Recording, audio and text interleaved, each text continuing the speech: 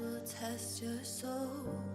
You will walk out pure and whole, stronger than the day before. Tomorrow you'll fight for more.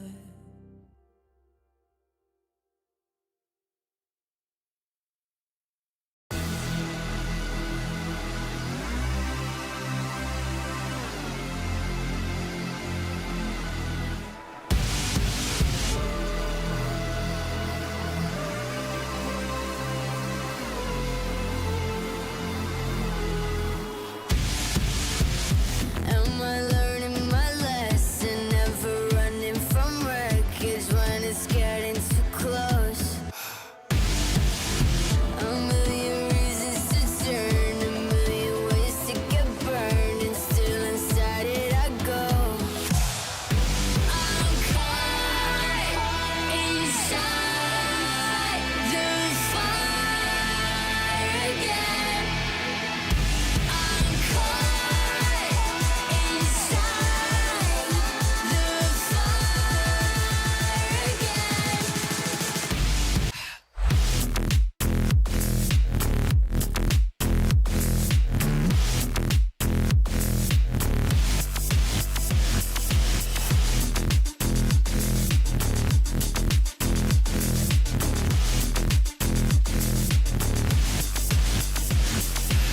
Follow me into the depths of hell. Maybe we're already in it and too close to tell. In another life we might be playing it safe, but not here with fear. None we're playing with fate. Don't be fooled or mistaken by my angel face. I'm just a hothead looking for a reason to break. I'm the wizard of death. I'll come visit you next. Whisper my name on an X till your very last breath. I'm caught inside the fire again. I'm caught inside the fire again. Fire again. I'm caught inside of the fire again.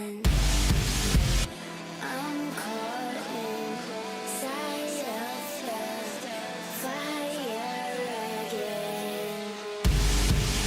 Follow me into the depths of hell. Maybe we're already there and too close to tell. In another life we might be playing it safe, but not here with fear. Now we're playing with fate. Don't be fooled or mistaken by my angel face. I'm just a hothead looking for a reason to break. I'm the wizard of death. I'll come visit you next. Whisper my name on an X till your very last breath. I'm caught inside the fire again. I'm caught inside the fire again.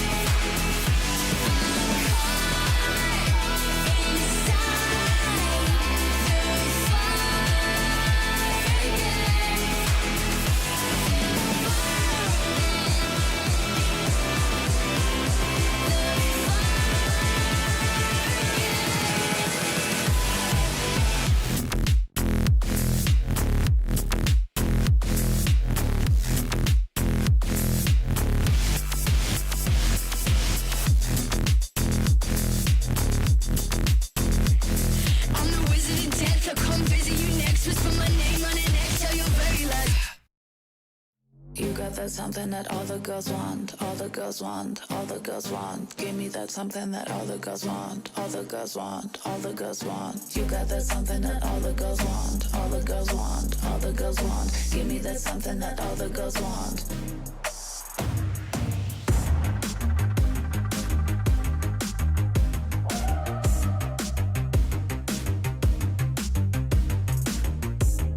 Who are you? Tell me your secrets and let us talk about it, about it. I know what you need. Come on, let me show you, babe. Let us dream about it, about it. Your hands would feel so good on me. I'm falling for that fantasy. You got that something that all the girls want, all the girls want, all the girls want. Give me that something that all the girls want, all the girls want, all the girls want. You got that something that all the girls want, all the girls want, all the girls want. Give me that something that all the girls want.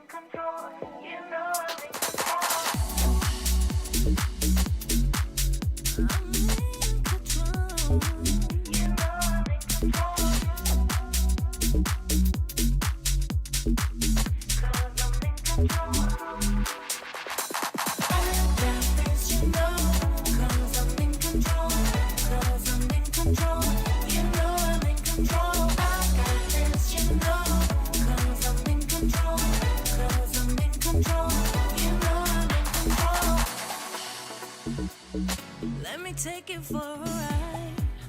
Close your eyes, come with me. It's a heaven in disguise, just for you.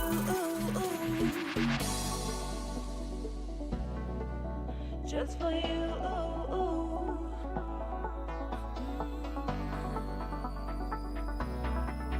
Just for you. You know I'm in control. I got this, you know, 'cause I'm in control. 'Cause I'm in control. You know I'm in control. 'Cause I'm in control. You know I'm in control. I got this, you know, 'cause I'm in control. 'Cause I'm in control. You know I'm in control. I got this, you know, 'cause I'm in control. 'Cause I'm in control. You know I'm in control. Let me take it for a ride. Close your eyes, come with me. It's a heaven in disguise, just for you. Just for you.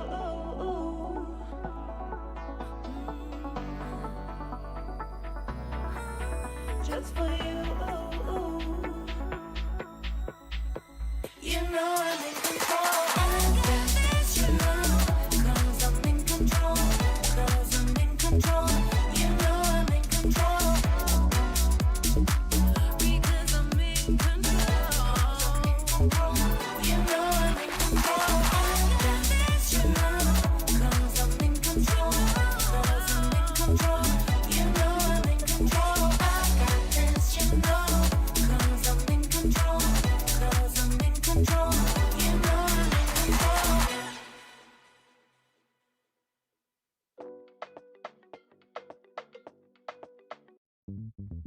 Usually I take a backseat, yeah.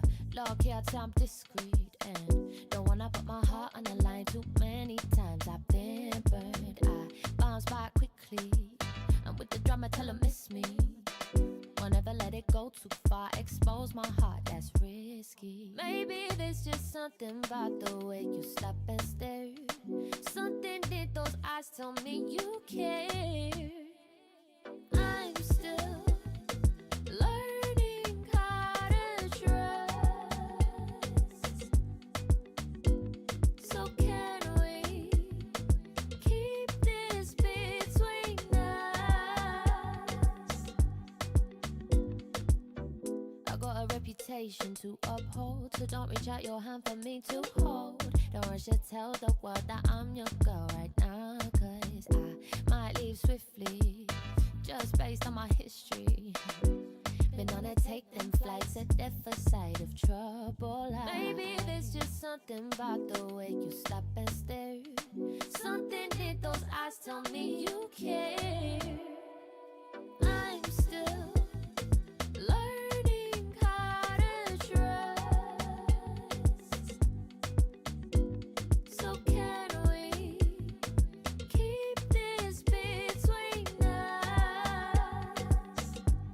If you choose to stick around, don't say I let you down when I burn it to the ground.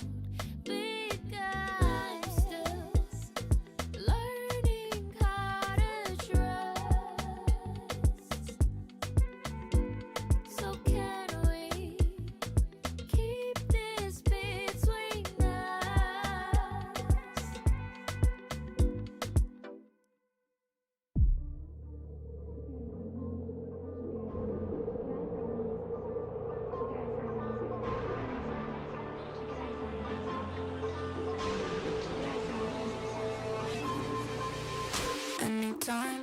like a butterfly. I flip a switch, keep a secret, let you come inside. When I run the gamut, but I could never plan it. I keep on breathing when I land it. When I run the gamut, but I could never plan it. I keep on breathing when I land it. If you give me a piece of your heart, you keep easy when we are a part of two worlds. It could be nothing, maybe it's something. Keep your eyes on me. Keep your eyes on me. Keep your eyes on me. Me. Keep your eyes on me. Keep your eyes on me. Me. Keep your eyes on me. Keep your eyes on me. Keep your eyes on me. Keep your eyes on me. Anytime you clock a butterfly, you flip a switch, keep a secret, let me come inside. When you run the gamut, but you could never plan it. You keep on breathing when you're in it. If you give me a piece of your heart, you keep easy when we are a part of two worlds. It could be nothing, maybe it's something. Keep your eyes on me.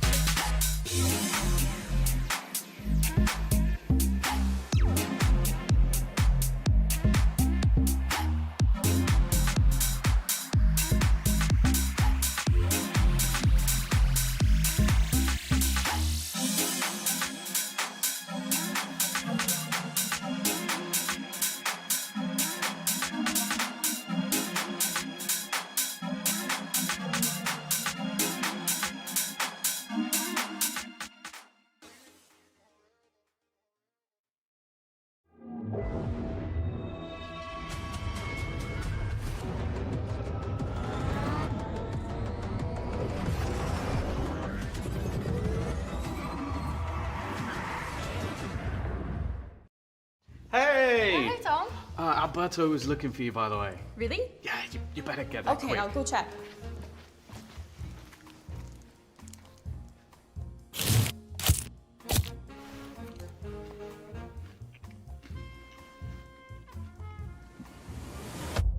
Have a break.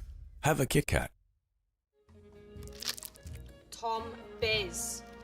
You've had your fun. It's my turn. At Carmine Corp, we demand the best. This is what backs us up. The Razer Iskor V2 New Gen.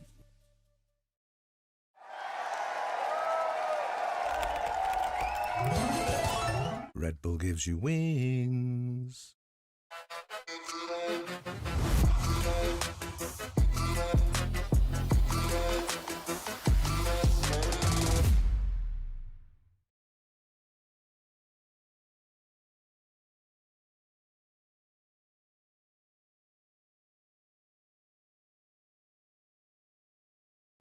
Welcome back, everybody. We're here for some more Game Changers EMEA action. I am still Affinity. This is, at least I hope, still Echo.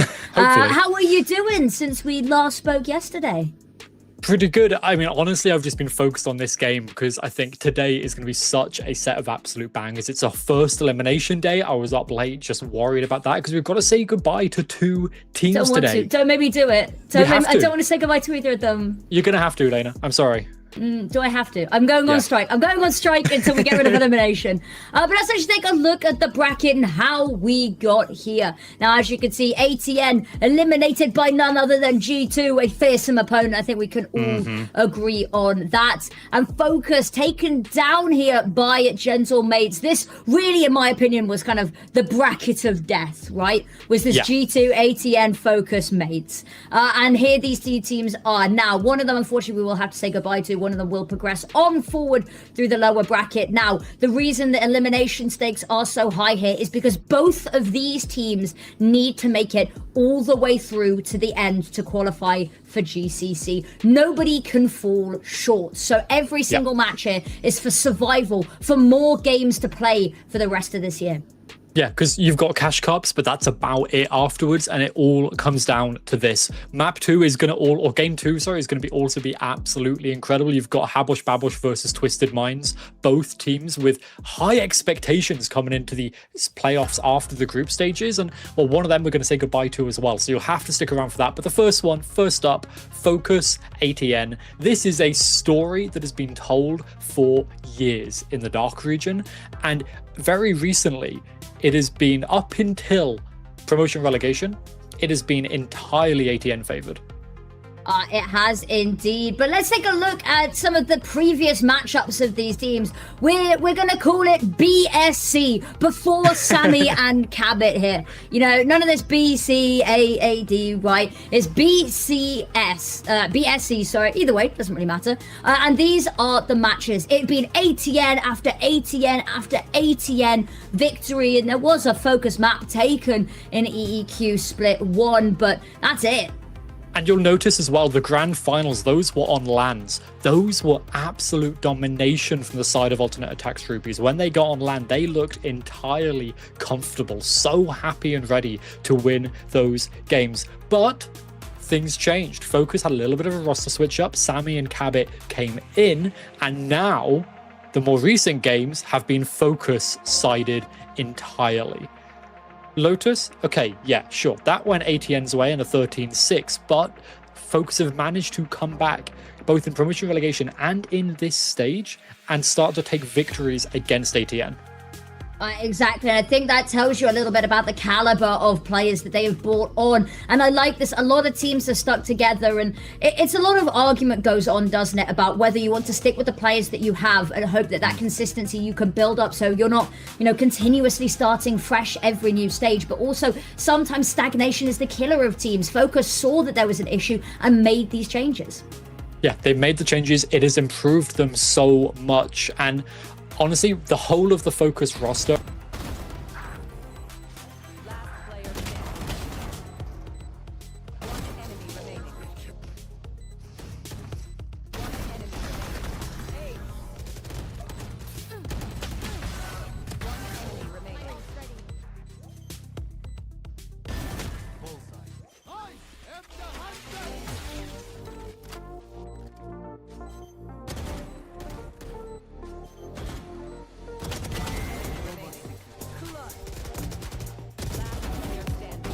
One enemy remaining. Take flight.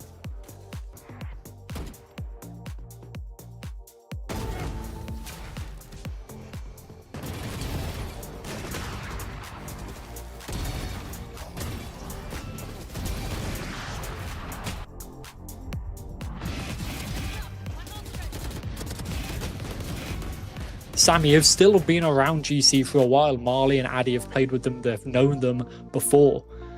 And to me, this really starts to scream that this team is, they've gotten over that first bump when they were playing through promotion relegation. They looked incredible.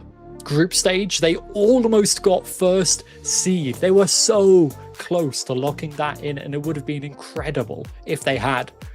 And now they are looking to try and make it all the way forward. Side note, I love Addy's hair in this picture. She looks incredible. But Alkia's got to run for her money. Yeah, that's a good point. If we see Alkia versus Addy at some point on land together, that would be a lot of fun.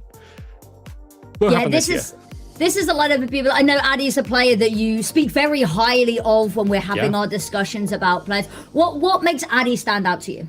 She's incredibly flexible. She used to play, basically, she was stuck on Euro for about a year and a half, and a lot of duelist players know what that feels like. It's tough. She made this switch over to smokes over basically the off season, less than that really, a couple of months, and she looks incredible on it. Her comms are great. She's great going aggressive, but she can play solo, lurk, anchors as well. But what's most important for me is that she fits in with this team. She can bring a certain energy that I think they need to kind of keep themselves up and use that as momentum to go forward and win.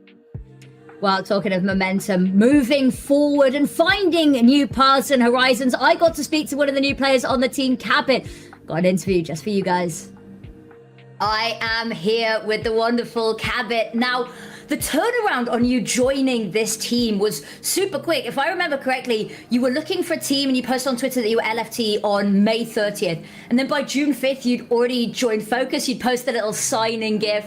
Can you talk to me a little bit about the timeline and process of you joining this team? Yeah, I mean, it was a very quick turnaround. Obviously, I knew everyone on the team beforehand, including Sammy. And I'd played with everyone on separate teams before, so I was already very close with them. Once I knew that I was not going to be continuing with Zenit, I contacted the manager. I got a trial pretty quick. I trialed. They actually went terrible. I dropped like 0.5 KD on every map, but they know how good I am, and we were clicking pretty well. And then we're here now, and yeah, we're doing pretty well. And I think I'm showing a decent side of myself. Yeah, I mean, the results speak for themselves in the group stage and now coming into playoffs, but you weren't the only new players you mentioned. Sammy also joined at the same time. Have there been any sort of team bonding activities that you've been getting up to outside of Valorant to integrate you both into the team? Yeah, we've been playing Pummel Party quite a bit. That's like a party game. And we've also just been, just all kind of spending a lot of time together in Discord, just talking a lot about, just life in general and, getting to know each other. We're all getting very close right now, and I think it's contributing to how well we're performing at the moment. Well, it sounds like an amazing time. Talking of amazing things, your career in the GC scene, Odd One Out, SK Nebula, NASA, Zenit, just to name a few. With that level of veterancy comes a lot of experience. Has there been much that you've brought over from your previous orgs and systems that you've implemented into your time here at Focus so far? Yeah, I mean, I think with a lot of teams, you kind of learn at different times what not to do, and that becomes kind of a big focus. On each team, the stuff that will work for each team is going to be different, depending on the individuals, the meta, and you kind of just have to learn as a team how to, identify what's working and try to lean into that as hard as you can. And you can see that in our agent compositions. We're playing mostly double duelist right now, and, as well as leaning into being a more like free and fluid structure. And just trying macro wise, we try more to not to win via macro, but more to not troll via macro. Yeah, I'm with you now. Myself and Echo are casting today. We're both in the UK. I know you are as well. How have you been handling playing in the heatwave? Oh, I mean, badly, to be honest. Yeah, it's quite hard. It was, I think, 37 degrees for me when we played our last match. It was quite unbearable, but it's getting better now. I have to play with a fan on at all times, but yeah, I don't have an air conditioner. Gonna have to make sure to get that for next year, but yeah, it's getting better now, hopefully, though. Well, that's good to hear, and hopefully it cools down a little bit before the game, but I'm going to let you go prepare and get ready, and we'll see you in the server. Thank you. And I mean, let's take a look at some of the stats of these new players. Sammy, another rookie on this team, a rookie into the main stage here, and she's been putting up numbers off the rip.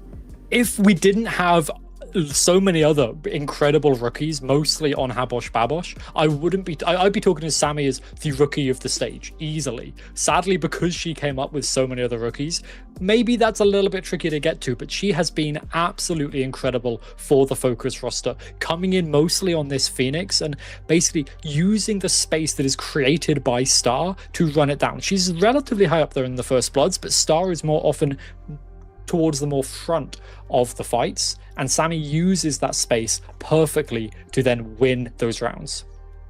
Now, I mean, if we're talking about rookies, new players on the team that have knocked our socks off, knocked the wind out of our lungs, I think we've also got to talk about ATN, their opponents today. This is a team that seems to scout some of the most amazing new talent.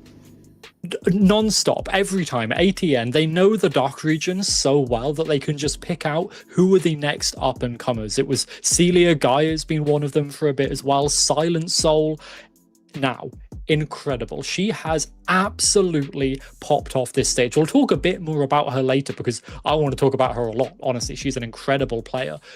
But every time we see somebody new come into this ATN roster, you look at them and think, even if you've barely heard of them, they are going to pop off. Celia, this is her first year in main event, right? And I think she's massively performed. She struggled a little bit in the earlier stages, but she has really, really come online this stage. I would agree, and that's really nice to see, is that sometimes when the results aren't backing the team, it means that the individual players that we know have that innate ability don't get to show us the level that they're truly capable of reaching. But this stage, it really seems that ATN have come alive a little bit more. Everyone's firing, everyone's actually getting their chance to have the team support them, to have their moments in the sun. And everybody is. We've all talked about this a couple of times now, right? ATN, they have struggled with roster stability this split. A lot of kind of extenuating circumstances have meant that they've had to switch multiple people in and out, sometimes in the middle of the map. And that is so difficult to do. But the way that this team operates, the flexibility in which all of the players and the staff are able to work in, is a big reason why I think this team could push really far. And as Blossy says here, if there's any team that can pull through the constant changes, it's them. And I love that, she's just happy. She knows she can call anything and anyone. Nothing to lose. They just want to play. And they're going to be playing today because, like we said, it's against Focus. This is a matchup that these players know very well. Exactly. And it's been lovely to see ATN's progress. I think that with any other IGL other than Blossy at the helm, I think this team maybe would have struggled a little bit and maybe the head would have dipped below the water. But no, Blossy has been keeping them afloat with this just consistent cooling through all the chaos. And I don't think we can give enough flowers for how difficult that is. But I got to chat to Silent Soul. We've talked about rookies. Let's get a word from her. So I am here with Silent Soul. You came in as the new rookie in the season, stepping in as the super sub, and you've been absolutely killing it in GC EMEA so far. How have you found your time on the main stage? I've had lots of fun, even though we didn't have much success in group stage. It feels unreal to finally compete versus the best and actually play some really close games. Now, you mentioned playing against the best. You said that you wanted to play versus people who have attended champs to prove yourself when you came into this stage. Now you've gone up against G2 not very long ago, and you faced so many GCC champions and veterans so far already. What have you learned and taken away from your experience on main stage so far? I've learned that I shouldn't be so scared to take my duels. At the start of the stage, I was a bit unsure about that, but now I've realized that I should play more confident because that's where my playstyle shines. And it really has shone. Now, my last question for you. We've seen a lot of you on Neon, a tiny pinch of Waylay, but in your career, you've played almost every duelist. Who do you enjoy playing? And if you didn't have to worry about team comps and meta, which agent would you want to be picking? I would still pick Neon over any agent. She just feels like second nature to me, and no other agent can give me that same feeling. Well, awesome. Thank you so much. I am going to let you go get ready for the game. It's been a pleasure to watch you in the server, and we're looking forward to seeing you in action again today. Thank you so much. No other agent she'd rather be on than Neon. And why wouldn't you when you're putting up numbers like this? She's just been generational in her debut inaugural stage. She's looked absolutely incredible. The first sunset against Carmine Core for me was a big highlight. We were worried of her coming in, right? Because she came in essentially as a sub for Jade. We weren't sure really what to expect. But look at the numbers she put up on this sunset map. Absolutely unstoppable. She set up Celia as well, who, I mean, Affinity, you've talked about that game that Celia put up as well against KC a fair few times. A lot of that was Silent Soul creating that space for her. That is very true. Let's take a quick look at the map pools before we go into the map veto, so we can kind of set some expectations of what we're expecting. So Ascent and Breeze, we're not really likely to be seeing, I don't think. Yep. And then talk me through the rest. Where were our predictions? I want to see ATN ban out Haven, because you can see here 17 win percentage. They've played this map 3 times. It's not good. Avoid it at all costs. I'm expecting them to pick into probably Split, maybe Summit, because their Summit's been very nice. But as we can see here, Focus have had a much easier time of it recently. That's the key point here, is that regardless of where we go, unless it's Ascent, Focus have the advantage. And that needs to be considered, because as we go into the map veto, I'm expecting Focus to keep banning out Breeze, because it's not a good map for them. They should really be getting rid of it. But ATN's only shown it once. It was picked against them by G2, and they beat G2. I don't think that ATN would be picking Breeze if Focus floated it. So maybe saving that ban for something like the Split instead would be better. We'll have to see. We'll have veto coming up momentarily, but I think you've raised some sort of excellent points here. And we've seen these two teams battle against each other through change in veto after change in veto. I think we've seen them do battle basically everywhere now. Yep. So I'm interested to see where the matchup is. ATN can start reclaiming that throne of, but I've just had news in. We have a veto ready to go. Ooh, we can talk hypotheticals. We can look at history, but let's talk the present. And now you said Split. Okay. Split being picked here. Then what I think scares me a little bit is this ATN picking Lotus. So Focus pick Lotus. Oh, sorry, Focus pick Lotus. Yeah, but same. It still scares me, honestly, because we've seen Lotus. ATN have played this map 5 times from memory, and they've played, 7 times. And they've played different compositions the majority of the time. Their most recent one was against KC in the play-in semi-finals to qualify for playoffs. And ATN ran triple duelist. If they're going to do that again, which they probably won't. We've got Karina in today, not Jade, so they don't have the same level of duelist players available to them. So I'm not expecting it, but if that would be so incredible, and Focus is going to have to work hard to fight against it, because they don't know what they've picked into really here. I think you're right. And then Sunset as that decider. First of all, predictions. Are we going the distance? I think we could definitely go the distance. Split, I'm expecting to be relatively close between these two teams. I think just based on how they've been playing recently, especially on this map, I could definitely see this going the distance based on Split. It was a 13-8 to Focus last time they played it, but ATN have improved. They've stabilized, and we've seen them look better since getting out the play-ins than they did before. It's a similar story to Giant X, right? They got through the play-ins, and now they've got this resurgence, this confidence behind them that they didn't have in groups.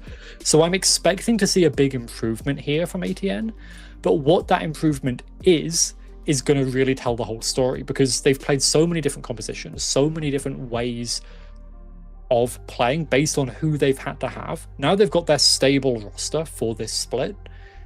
I'm expecting the plans to be getting deeper, the playbook to be getting bigger, and to have more things to throw at Focus and try and cause some surprise.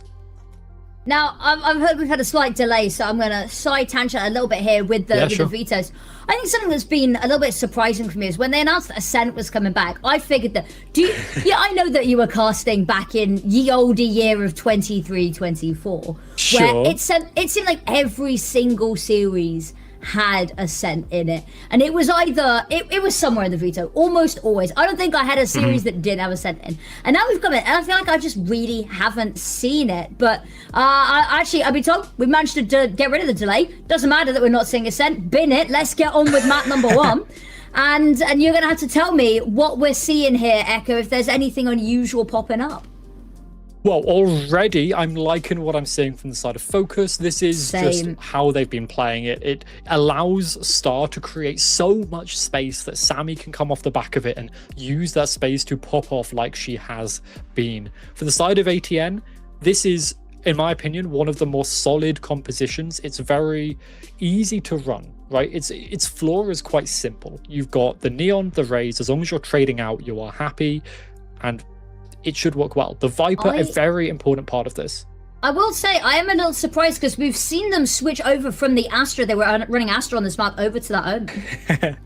Yeah, so Blossy's actually had a talk on Twitter about why she likes playing the Astra on this map so much. And it's a very interesting topic of debate. I think there's big benefits to playing a character like the Astra. You have a slightly easier time anchoring in some situations, but you don't have that paranoia or the flexibility. So if you get caught off guard, you can really struggle to be anchoring down. So switch back onto the Omen. This allows you to cycle your smokes better. You can work more in tandem with the Viper and set yourself up for the future.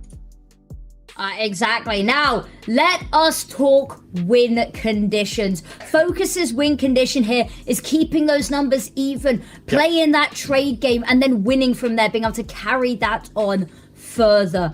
Now, I've done one team. I have to let you do the other, otherwise I get called selfish. Yeah. So whilst Focus are really good in even-numbered scenarios, ATN are best in advantages. If they can shut down Star, and especially on the Waylay, if they can stop her from recalling, taking her out, stop that space creation, once they've got the advantage, they're a team that is usually really good at trading. Keep those trading, keep your advantages going into the rounds, and then you can win it out. You want to make sure not to go into even numbers, because that's where Focus start to have more power. They can throw more pieces of utility at you. So for ATN, keep it in your advantage as much as possible. You don't need to go out and aggressive and get yourself a 5 versus 3 or a 5 versus 2. A 5v4 is enough for ATN.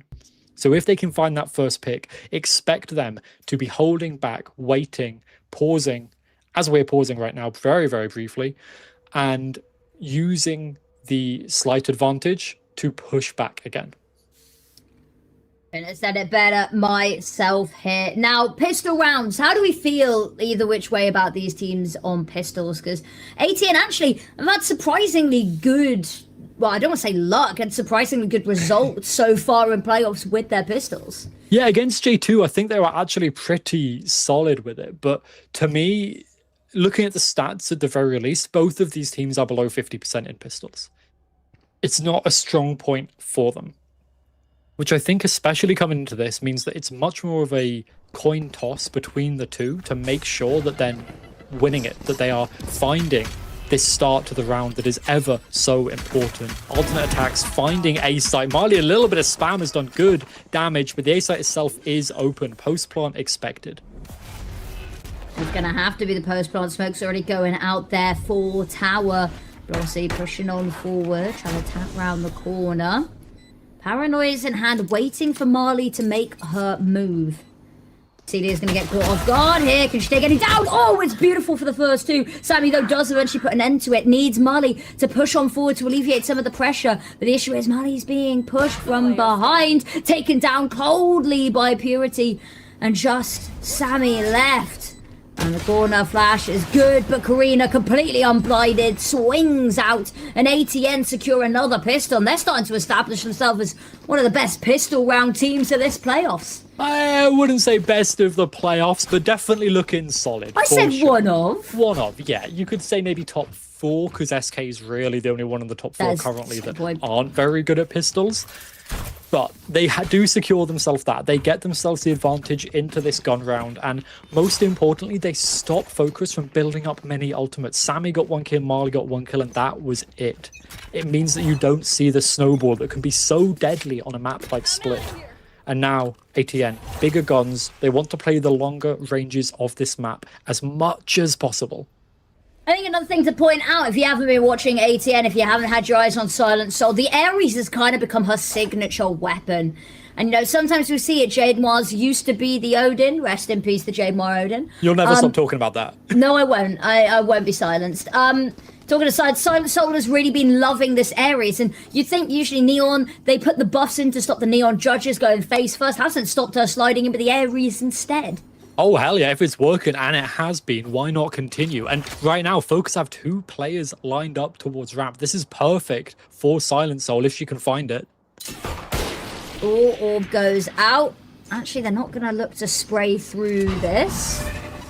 Already cutting off tower. Site control. Silent Soul's clearing it on out. She's not spotted anybody just yet. And that is a site completely toppled.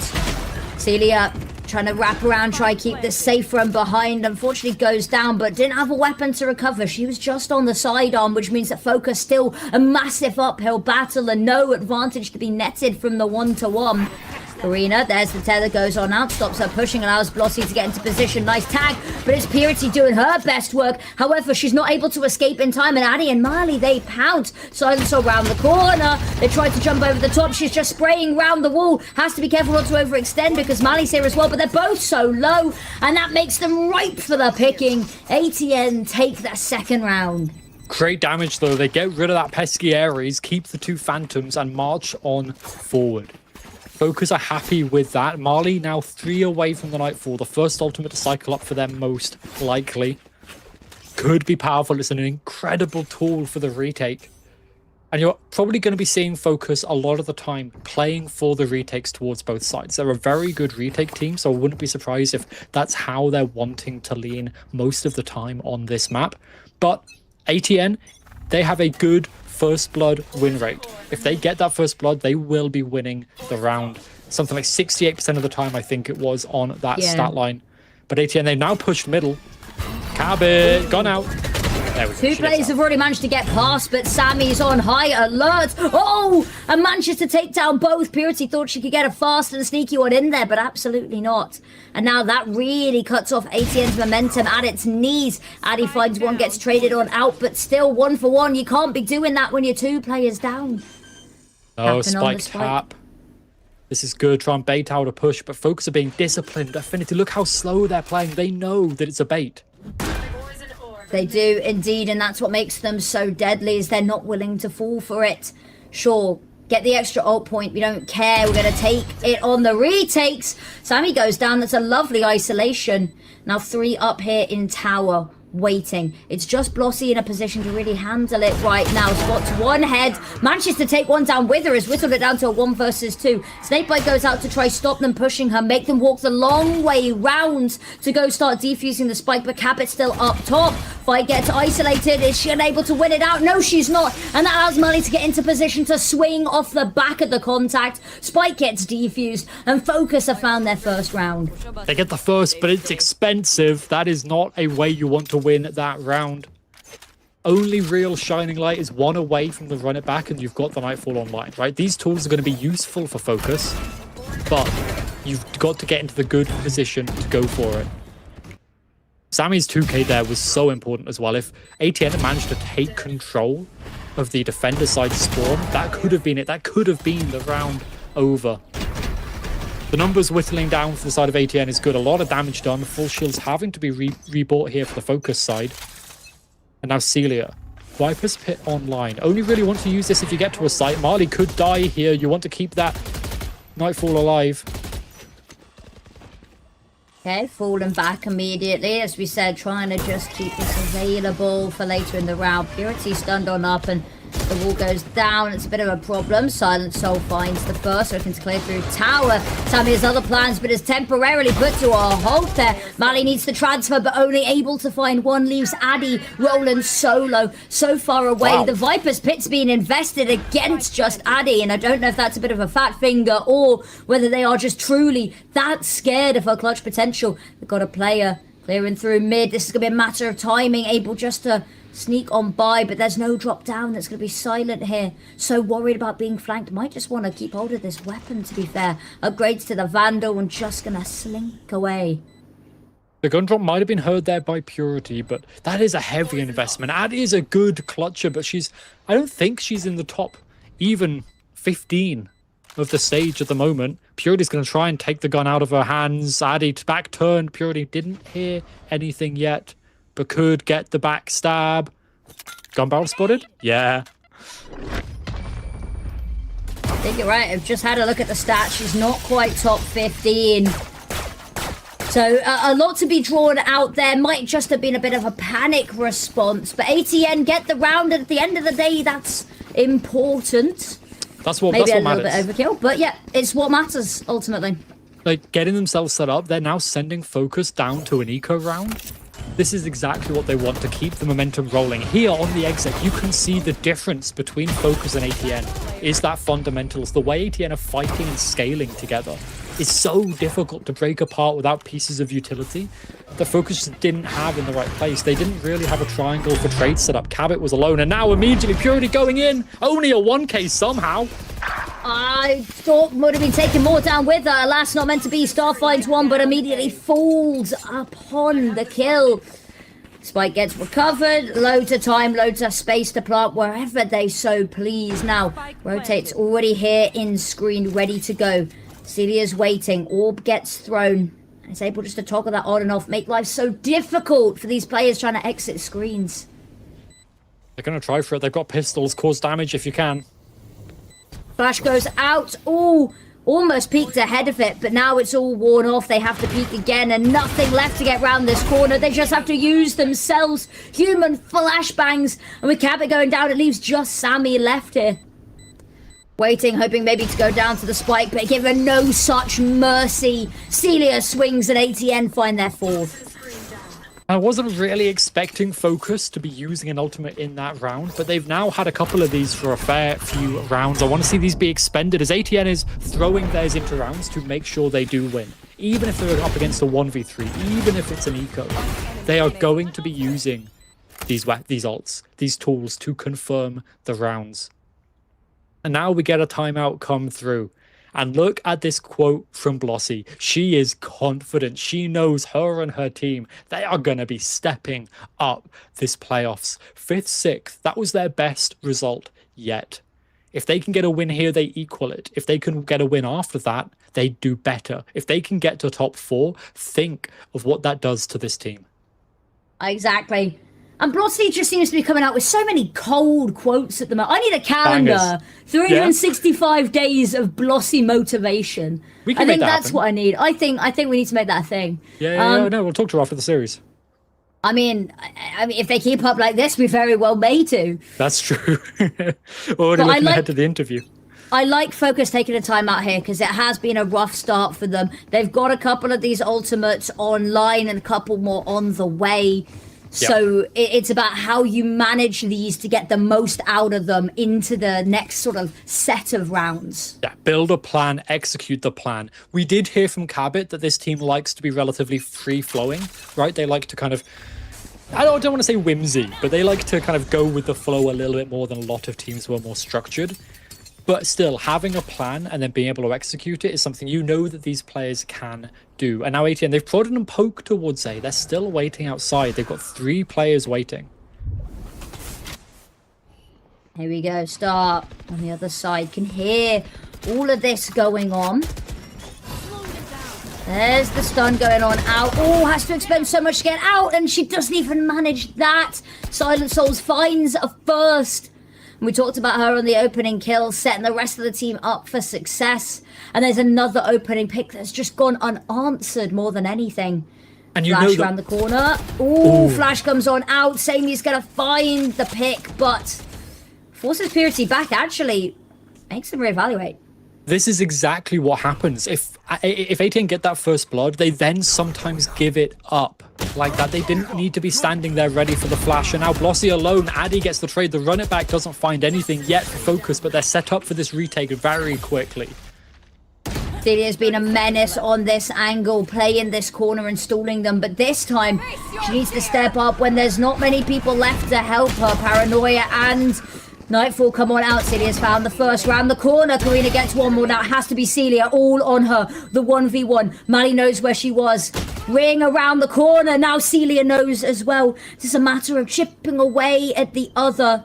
Timer is on the head of Mali, but there's still so much time to go. Peek around the corner. Celia's been so fluid, so dynamic. Not even going to spray through the box. Doesn't want to give away any information. Peek around the corner, and Celia clutches on up there with the 3-piece. ATN just extending this lead further and further. After the investments from Focus as well, Star goes down, and that is the key piece. I talked about that was the win con. You take out the space creator, and then the rest of the team can't follow up. The Nightfall and the run it back were used, but very little value found. No round one, and Focus are down to another eco. ATN's split, it looks relatively weak in the group stage. Well, they have been working on it. They are looking so much more comfortable. Now as the attackers outlaw bought from Purity to allow her these one-taps against everyone from the side of Focus, it should mean that ATN are so heavily advantaged, focusing to look for something, and they are. Celia. Oh, Mali face first with the Sheriff gets the first. Purity, though, farming up with the Outlaw, knowing that they're not likely to have full shields to protect themselves. Paint shells go in, buy them the ability just to drop down, flood this site. Can Addy be the dam that stops them? Planting safe. Oh, line of sight on 2 players, but the shots are missed. They're messy and silent, so will descend. And now 4 versus 3. Purity waiting, has got so much cover behind her. She doesn't. They're creeping on forward. That smoke is the only thing keeping them safe. But she's found one immediately. Her attention fades. Silent Soul completely stunned on up. Taken down. Stars found a second. But Blossy says absolutely not. She is leading her team. She's keeping them safe. And she's avenging those they take down. And ATN already even at the half. And that's the very worst they can do. And it feels like this momentum is going to keep on rolling. Another timeout used. Focus in the first 7 rounds. Use both timeouts for this map. They know how important it is. And as you can see here, Sammy was the big player in their match in promotion relegation. She was right at the top of the scoreboard, but that was against people like Blossy, Karina. It wasn't against Purity and Jade. Jade is no longer here, but ATN, well, they've seemed to be working well without her now. Purity leading the charge, and Celia, the way she's been holding these backlines on the attack side, clutching out rounds, you're feeling like now, ATN, they've found exactly what they need to beat Sammy at her own game. Exactly. And that sometimes it's the wisdom of age versus the energy of youth. Is sometimes that you could be the fastest, springiest player on the server, but still outmatched, outwitted by some of these incredible veteran minds. But I want to say it's still early days, but I fear it's getting to the point that it's really not. Yeah, you can see the importance seen from the coaches here to call a timeout so early, your last one.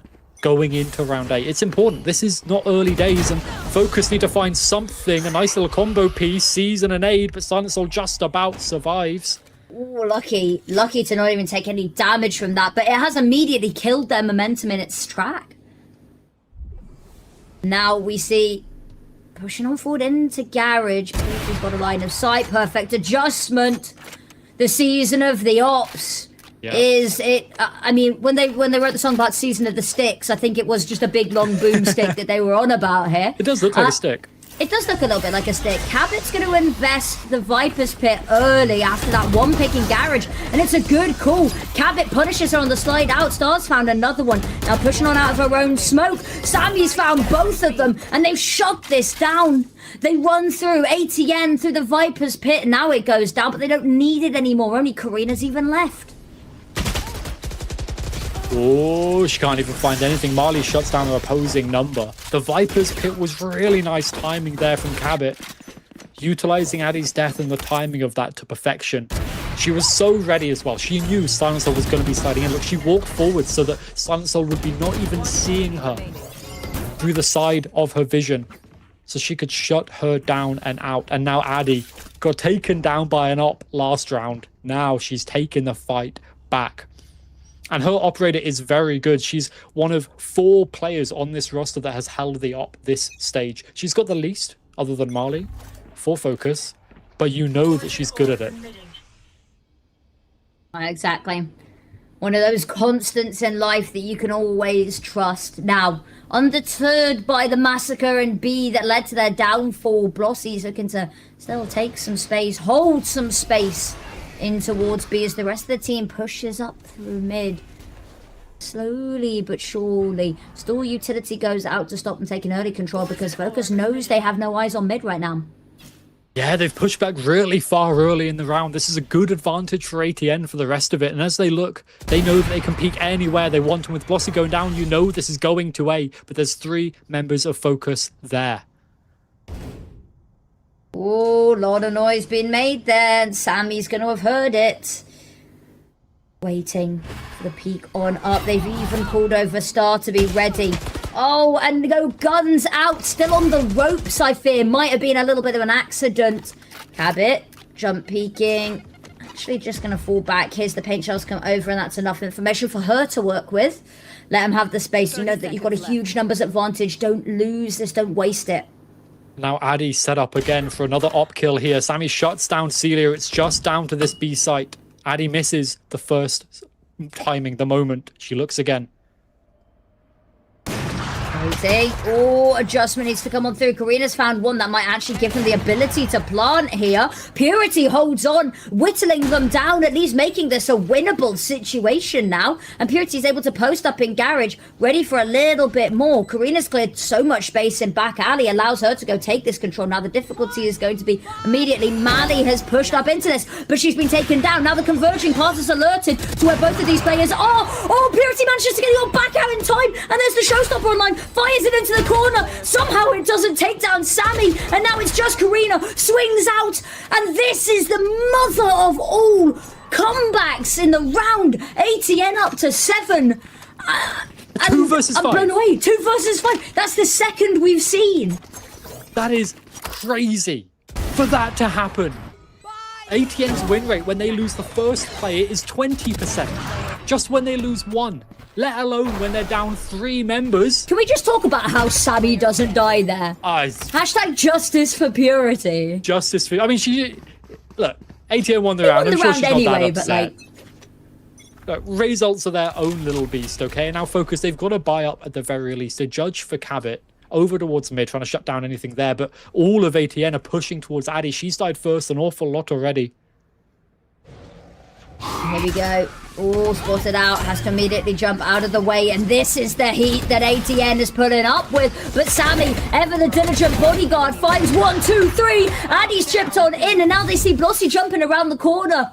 And Sammy, the rookie into this tournament, onto this team, has single-handedly saved this site and done so much heavy lifting. Someone called a chiropractor because she's carrying this site on her back. And now Blossy remains unable to get the spike. Has managed to pick up the orb and might just try and slide away with it. Doesn't need the orb. Might want to try stop anybody else getting it. But actually, she managed to take one down with it. That's all she wrote. And Focus finally secure themselves a 3rd. It was a little sound bait that they did there as Addie was TPing away. She took a double TP. You can see there that it just resolved. And while Sammy was going aggressive, it was unexpected because they heard the second TP away and they didn't think anyone would be taking that fight with them. And sometimes when Sammy's free firing, she will get rounds like that.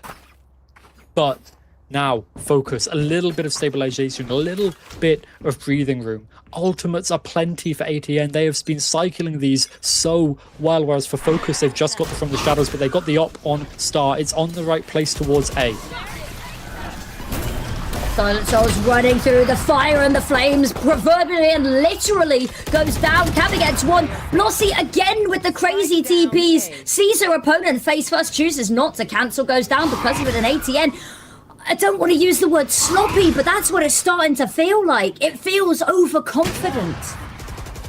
I think confidence is definitely something you should be having as a team like ATN against a team that you have beaten 4 times this year already. You've got two losses, and now this decides when your year ends. This is the most important. The last 6 don't matter anymore. So I understand the confidence, but it did feel sloppy. It felt mismanaged, like they weren't understanding their win conditions in that round. And now, after ultimates used, they've got the Viper's Pit. They can get the spike down, good, but again, same setup and focus on the defense. And then looking just to hit A again with pace unrivaled. Star knows they've been liking to go fast, ready to go. Once she's cleared the right-hand side, Blossy peeks out afterwards. Silent Soul up close with the judge. Slide on out, gets one, but the issue is it's short-lived, immediately traded. Leaves Celie and Karina to try and do this on their own. Op shot misses, and it's a moment of brevity, a moment of miraculous luck. Second shot misses, and that Viper's snake bite is making it uncomfortable. They've whittled it down again. Surely not. And now the Viper's Pit's online. It pops just in time for Addy to miss who it is. Drop down's gonna get hurt. And now, waiting, dancing round the corner, spotted by the Prowler, gives so much room for Celia to push on up. And again, ATN against all odds. Bring it back to close out 8-4. Switching sides.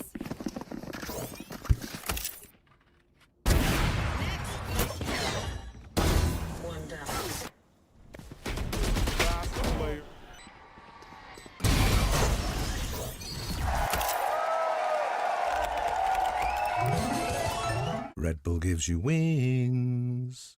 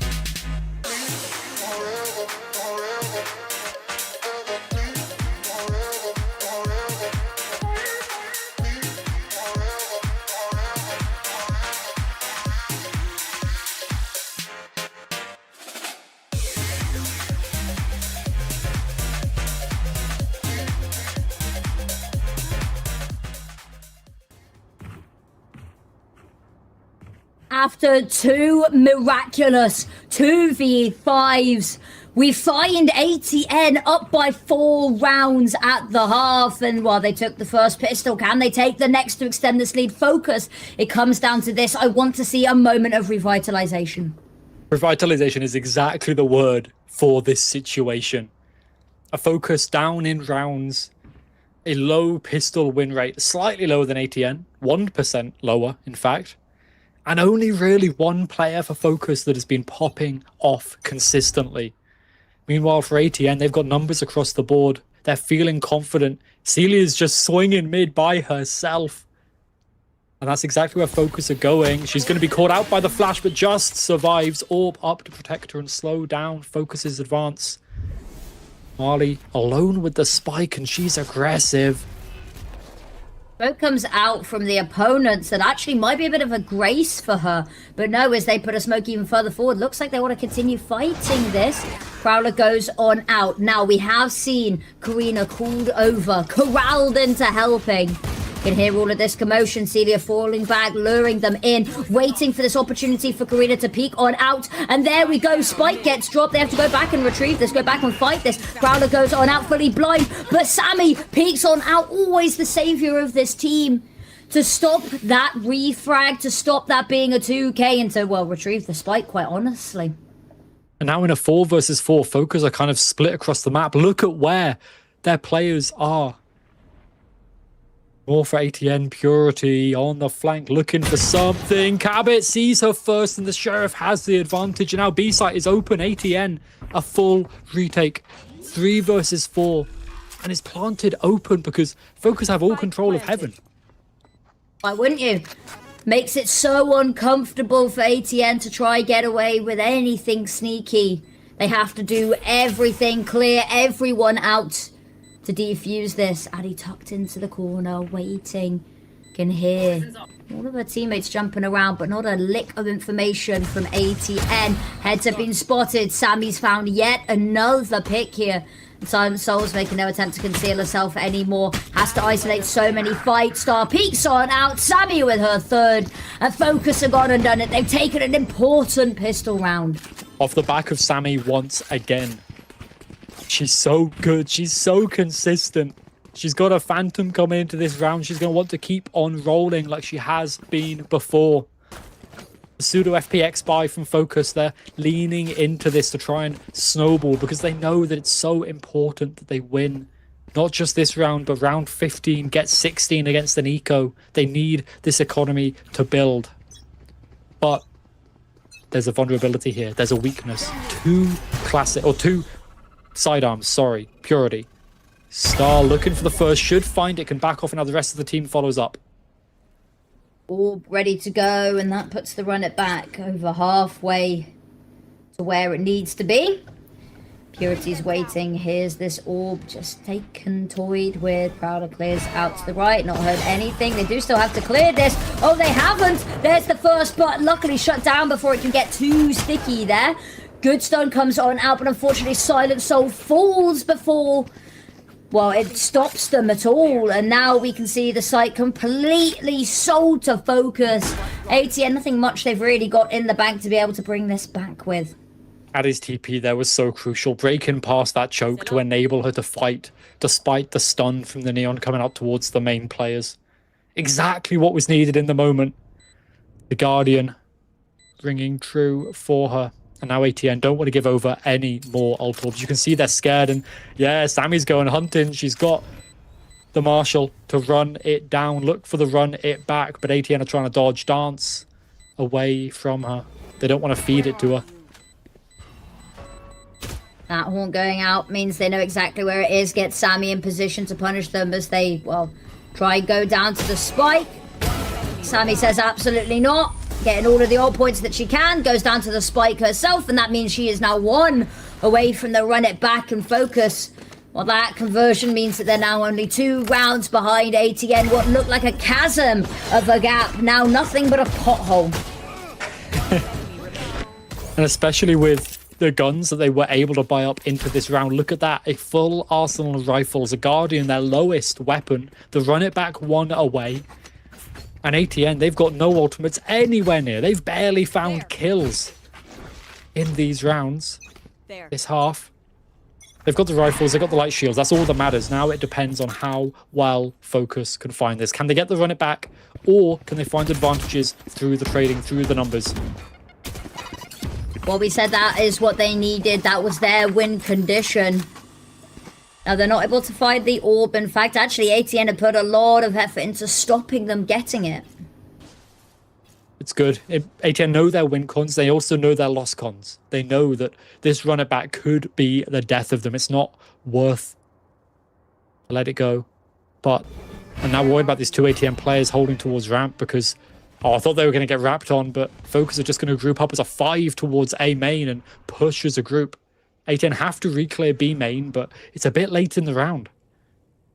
It is, but as they do so, they've not heard or spotted anything, but they're not going to be able to rotate in time, relying on the individual brilliance of Silent Soul and Celia, which, to be fair, not bad names to be putting your faith in. And actually, Focus taking it slow here. Methodical, clear each corner. There's the dash on in. But you can see them climbing each rung of map control. The ladder slowly but surely ascended. And it gives them the whole site, but it is a slow approach here. Now Spike's gone down, stuns go out, counter stun comes on through, and unfortunately Silent Soul caught by it point blank. Celia gets one, but Mali makes them bleed. 3k into Cabot's pick, closes it out, and Focus have found the bonus, and it's a pretty present they've been given.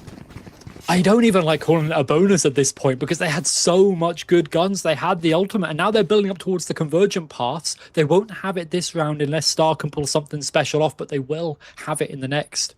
So ATN, they've got 2 timeouts left. They know that Focus don't have any, so call them early. This is an ATN classic. Call your timeouts as quick as possible. Fix the mistakes early because the buy is rough from ATN. You could force this up, but that means that Focus are going to have the lead if you lose the force. So is it worth the risk? A lot of decisions here to be made in this timeout of how the rest of this half is going to be played before the next one comes through. Because there's not a lot of hope here for ATN in this round. Maybe the next, once they've got the better weapons, if they can get an operator into Purity's hands, maybe that's where things change. If you were their coach, would you risk it for the biscuit? No. Nope. I think it's way too high risk for the reward that you get. You can fight back once you're even 8-8 on round 17. And you might even have an operator in Purity's hands. Celia has the money for that, if they want to lean into it. Doesn't look like it, though. They're going for a little bit of a broken buy, trying to find something, anything. But this means that the operator money probably won't be in their hands for the next round. So it's not going to be a big... unless they get something amazing. Well, yeah. Yeah, if they win this, it's great. Okay, this is good. It's basically a low buy. Silent Soul Ares is all you've really got. And we're seeing a pretty standard setup. It's all we've really got when you know how good it's been. But she hasn't found that value today, right? Because True. Focus, the way they were peeking at her over on A when she was there in the previous half, actually, I think they know how to play against it by now. Nice find from Star. It's absolutely immaculate. And immediately Silent Soul goes down. You're right, without finding any value from it. Addy's here and that boombot is just given away, ready for the multi-kill. Potentially, no, Blossy, lovely swing on out. Celia gets a little bit too aggressive with this control, and now everyone's peeking for info, and they're getting taken down so far away from the sites. Contact reclears into a outlaw that you know is there because Silent Soul had already died to it. It's a risky plan. Now Blossy's got to find a lot of damage here. She can't find anything. The site is open, and Karina stabbed in the front. Actually, no. Cabot gets the pick. Well, Cabot dies, sorry. Karina now got a gun, got a chance. And has a first fight available. The Haunts found it, but no can hear the footsteps of Mali. Ready to join on in here. Knows there's one on the left, one probably on the right. And how do you stop them both swinging at you together? All three playing as a unit. They stack on up, and Star saves the day. Stops ATN from another miraculous clutch. The lineup was deadly. I saw it. I saw it echo. That was horrifying. For a moment, you could see it just crumbling out again. ATN getting another clutch. But no, Focus, they secure it. Star with the Outlaw, the big player in this round. Convergent Path's now online for the next round, and that's going to be crucial. But Karina's got her own ultimate. Nightfall picked up here from that little two-piece. And now, Focus do have the upper hand in post-plants. If they can get the spike down, they are winning the majority of those rounds. Convergent Paths towards A, maybe to open up the site. I think we breezed over the 80% there. That is a ludicrous number. The average is around 70%, and yeah, but 80 is absolutely incredible. And it shows that when they get that spike down, they know what to do. I think that's the problem, is how they get there in the first place. Yes. And we've been seeing that be a little bit of a problem. So much damage taken on the edge of that snake bite there, but Celia's found the first, finally an opening pick for them. Snake bite goes a bit deep. Oh, she walks into the smoke, face first into Cabot. Now Purity's got the op online, but the issue is we're playing so close. Is she really going to want to use it? No, she's on the side on, but she's making it work. Op's back out, clear line of sight. Flash goes over, and the Purity op, the win Con we were speaking about, it's in her hands, and she's making it sing focus, though. They've brought themselves back into this. They're not trailing far behind. They're not trailing far behind, but that was a big round investment. The convergent paths was used way too early. The rest of the players weren't able to follow up because they hadn't baited out that snake bite. So they were waiting around vulnerable, taking damage before they were able to follow up off the back of the ultimate. And that has now put them into a little bit of a rough position. Their own Nightfall online. They did force out Karina's, but Purity, the star player that round, the star player this map, honestly, for ATN, her operator has been so good this entire stage. I'm very glad they're bringing it out again here because it's, you know, Celia, obviously incredible when she's on the chamber, but you don't really want the Viper to do that. You want to be able to cycle those smokes that little bit easier. Purity, she can go in, satchel out, and it's working.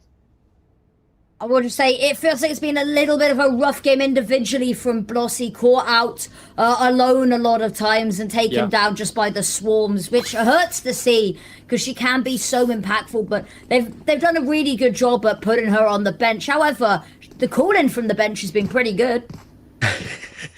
It's the old Angel strat from Na'Vi in 2024.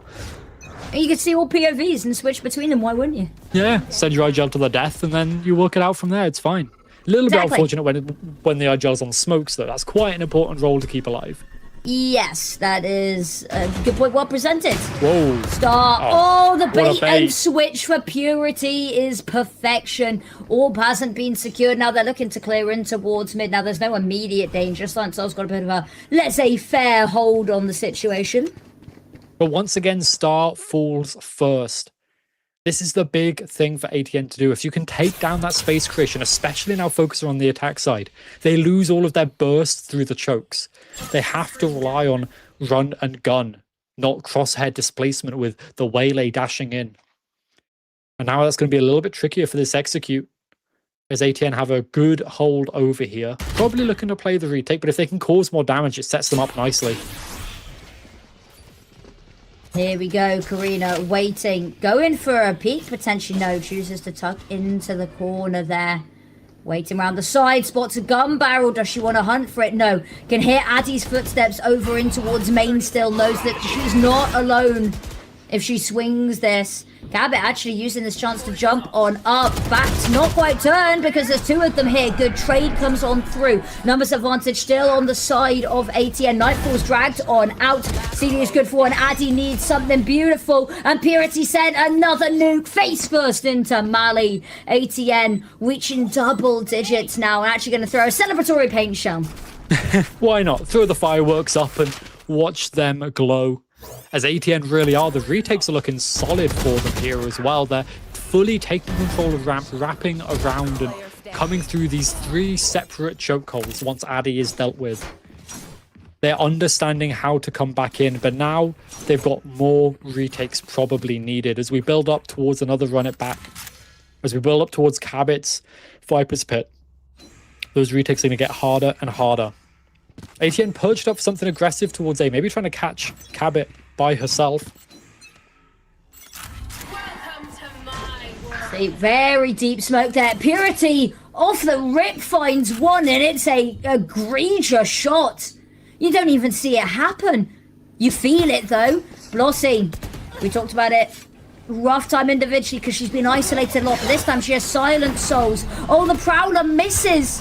And now Star, backside, no information to work with. Karina runs through the smoke. It's a grim headshot. Unsoul's found one. Messy shots. Karina still finds the victory. And ATN shuts this down in the blink of an eye.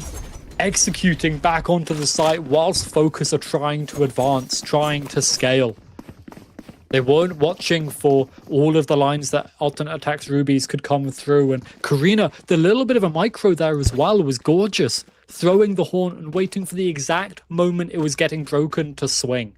Not a moment too soon. And now Focus, don't forget, no more timeouts. They use them all in the first half. They don't get that chance to talk, to think, to have a break, to breathe. They have the run it back. They can try and find space with that. Put Sammy at the front of the line. And then the post plant, the Viper's Pit. Probably where they're looking, but ATN actually heavily stacked towards A. Maybe a little bit of a misread here. Very much could be. Boombot goes on out. Doesn't quite spot Mali. Wall goes up. Purity's so worried. So many layers of defense. They could jump scare her out of any corner, any fraction of these smokes. So she just chooses to tuck away still. This is a really aggressive defensive wall as well from ATN, this Viper wall. It's making it seem like they're pushing down mid. And Focus are scared. That scared them off. Now Karina all alone in B main. Peeks into 4. Finds 1, but the trade is good. Sammy now can still advance with the ultimate. They know where the spike is. Not that there's any shadow of a doubt that it's finishing B here. Unfortunately not able to get back onto site. It is going to be a retake here for ATN. When it back gets taken down. And now Purity waiting for the smokes to clear. Double up on the re-clear through mid just to give them that little bit of assurance that there's nothing coming behind them. Now that they've cleared it on out, they can just go full throttle forwards. Purity around the side. No one's going to show themselves because they know that up's up top. Actually, Viper's pick goes on out. It's a little late to the party here. Sammy's found one. Celia, though, trade back immediately. But Focus, the kills come raining in. Welcome, Blossy find nothing. Needs the reload. And it's Sammy with the 4K. Always creeping up this kill feed. And Focus denying map point. Immaculate work from Focus in that post plant. The Viper's Pit, like you said, was a little bit too late. The lack of investment early was actually what made ATN re-clear mid, that used up a fair bit of time once the spike had gone down. I don't know if that was on purpose from Cabot to bait ATN to re-clear mid, but it worked very well for them. And the Viper's Pit forced all of the ATN players to push together into one single choke that could be spammed, flashed, everything. And now, op battle goes Purity's way. Star taken down once again at the start, but mid is open for business and Focus. Prowler finds nothing. They know they can advance a bit, but they're split across the map once again. And the opening kills, when ATN have been finding them, there's just not been a single response. And now a hunting pack goes looking in towards main, and while Cabot knows that her time would have been limited if she'd gone for that to goes and regroups. The whole team having a bit of a slumber party in mid here. It's just Blossy waiting. Again, keeps getting overrun by the majority of players, not able to take any down with her, unfortunately. Sammy waiting, trying to figure out where she wants to put the smoke. There's going to cut off Karina from being involved. Purity's going to need absolute miracles and is denied any such. Drop down's been spotted. Karina has to be careful because there's still players up top. But no, Sammy and Cabot both find their Silent Soul needs the clutch. Slide on forward. Hasn't spotted anything. Needs to drop on down. Spike's still not gone down. Fight with Mally. Isolated. That's the spike dropped. And now just Cabot remains. She's low. And Silent Souls has done it. It's the Red Bull clutch to get them up to map point. The rookie, the star from ATN, usually opens up the rounds, but she closes that with the clutch. Beautiful work. And now, with that clutch coming on through, I mean, again, once again, Focus lose the first player. They find a way to claw their way back into the round. But ATN, in the disadvantages, are just winning. The confidence in these lower numbers. We do actually see the timeout coming through from ATN. A little bit of a surprise despite their win, but maybe the macro is still off. There's a reason that had to go down to a clutch. So I understand this. 3 rounds left of regulation and bring in what you can. And as we've seen here today, well, we know the answer to this question. It's ATN. It is. And see, this is the trick, right? Is Focus win 58% of their 1v1s. No one said anything about 1v2s and 1v3s, you know? Hey, I can get those stats, and I am sure that they go Focus's way. Echo, getting stats doesn't sound like you. That's crazy, right? Imagine me looking at spreadsheets and numbers. That's absurd. Nerd stuff. But Focus do have the tools to try and come back into this. The issue now is the buy. The money is weak. And this is why I'm a little bit less happy about that timeout from ATN, is because this has given the Focus coaches the chance to step in for these last 3 rounds of regulation. Sammy's runner back going to be the most important tool. And if they can get to it, Marley's Nightfall for the post plant. Here we go. Over towards A. We meander this time. And they've already managed to get Sabby across. Run it back. Pop looking to take this space in towards tower. Celia, does she want to fight into the run it back? She does indeed. Takes it down. And this buys the space for Purity to get up ladder to post up as well. Look at the quick flank. There. Oh, the double flank as well. It's not just one, it's two. And it's whether they're expecting it this soon. It's whether they're expecting this many. And this flank is being waited upon. They're waiting to see the results. And the results are, well, they were plentiful. But only gets a 2k. And that shuts it down completely. Now the rest of the team needs to step up. And that is not only a huge advantage squandered, but it's now a huge pain for ATN to get back into this. Blossy finds hers. Cut back off, needs to throw in the paranoia to allow for Celia to push a little bit further. They're looking just to get immediately on and stick this, but have been taken down. Just Celia left, spins around, but Molly's not going to let another sneaky one get away from them. ATN fall again. They just can't close out this map. Oh, it's a struggle, and you can see, actually, I think the timeout coming in clutch there for the side of Focus. Aggressive, but leaving Addy to watch the flank, not just one, but two, to get the trade, essentially.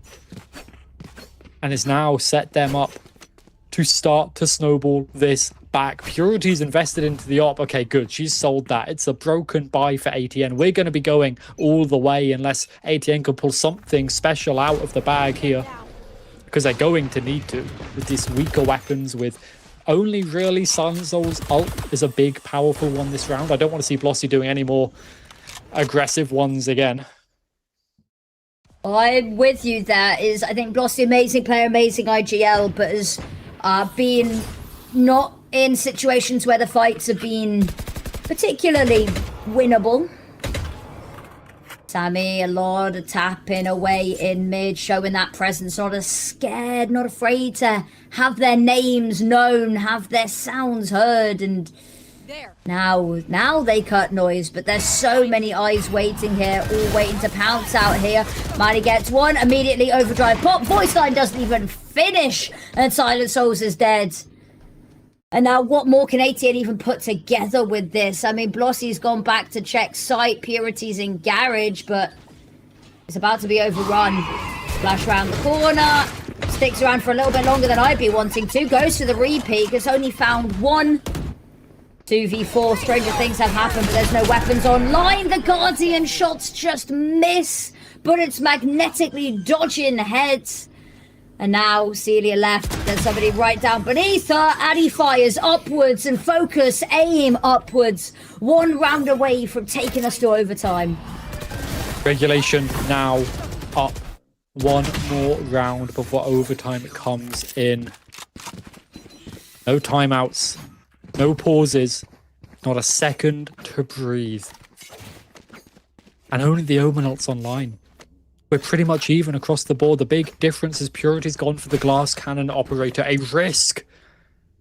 Such a risk to go for it, but it could pay off wonders if it works. It's only Cabot over towards A once again as Focus are focusing on B and mid. Seeing if they can find anything, but they're playing slow. They're scared. This wall from ATN is causing them worry about... They have to use a Prowler so early just to re-clear past it. They do indeed, and that's the util they won't have as they push further and further on up. Smoke goes out to cover them, funneling them in towards Silent Soul, who gets chased down the ropes, luring them into what we can hope is a trap. Sammy waiting. Oh, peeks on out. Purity great for the opener again. Ops back online, and so is she.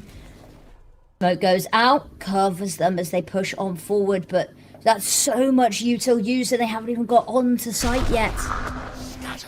Where's this ult going? It's checking A main. They know it's clear, so they can anchor down on B together. Walls go up to make this as uncomfy as possible. Blossy goes down once more. Addy round the corner. Silent Soul's gun in hand, please. No, gets caught in a crossfire between Mali and the garage players. Purity gets smoked on off. Actually allows herself to be marked up by the haunt there. Oh, the trigger discipline, the moment of hesitation. Purity's found one with the paint shells. And now the showstopper's online. It's found its mark every single time. Goes in deep. Not quite going to take down Cabot. but their op will do just that. Just Addy remaining. Spike's been picked on up. They're just trying to stop her planting. She's got the paint shells tag her on up. She has to plant here, and Celia's just waiting for the head to pop up after the plant. And there you have it. Patience is a virtue. And for ATN, it pays off. They have to wait for all the regulation to be run thin before finally that hurdle is leapt. But they have done it. 13-11, ATN take the first map and their map pick. What an improvement from the side of ATN as well. Okay, they stumbled for a bit. They were halted just a little bit, but they came on back. And I've got to say, Purity's operator, I think that was a big part of how they did it. So it's no surprise she's right at the top of the scoreboard, but you've got to feel a bit bad for Sammy. She went the way of regulation. She got more than 1 kill per round, but it wasn't enough to drag Focus over the line. And now as we move forward, I'm thinking for her, she's going to be looking at the rest of the team and hoping that they can start to follow up, because the space that she takes once it's taken first by Star, the space she kind of controls later on in the round, what happens with it when she dies? That's the question I'm asking. I think that you might be right there, but Purity being our MVP of the map, the Ops. We've said it so much, I feel like a broken record. It is the season of the Ops, and she has shown us exactly why. It felt like every time she had it online, so impactful. So many opening kills as well. Those first bloods at 21% of the rounds. Yeah, I'm rounding up. Always. Hey, it's a lot easier to round up. I don't blame you for that one. It's fine. And I think here we can really see the post plants being the big deal.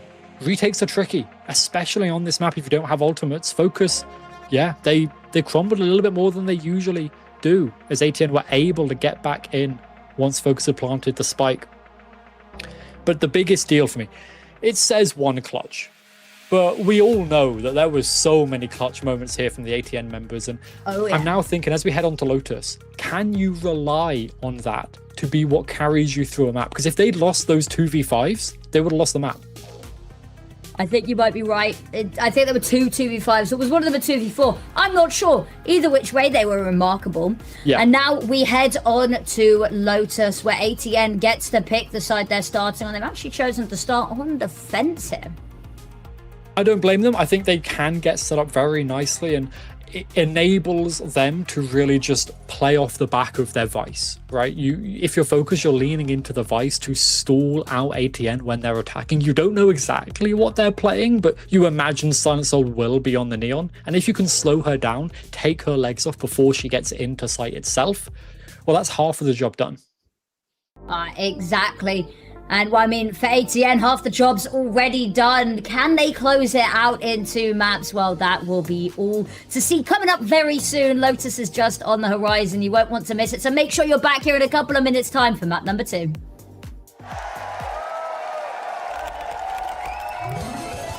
Red Bull gives you wings.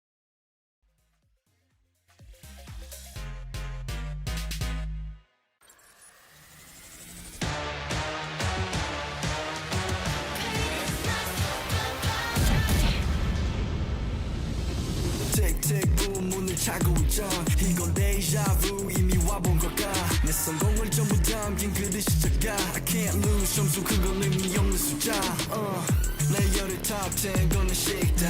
행걸로 채운 옷잘 전부 대스탁. 상시주의 red dot 경고는 없어 better not. 난 사방에 다 뿌린지 마치 red hot. Broken and bruised, what's left to lose here on the edge of forever?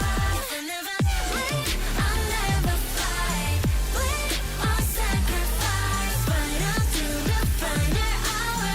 Pain is my superpower. Keep my head up high, run through rain or shine. Cannot sleep without the sour.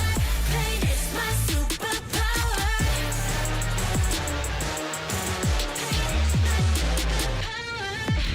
할 말 있음 어서 말해봐. Tough guy 되었고여서 도망가. 이제는 시시해 gunfight. I brought a blade. They forgot to shade. 날 주워와 맛보게 fade. 끝이 보여 네 bandits. 끝없는 내 rampage. 이게 나니까 judge you can't change. 내게 나서 plan B. 오직 plan A. 바꿔 pain every champion in the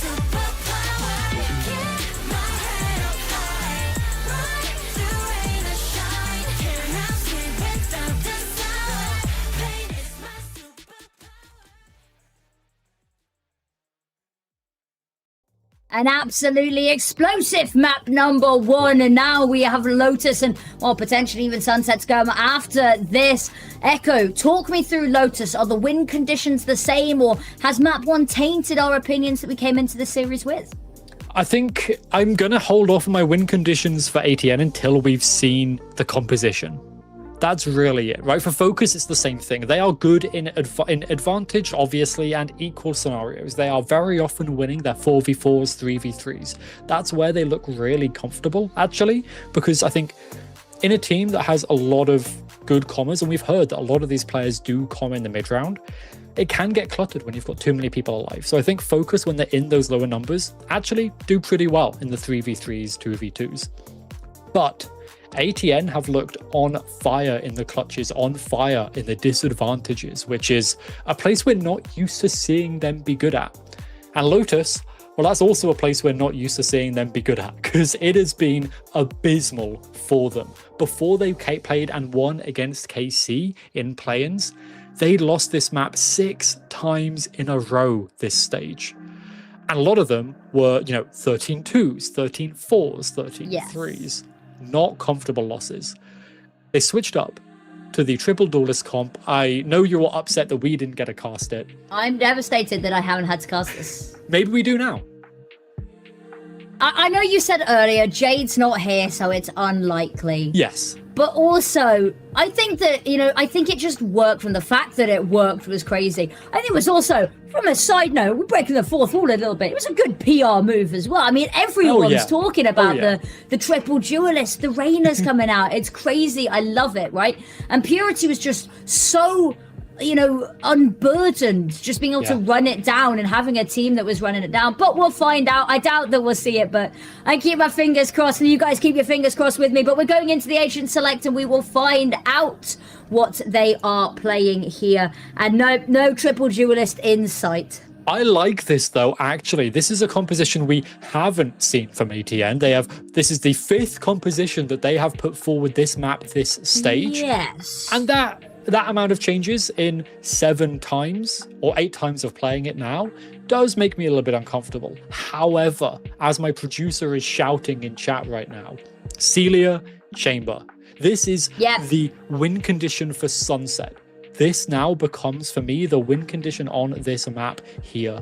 Purity goes back onto the Raze again. This is good. It allows her to be that little bit freer and go aggressive with Silent Soul to take that space. But on the defense, she can rotate, she can stall, she can set herself up. The one thing that ATN lacking is the Viper for the stall.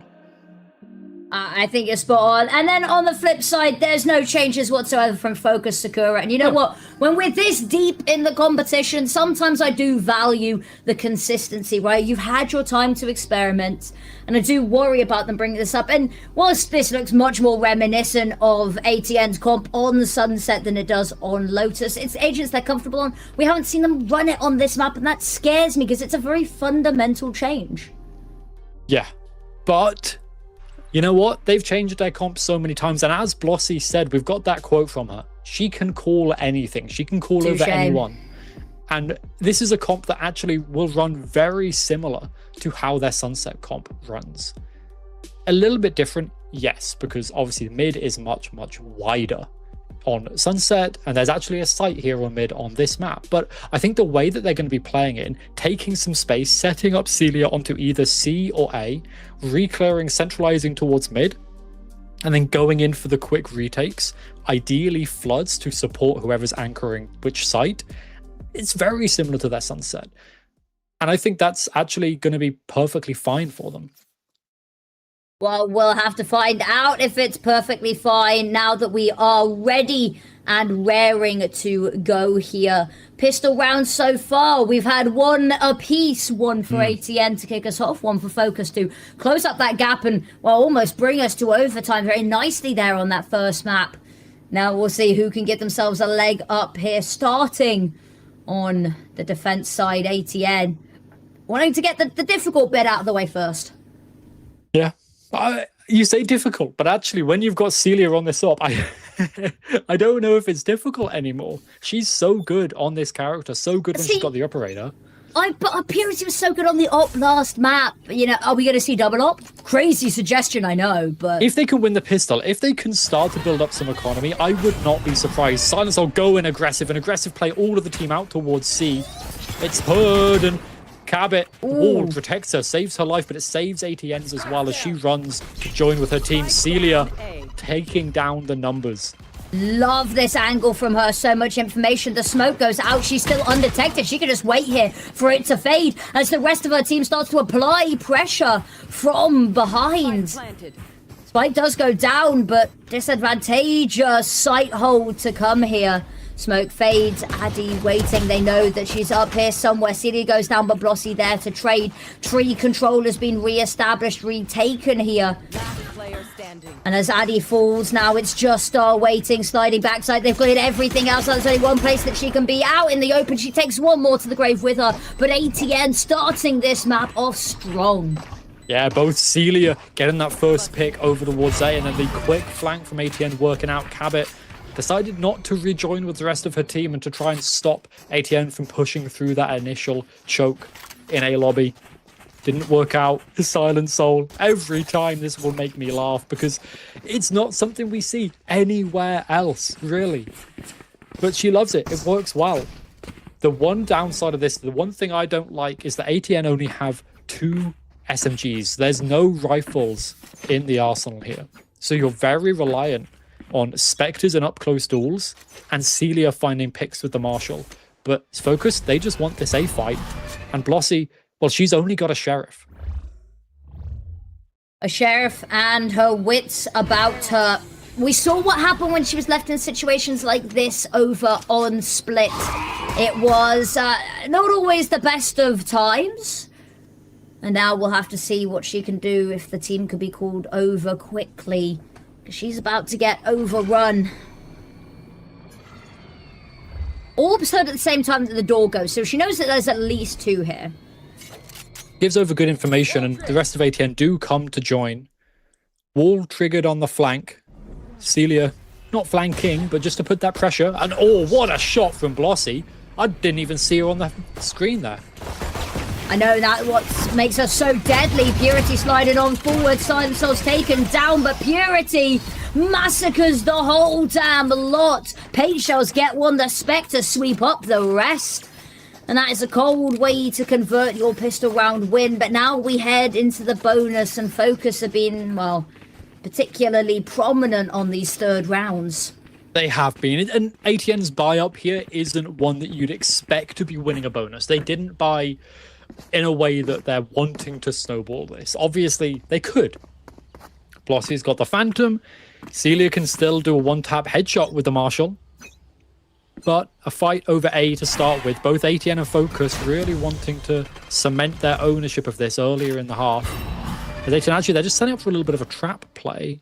Cabot's not been spotted, so Celia's set up on the line. Very similar to Sunset, right? ATN set up one line, anchor down the other site with the majority of people, and then rotate around the map accordingly. But Focus pushing Celia, the weak site. She's going to have to be immaculate. Flash goes out. She just chooses to cut her losses early. Good call to make. Fall back as far as you can. Oh, they don't clear Addy, and 2 of them die because of it. Karina, there's immediately a swing out in response. And now we talked about this pressuring Celia. There's only 1 player left on this side. There's been only 1 player this whole time. Falls back as far as she possibly can. Ooh, caught by the end of the blinds. Trying to swing off the back potentially the Boombot, but no, just trying to force her back for now. 5 health. The Boombot got her. Oh, did it? Just at the very end? Yeah, it did. And now they look to try encircle and close. Spike's gone down. Inferior weaponry, inferior util left available for ATN, and Mali's tucked around this corner. She's been deadly when unchecked, and she's going to get unchecked again. Cabot, Star, beautifully done to close this one on out, and Focus masters at taking this third round. And only lost 2 guns as well, so they can buy them up this round, feel comfortable. Addy's lurk here, avoiding the Prowler. That's going to be noted by ATN and cause a little bit of worry when that Viper wall is up. But Celia's already got the Operator online. The Marshal buy-up has allowed that money to build up. She's set up on a door spin to activate her, most likely. But Focus, again, aggression. Okay, Celia with the AWP in hand now. Can she find the same opening round success that her teammate Purity did? No, she can't. Can't even get out alive is unfortunate. And that opens the floodgates now. Blossy still here and Silent Soul's been called over quickly. B main control established. Lovely fight here from Karina. Keeps him safe from there, which means all eyes can turn in towards A. Fine from start. She steals away what was rightfully Sammy's pick, but Sammy says, don't worry, there's other players for me to deal with. And she does just that. Boombot round the corner. This feels personal. Purity gets one. And even there you go, the blast pack sent over just for a little bit of salt in the wounds. 2 for 2, closed up the gap early. It's an expensive round to lose as well with that op investment so early. Celia's not been able to build up the pips to get the tour de force online to supplement that either. So it's going to be a little bit rough for ATN until they get that tour de force online.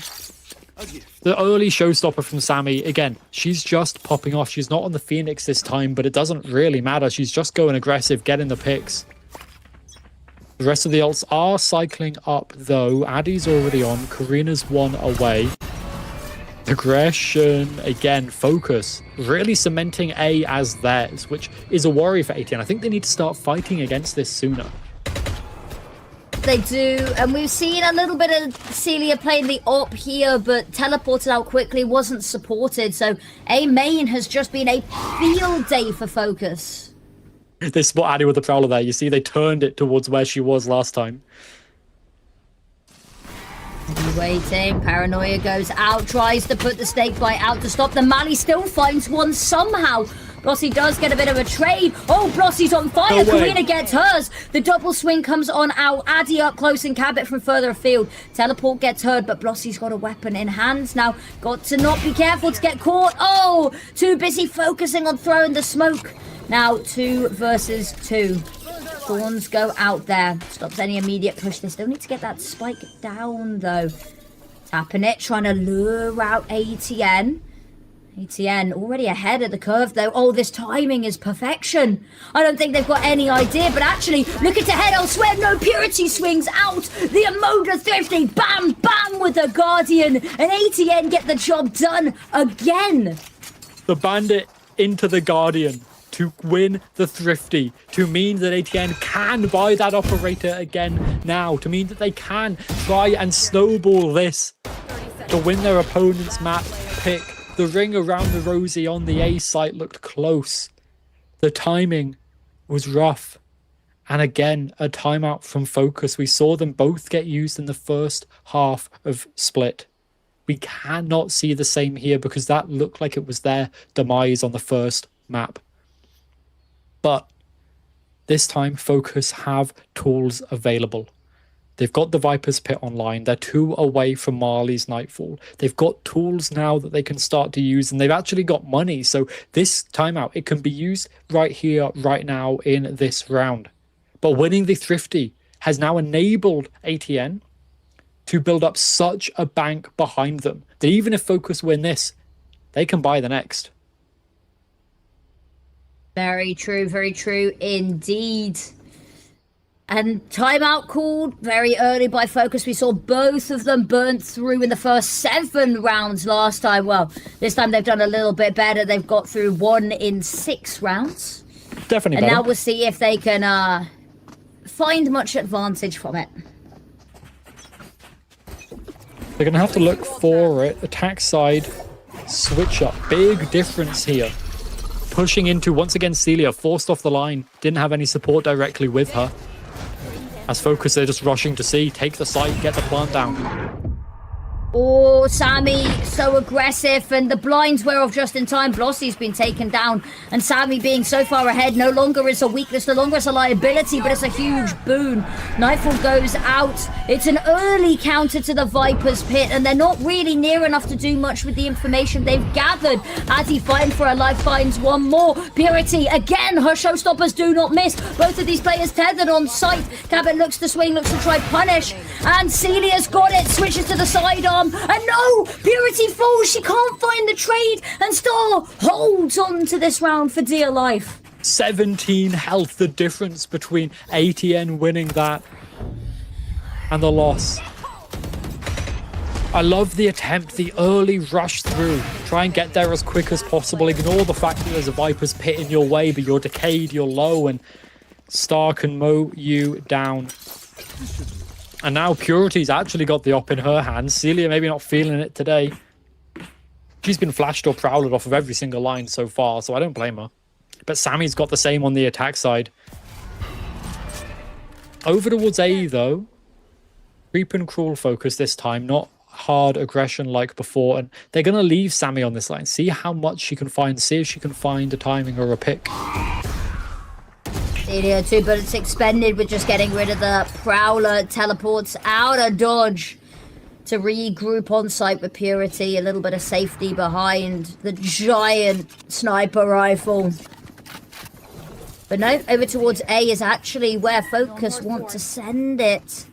And there's a little bit of a peek here. Silent Soul and Tree. Early rip there of the Steel Garden, and I'm not 100% convinced about it. Tether is going to catch one player, and Celia Nightfalled off the angle means that she can't even really help her teammates backside. Everyone, and then Nan is blind here. Yuto left, right, and center, but it's Star amidst the chaos to find the first. Addy with the trade. Silent Soul has popped the overdrive. What can she find with it? One and done. And now just Purity with that op. We said that she's amazing with it, but the issue is this site is cumbersome. It's awkward. There's walls in the way. And these lines of sight are awkward. And she walks directly into Cabot, who only needs to hold one angle. And Focus take the lead. I think really that should have been saved there from Purity. Take the op into the next because you don't have the tour de force. So it's going to be a low buy and a timeout. Actually, only 2 rounds after Focus used theirs. ATN. We've talked about it. Early timeouts. Try and fix the problems quick.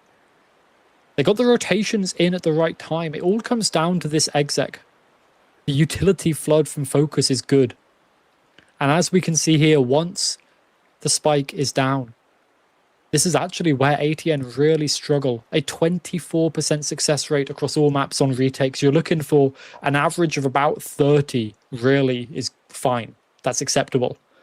More than that is what you want. But they're at 24. And we're looking at Focus. They're getting the spike down a fair amount, and that's where they're winning the rounds. Yep. Once that spike goes down, it feels like a death sentence, a guillotine hovering over their necks. And ATN, this time, a timeout forced out of them pretty early on here to try rectify their mistakes. And actually, we saw a little bit of a phantom buy. It's been dropped down, downgraded to the Guardian. Pocket top, some call it.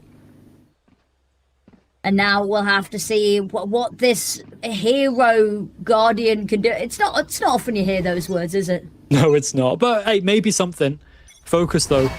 No ultimates for the next round, or the one after most likely. So if they can build up some ults, build up some orbs, get some kills onto someone like Sammy to get the showstopper online again, could net them, even at the half or more, which is much better than they found on split. Because ATN are missing the numbers that they had there. On B, just hoping, waiting for somebody to Focus to lurk. But Focus have better discipline than that, especially against what they know is an eco. They don't want to give over any weapons. They grouped as a 5, pushing towards Celia. She found one here on the pistol. Can she do it again? We'll find out momentarily. Flash goes out into the wall. Celia dodging it. Doesn't want to break it and give away her location. One shot is all she needs to get that tour de force on live. But she's blinded, forced up, teleporting away. But that smoke makes it awkward. She's got a tiny window of vision to even work with. Cabot holding around the corner, holds for the flag, takes it down tactfully. Purity's got one, but that's all they've found so far. And this one way is holding them at arm's length for so long. Impossible to push through, surely.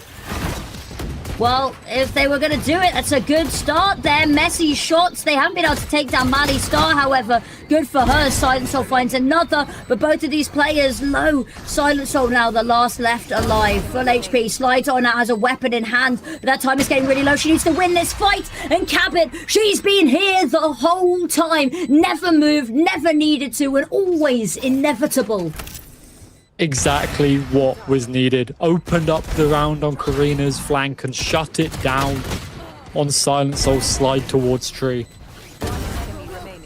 You thought for a moment maybe another thrifty coming ATN's way, but no.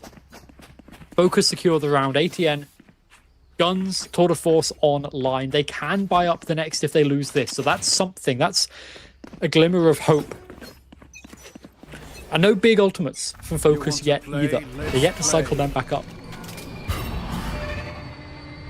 Media.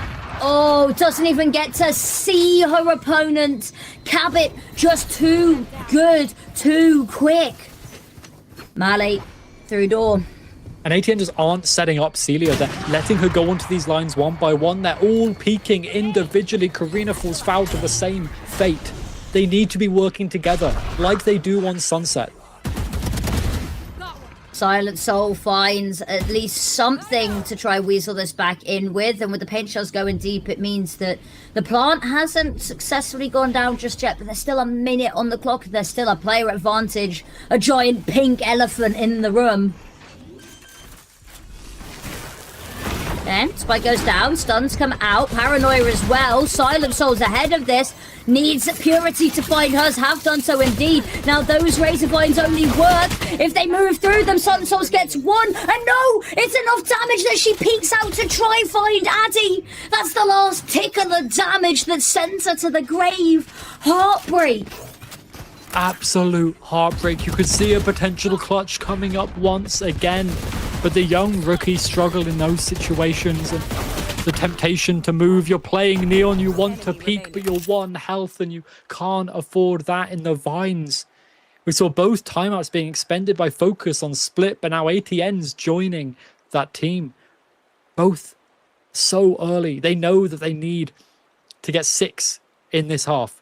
And we can see that quote from Mali there about how they chose Cabot. Cabot mentioned to me in the interview, she absolutely bombed it, 0.5 KD. But they picked her up anyway because she's such a reliable second caller. She's got such a high ceiling, such experience. And we're really seeing it in a map like this, where she's just on the up and she's so dependable. Anytime you need her, she's there. Every time a clutch needs to go her way, she's there. Even the little vines onto the spike to stop the defuser from moving so that you could then spam down. It's these little micro things that are needed, that are helpful, that allow Focus to work in the way that they do, the way that they struggled to do with their old roster. But ATN still have a bye this round. The timeout can be used here to put a plan together, and this time they are setting up Celia with teammates, utilities, stuns, going the way of A main to get Celia onto the line this time. All right. Celia's on the line, and the question is, does anybody else want to hop on the line?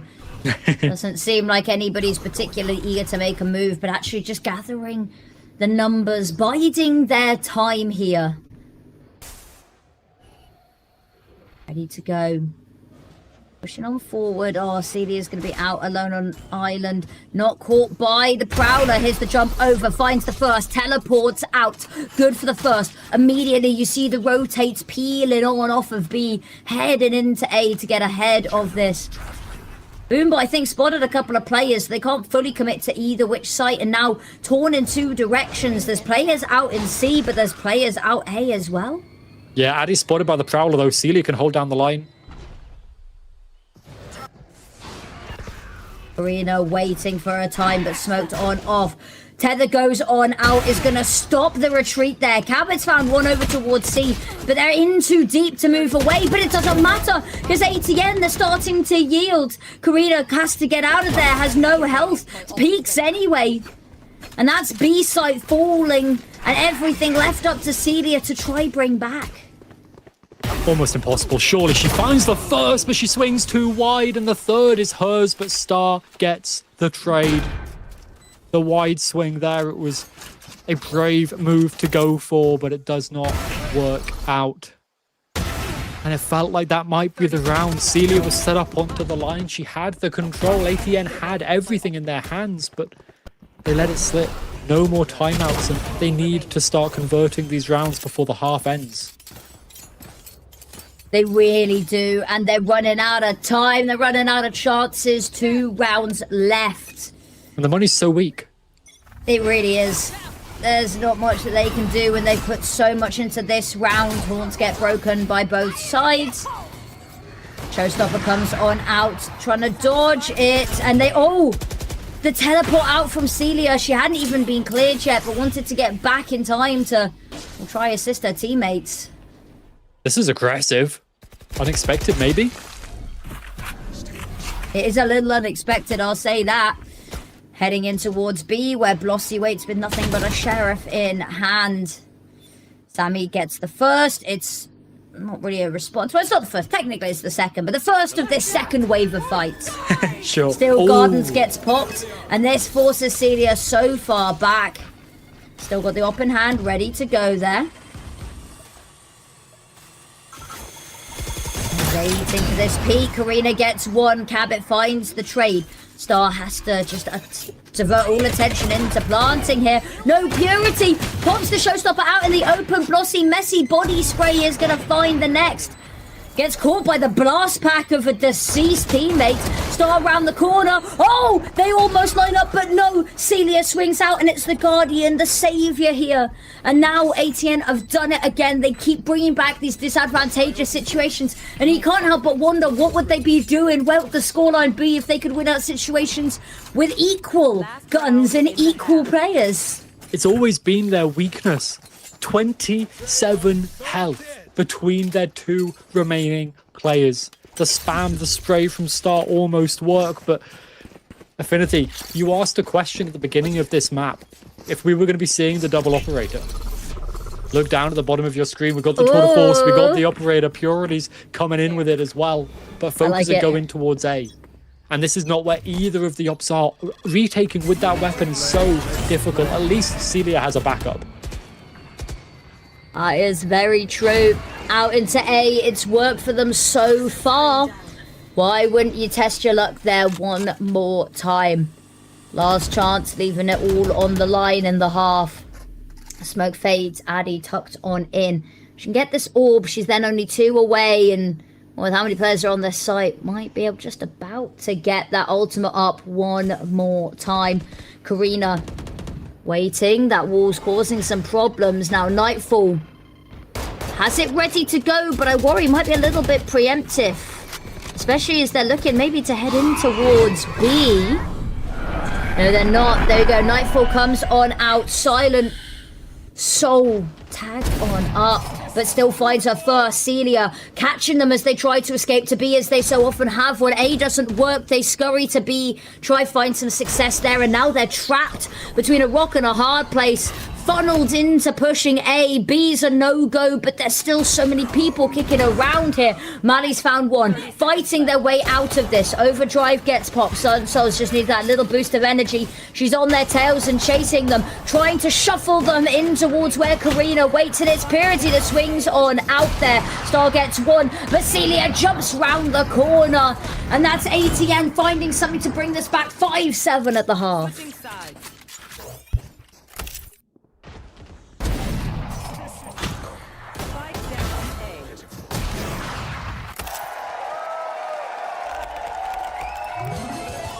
Red Bull gives you wings.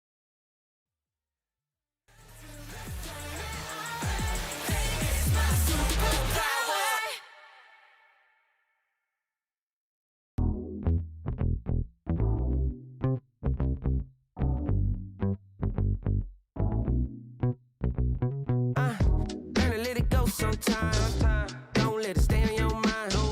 Don't let it stay inside. Gotta let it out with the sunshine. Maybe walk it out. Sometimes gotta scream and shout. Let them know that you're here, no doubt. Took a long time, but we here now.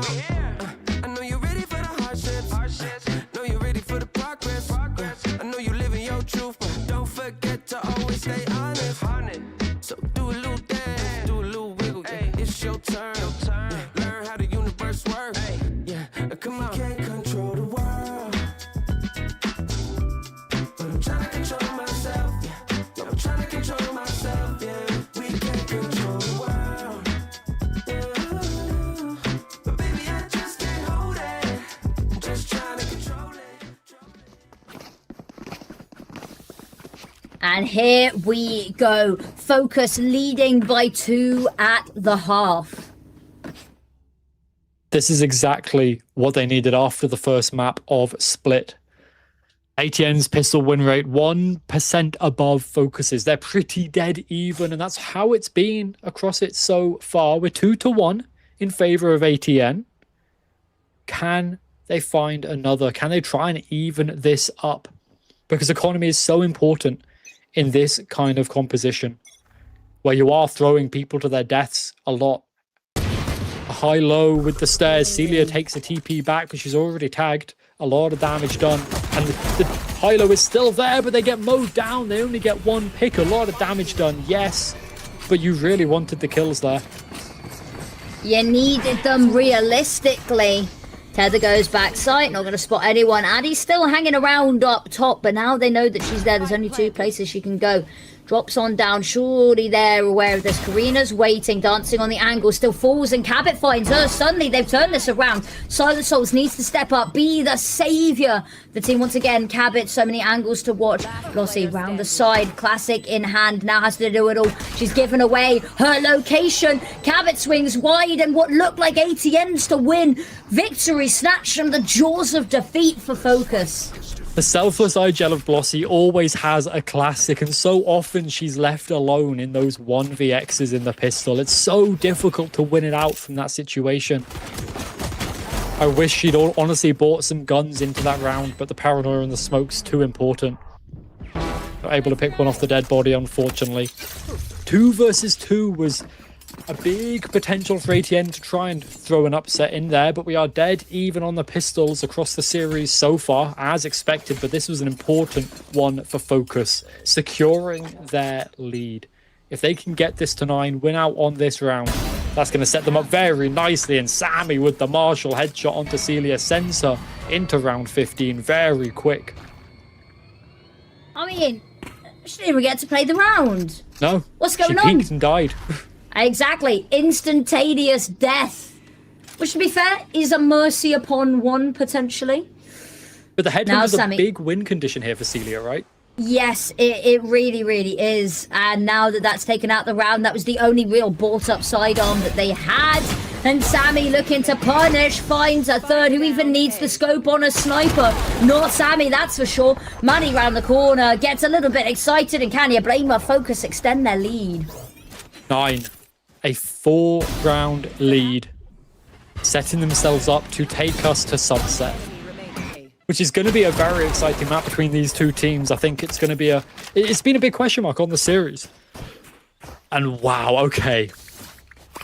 Risky move, glass cannon operator against Bulldog, Spectres, Stingers from Celia on the attack side as well. Over towards C, she's going to try and lock down any aggression from Focus. They've got the majority of members over there. You'd expect some aggression. She missed the first shot, and now Focus the one way up, and they can get on the line. They can push her down. They can, and she decides just to call it early. Have a little bit of a check to make sure no one's pushing up B. Keep her team safe from any pesky flanks. There's no flanks coming. But all of this noise, everything that they've heard has just convinced them to start fully sending people A. But there's a moment of hesitation, actually backing away a little bit here. They hear the shear. They don't want to push into that vice wall. The flip back towards B is expected. Focus already have members on the site. So ATN, they're playing a big, slow round. Bait the wall out here. Keep the rotations on A whilst you slowly move to C. And slowly is the operative word here, but it's not C, it's B they're heading. Mali's got a tether and a whole belt of utility at her disposal. Waits for just a second, tries to maximize the amount of stall potential she has. Actually just falling away immediately. They're convinced that maybe not even a B hit, that there's still a potential for it to be A, but actually A, B, C, there's 3 sites, and ATN's making the most of the mind games on all 3 of them. Yeah, the time's going low. A little bit of a fanatic round here, but they get towards site. Sammy's holding the line. The shot's missed, and actually she shuts down the entry. Oh, and no one's got the spike. The paint shells go over. They're going to be oh so tight on time. The paranoia doesn't quite find Addie. Tagged up, caught there by the horn, taken down is Purity. Now Silent Soul just waiting. Celia looking to get the op into the right position. She spots ahead, but so worried about being overrun as she should be. Rossi somehow finds one, Silent Soul another, but now the kills come flooding in for Focus. Health's low on a couple of these players. Celia around the side, unsuspecting. No! Instead of going for the kill, she decides to switch weapons. Will this greed go punished? Now 20 HP. Round the side, a chip through the wall is all it takes. And fingers caught in cookie jars. There's a moral to be taught here. And now, Focus. Bonus secured. Operator picked up as well. Thank you, Celia, for going no shields with that. She missed the first shot, and Sammy hit a nasty one there onto Karina's jump. And as the cookies crumble, ATN's chances of winning this map seem to disappear. They can just about buy up, but it's weak and it's necessary. If they lose this force, you can consider this map done and dusted. Cab, it's even gone for the Odin. I see you getting excited about that. Big up the Odin. And here we go. Can it find anything? Well, Sammy's found something with the op. That was, well, almost a given. It's Sammy. And now Karina not going to spot anything on tree whilst the door's rotating. But ATN, they've just not been able to find an opening pick this whole half. They've struggled so much. Even with advancing, it feels like they're scared, which you didn't see from them on Split. They looked so confident. They were taking fights together as a team, but that's now lacking. It's disappeared. And the Boombot shouldn't spot anything out, dodging just around the corner. Actually, Blossy gets spotted, but that's fine as B is the end sight. But Addy is already here. Or Star's here, sorry. Star's here, and she's ready to make her name heard. Plant comes on down. And Sun's already taken space beyond the site. This is a good sign. Blossy finds hers, and they bought themselves a huge buffer from every angle except from towards Waterfall. Having said that, Sunsoul's gets one. Immediately, the kill is retributed. I don't even think that's a word, but it doesn't even matter. Because it's just now. Sammy left. And, well, she opened up the round, but it does not feel like a round she could close on up here. No, ATN don't need the first pick, and this was, you know, a very different story to what we saw on Split, right? ATN were very often getting that first pick, getting the opening, and then closing it out, or they were going down 2v5 and winning it regardless. Now, Sammy's going to get surrounded on all sides. ATN don't really have the money to send too many people, so they're also going to save, let her live to fight with this gun another day. Showstopper online as well, so she's happy to keep both going into the next. And ATN get their first on the half. An important one. Well, yeah, very important. Yes. If they'd lost that, that pretty much would have been it, I think. I love the aggression. Silent Soul appears basically everywhere outside of B. Up towards Heaven, over towards C-Link. She is everywhere. Here, there, everywhere, and that presence, well, making it known. ATN, one round cannot be enough here. Needs to at least double down, find some more, build some momentum off the back of it. Let's focus, get close to that all-important map point. Devastating if that happens this early as well. ATN, you got to try and find something. Pushing into the Vice's site is risky. It's dangerous with a double doorless comp. You'll get isolated, shut down at every turn. And, well, they found basically no space. It's all really Celia on A. And are they going B again? I'll decide how I feel about it in a couple of seconds when we see them push a little bit further. But my worry is that there's so many players so close, ready to rotate on in. But they've not put all of their eggs in one basket. They have a little bit of a prod in towards B main. They are actually falling away now, looking to regroup C. Silent Soul leading the charge, looking to just trip the wall early. Jumps back across, so does not get isolated, which was our main issue. And all of that util's gone. Wall goes up. Silent Soul making the most of the opportunity here. Overdrive is popped. Looking to take charge. Commandeer the situation. There's the push on out. Takes down Cabot. Finds one more for her troubles. Does eventually get taken down by Addy in response, but she's got the player advantage and she's got the team in a position that the spike is down. They've got one player playing from Mount here, and the rest of them can just tuck back site here. You don't want to give them these fights. Nightfall is even invested here with only 2 players to go up against. Addy finds one. They're immediately getting on it, and that orb's causing some problems. That one tap has forced Celia into a position that she has to go. Purity's shown her hand, and now they're just baiting. Purity needs to bodyguard it, and Addy with the 4K has bought just enough time for the defuse to come through. It is a matter of milliseconds. But Focus have done it. They found their 11th.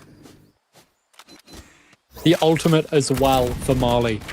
The Nightfall online. They had to pick on that defuse between the Viper's Pit and the Nightfall, but the proactive retake tool more important, as they know that they've got a pretty good retake themselves, and ATN's post-plants leave something to want.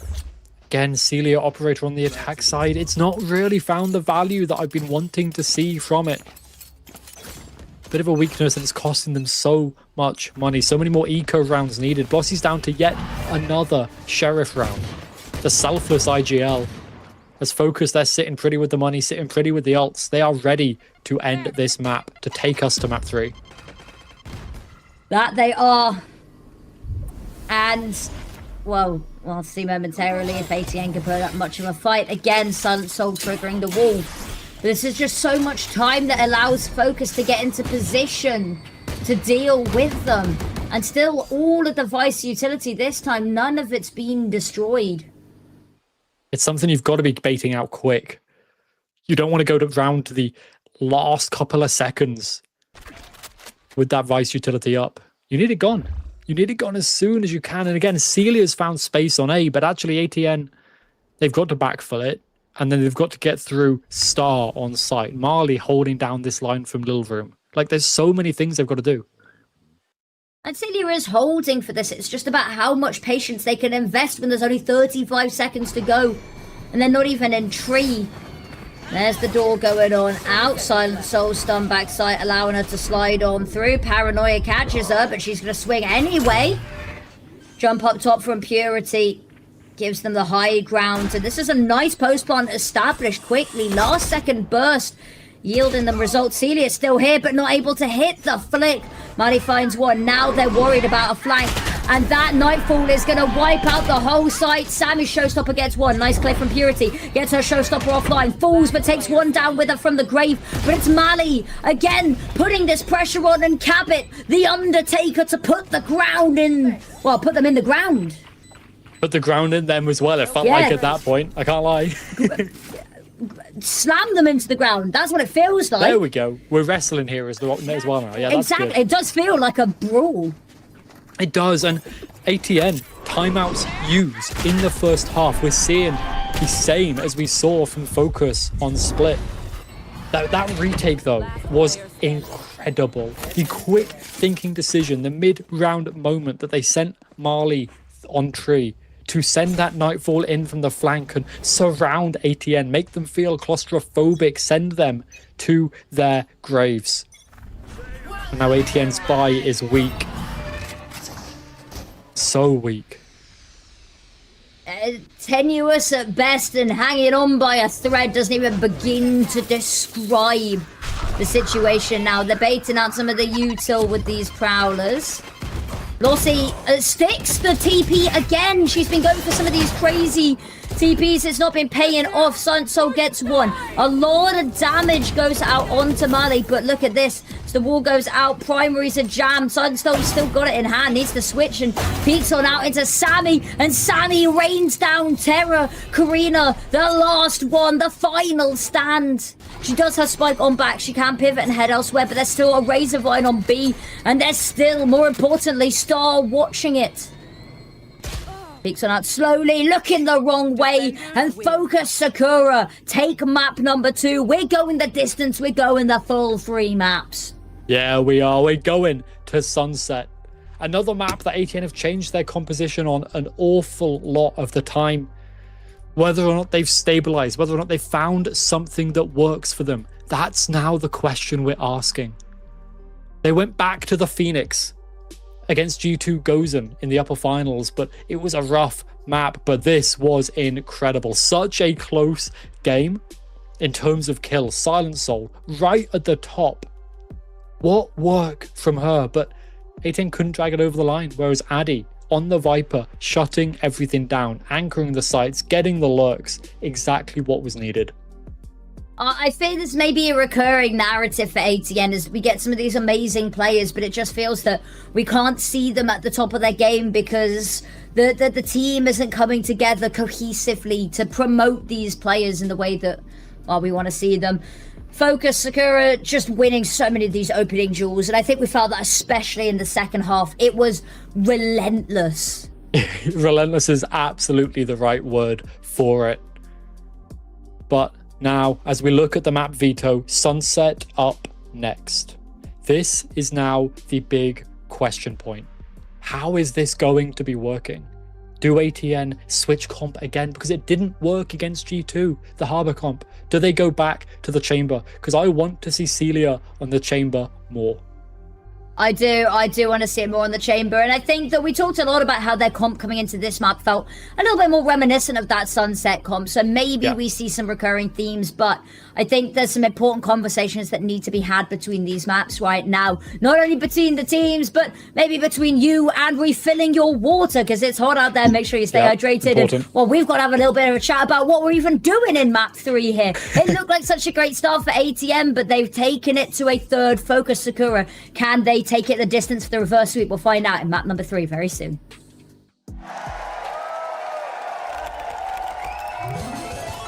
Red Bull gives you wings.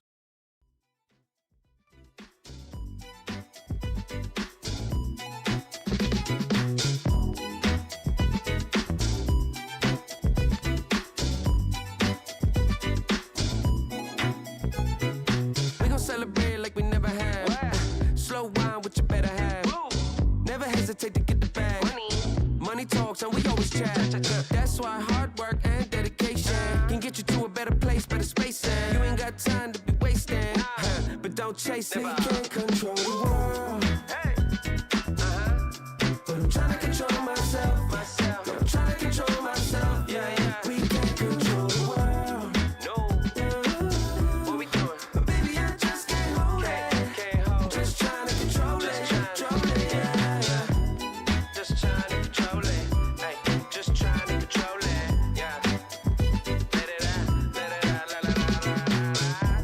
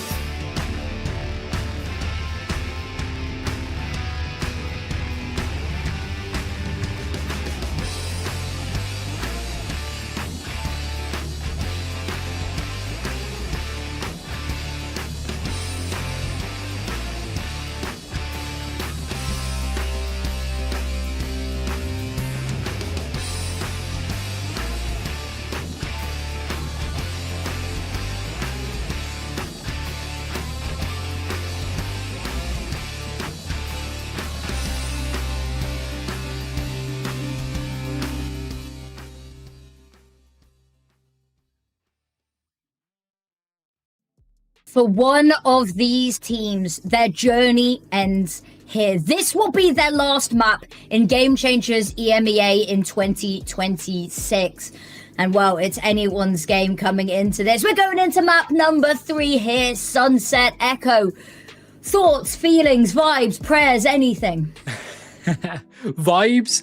Definitely interested to see what ends up happening. We've seen a lot of Waylay across the stage, really. A lot of people are running it, and it's something we see from Focus as well. It allows Star to create even more space with that safety that we saw her do on Split. She can recall out and then be part of the second wave of exec.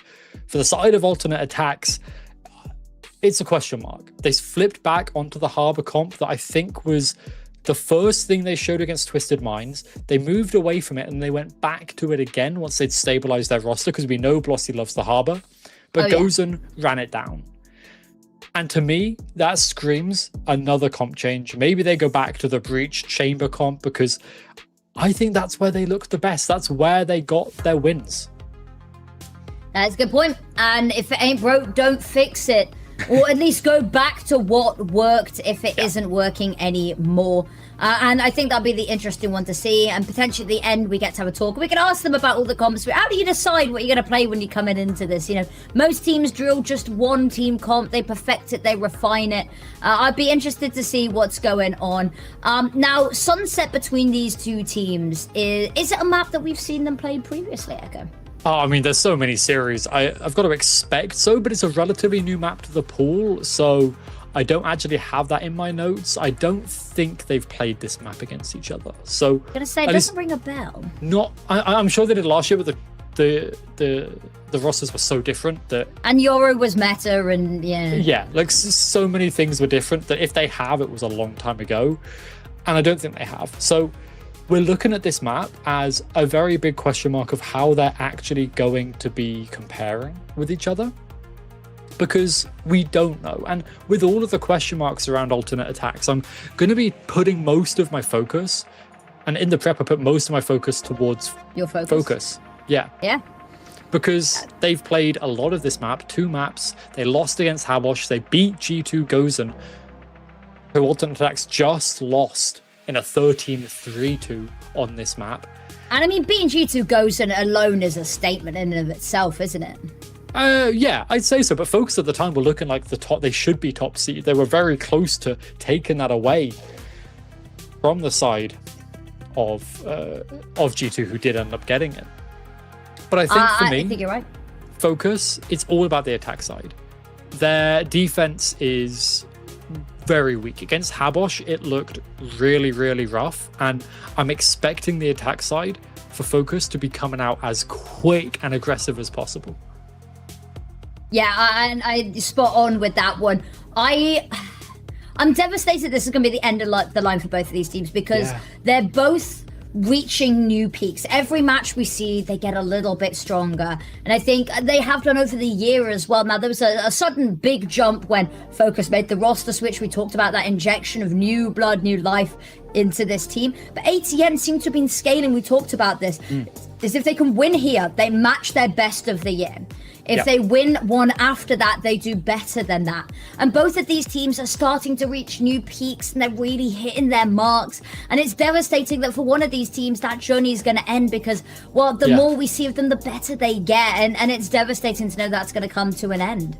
It is, and I've got to say, okay, getting to 5th and 6th, I think, would be the absolute goal for a team like ATN, because then they're up against either Gentlemates, G2, SK, Giant-X, right? Like the top 4 teams in the upper bracket, they're all incredibly strong. When they fall down to the lowers, it's going to be so difficult for teams to break past them. Exactly, but I have some devastating news. It weighs heavy on my heart, I have to tell you, that we will be going into a short little bit of break. We've had some technical issues, but we're going to make sure that they're sorted, because we want to put on the best show possible for you wonderful viewers and for these wonderful players. So we're going to head to a short break. We'll be back when everything's fixed, and we'll see you very momentarily.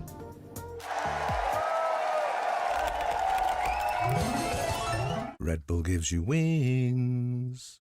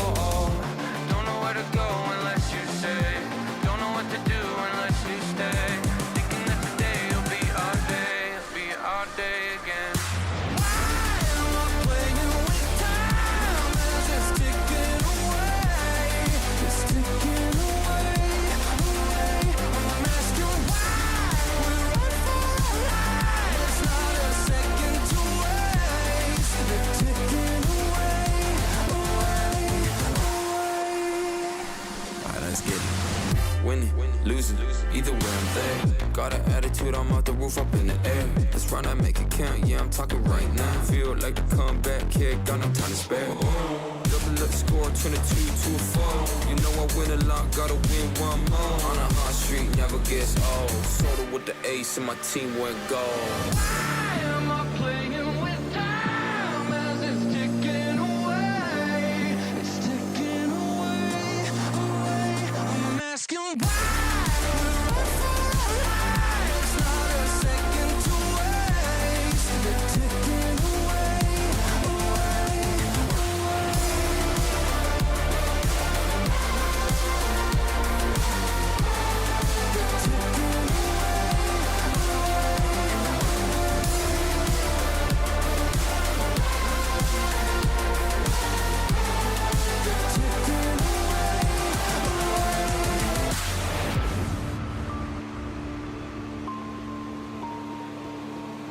I'll give it one more try.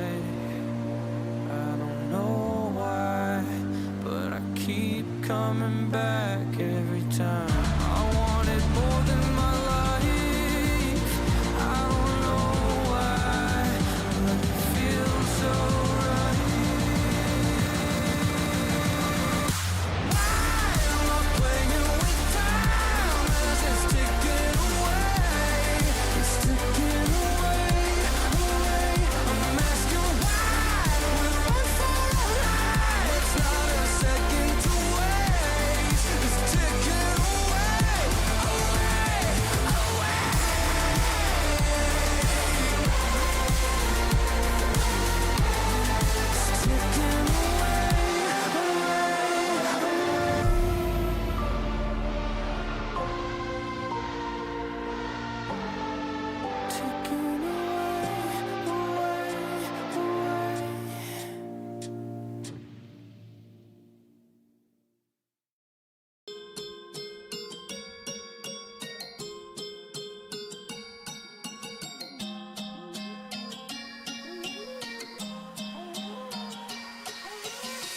Chateau in the mountains, I change jet set through the islands, I change zip codes like it is nothing. Top 10K first class on my side bang.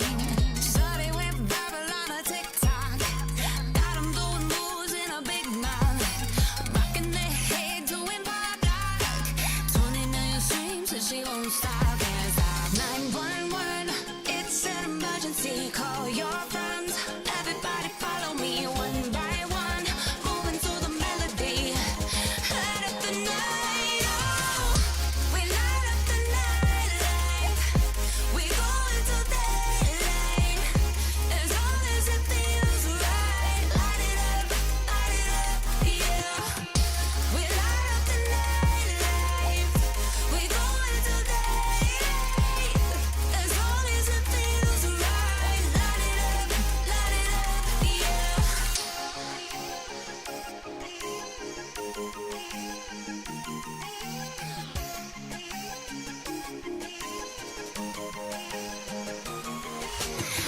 Show me love, I don't clap back. Homie got a catfish face, so you can have that. Topping hits on hits, can you handle that? Lose it all on a high stakes blackjack. That big trip, even in a lockdown. Big tips, only with the fans now. My click, pull up with the top down. We keep it going all night. 911, it's an emergency. Call your friends, everybody follow me.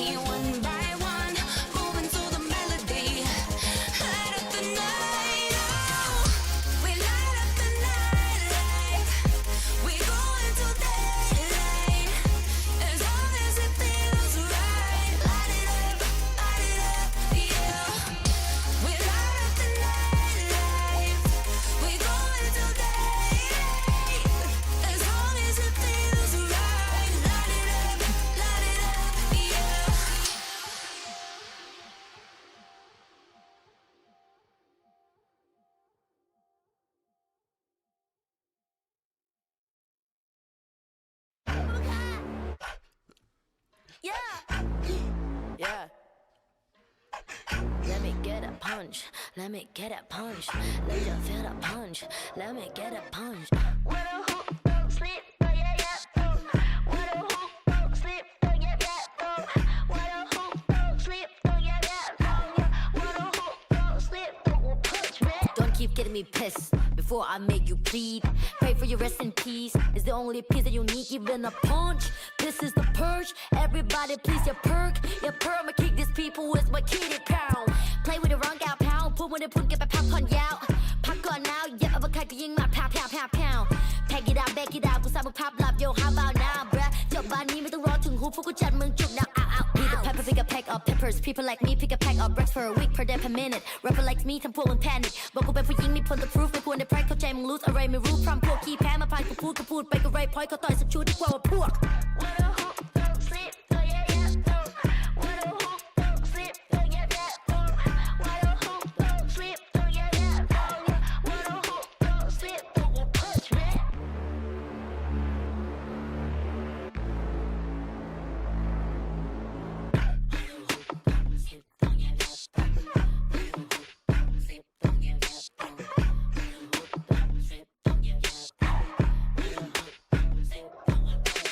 All problems are proved in one punch. All battles are beat in one punch. Put you to sleep with this one punch. ไม่สะเทือนกูสักนิดกูขอสกิล one punch. ชีวิตที่กูโดนมามากกว่า one punch. วันนั้นที่กูเจอกูสักกับคนมา one punch. One day, one life, one dream, one punch. If you have one shot, better have one punch. Eminem said, Millie Rabbit, I'm the world short. You just catfish. Kevin said, พ่อแม่คือความจริง Summer and from the competition. ผลลัพธ์คือ I'm the best, bruh. What a hook, don't sleep, yeah yeah. What a hook, don't sleep, yeah yeah. What a hook, don't sleep, yeah yeah. What a hook, don't sleep, don't punch me.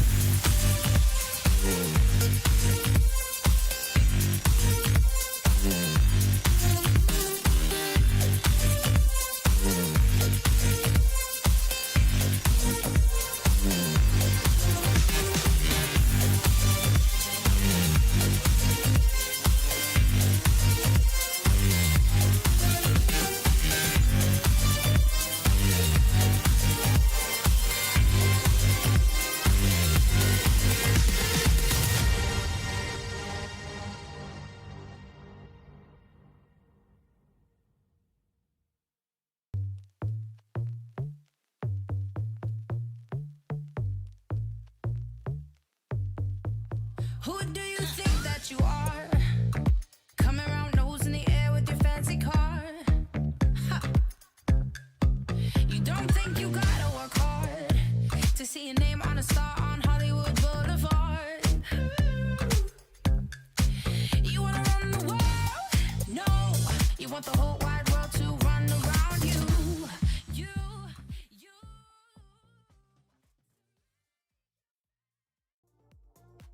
You're still here? Thank you for bearing with us. We really appreciate it. Sorry about those tech issues. You got everything hopefully ironed out, and it's going to be smooth sailing, fingers crossed, for the rest of the series, which does consist of only one more map as we head into Sunset. Now, Echo, remind us what's happened in the series so far, and what did we talk about as we were mentioning Sunset? Split was very, very close. It came down to multiple clutches for ATN to get it over the line. Focus almost had the comeback on, but couldn't get it. And now Lotus, it was a completely different story. It felt like it was Focus's map through and through. A couple of nice rounds from ATN, but they had nowhere near the confidence on that map. And a lot of their macro actually worried me, especially as we look over towards Sunset, our third and final map. Final map for one of these teams in the rest of this year in terms of tier 1 game changers. And I've got to start worrying the composition that we're going to see from ATN, because I think the entire series now depends on the comp. I think it does, and Agent Select is in fact ready, so you don't have to wonder for very long, Echo, my friend. And let's take a look, see if they've chosen to switch everything up again.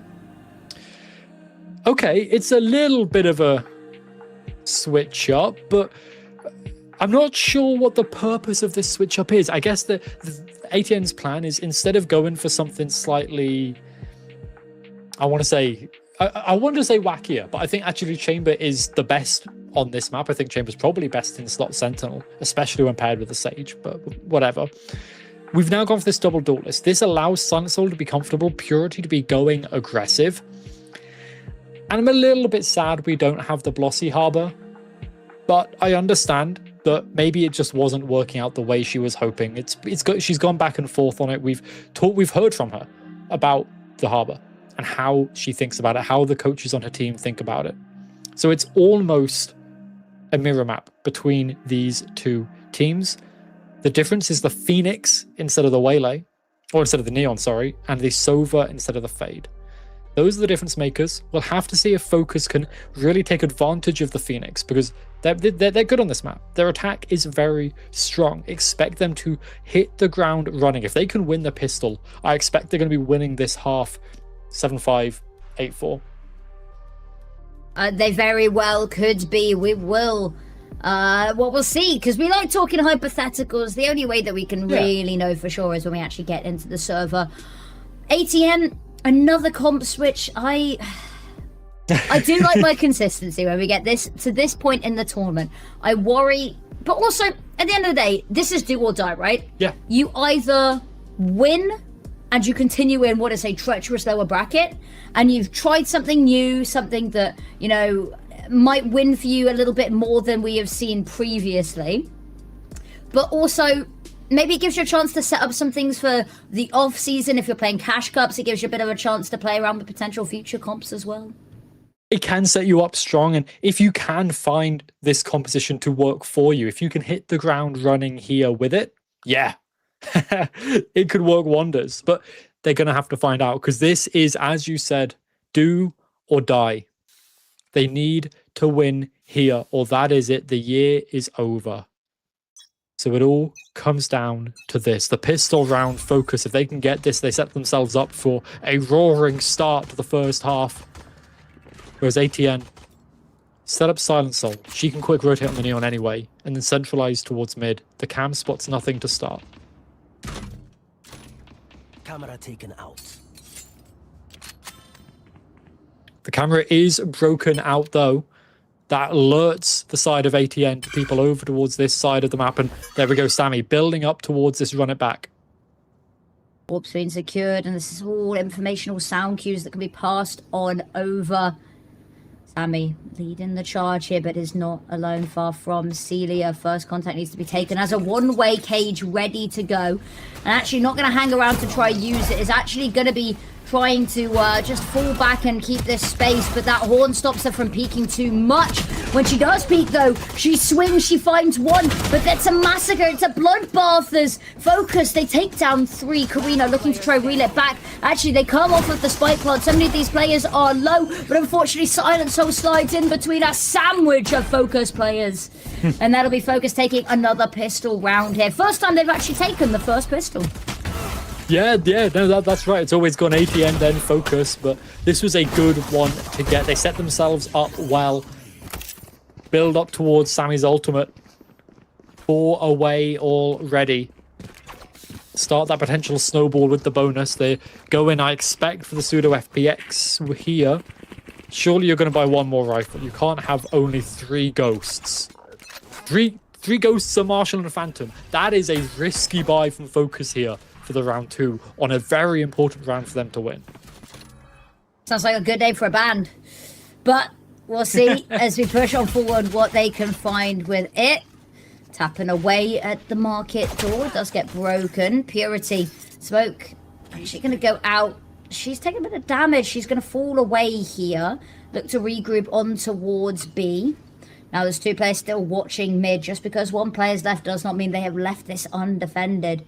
And the double swing, waiting for the moment. Actually, it's not going to be a double swing because Purity's there. Oh, she's caught inspecting her knife. Star gets 1, Cabot another. And, well, we talked about the ghosts being an interesting buy. They're making them work wonders. Yeah, they are. It is risky, but now with Cabot set up, ready to take down Celia. She does fail that, but Star's Marshall, body shot, all that's required. She's going to retreat on back. She's got Marley to swing off of her as well. Turn in the corner, but nothing found. Star cleans her up. Focus. A very risky low buy. With only 1 rifle, 1 Marshall. But now they can buy up everything else for this team. They can set themselves up to snowball like we've seen before. This isn't really a bonus round. This is just a good round for them. And for ATN, they've got guns. They can match it. They can beat it. They don't have to rely on a Marshall headshot like Addy does now. But it's important. If they lose this for ATN, the map, the series disappears before them. It does. And some people say it's only round 3. It's not that deep. It really is. When we're playing in the fine margins like this, when we're in a map 3, on the brink of elimination from Game Changers EMEA for the rest of the year, it really is. It's these micro moments, and any advantage that you can deny your opponents is absolute gold dust. Silent Soul swings on forward. Caught by the tether, still somehow finds one.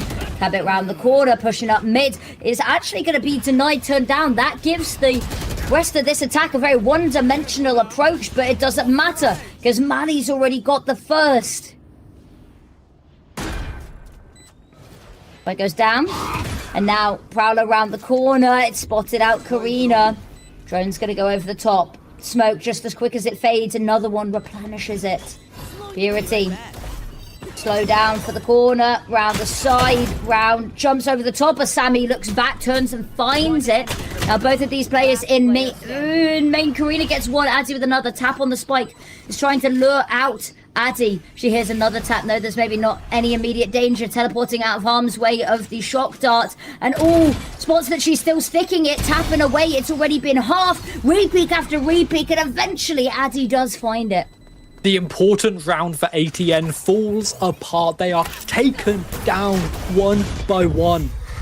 This aggressive peak, it's fine, it's good. Maybe you can find an advantage off of it, but Blossy out alone, taking a swing that she didn't need to, a fight that was unnecessary. The retake could have been good. It could have worked, but immediately ATN, the coaches, they're coming on in because they saw the mistakes there as well. The individual fights that were so unnecessary to take.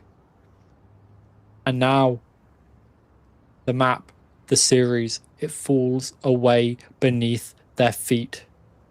They're so important because we talked about the previous matchups, right? We talked about how Focus have won since they've built up this new roster, since they've stabilized together as a group. And ATN, they've played on LAN. They've won on LAN. But many times. But it's a long way to get back to Istanbul, or to get to Istanbul. It is, and it's one of those that I think that if they can get to LAN, they're incredible on LAN. They're so practiced on it. They're used to playing in front of the crowd with the noise and the chaos. But again, it's that road to get onto stage that's proving to be problematic. It is, and as we can see here, Jade has been ATN's best performer in all of their previous matchups except for 2 this year. And now Jade isn't here. Purity was the other one at the top of the leaderboard.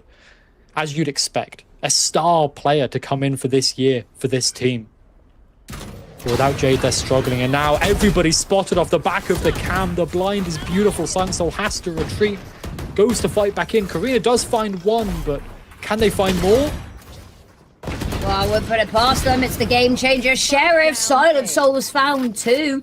Star with 1 of her own, but at a player disadvantage. Luckily, none of these weapons recoverable. That gives them a huge net of safety, really, knowing that all they're working with still is these sheriffs. But now isolating these 2 versus 1s, 1 for 1. Blossy finds it. Star gets 1, and oh, Celia, the spin around is perfection for the Emoda. Thrifty. I was not expecting that round to go that way, but the timeout worked perfectly. The cluster towards A won it out, swarming with the weaker weaponry. And I mean, Celia, a nice shot. Star was ready for it, but did not turn in time. And now ATN. They lost round 3, they won round 4 off the back of a timeout, and now they have the chance to snowball back into the series. Maybe all isn't lost, maybe they have a chance to fly, and it all depends on Purity's operator. It's a dangerous buy on this map as she's retaking.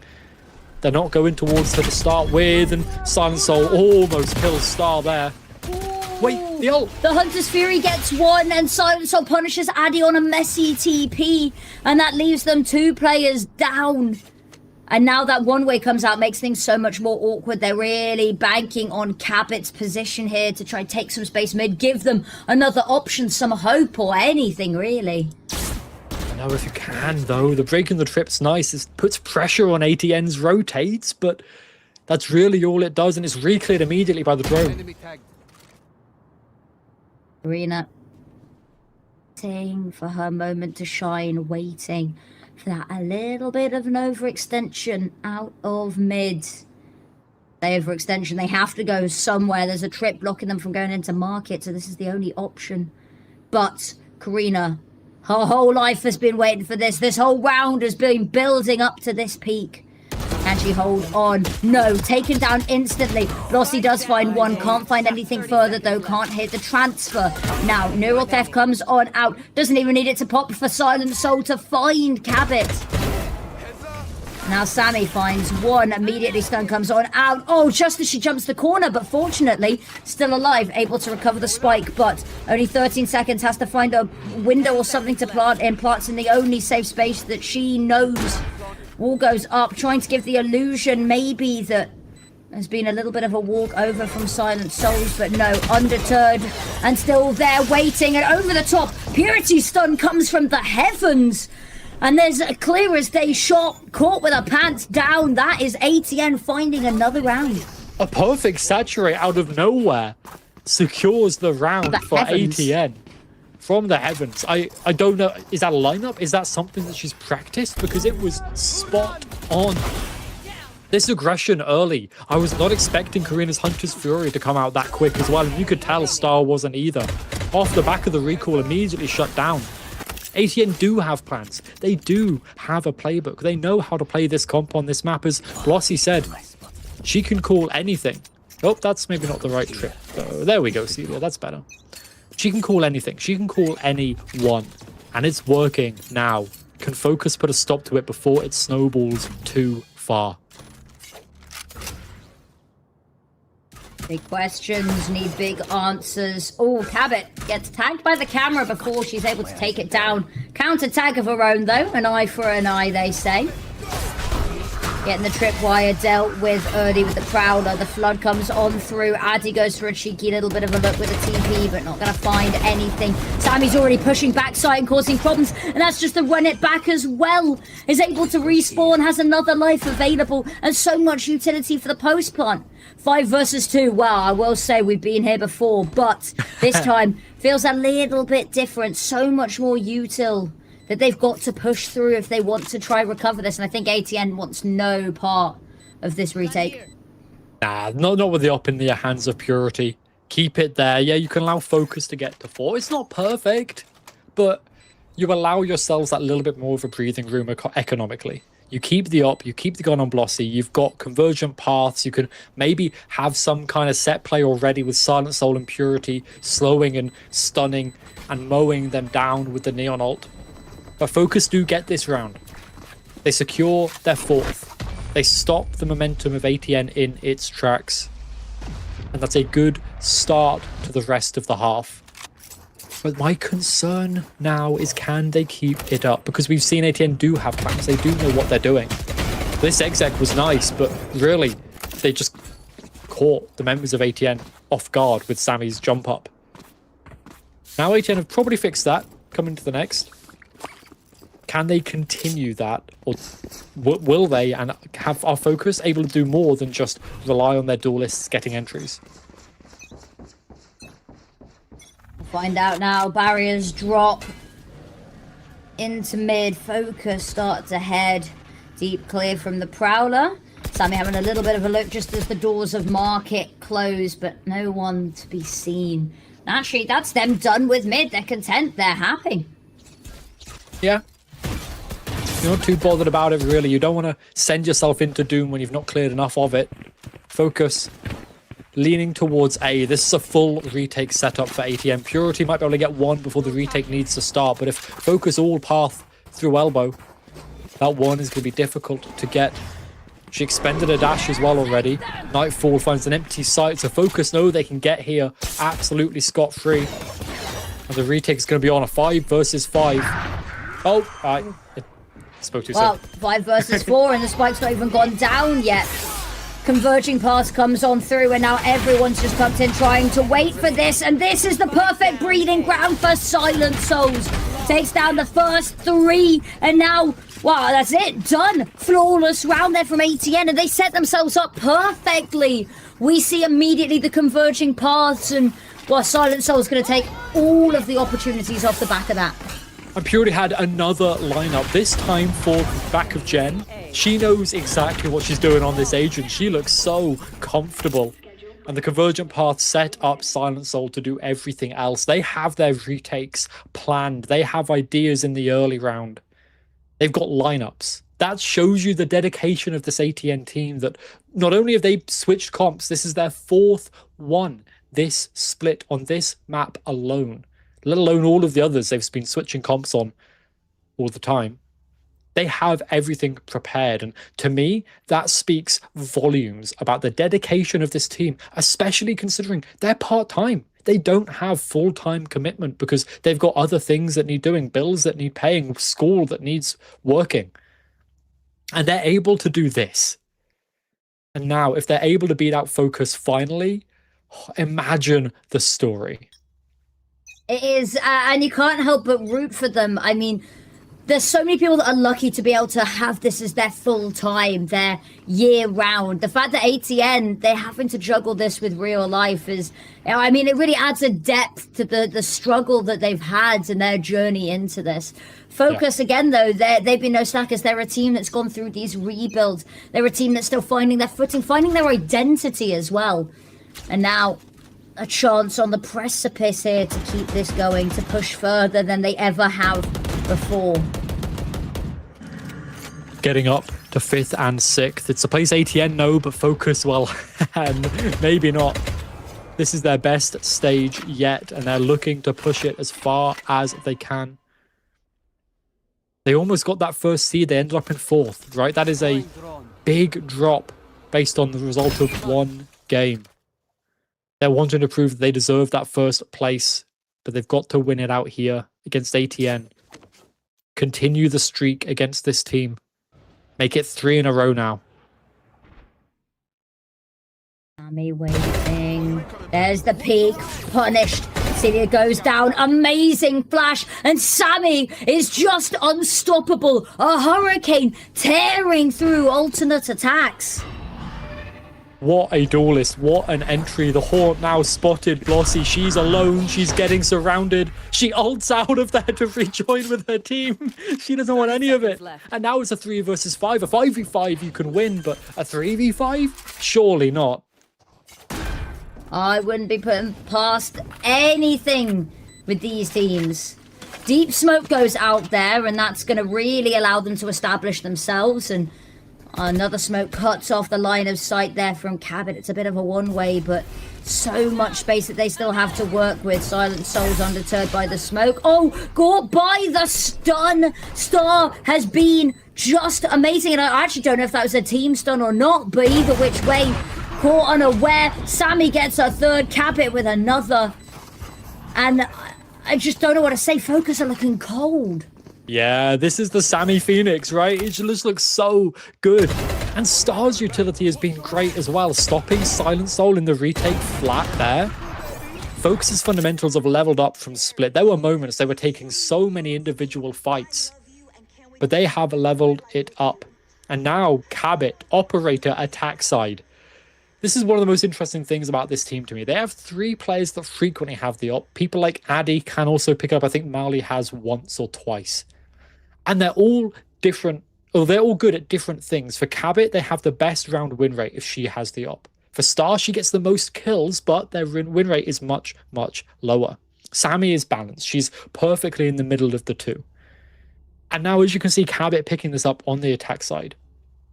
She's confident that she can find picks on the lurk, that ATN will contact into her, give her those 3 kills. And that round win rate, like I said, it shoots up massively here for them. Exactly.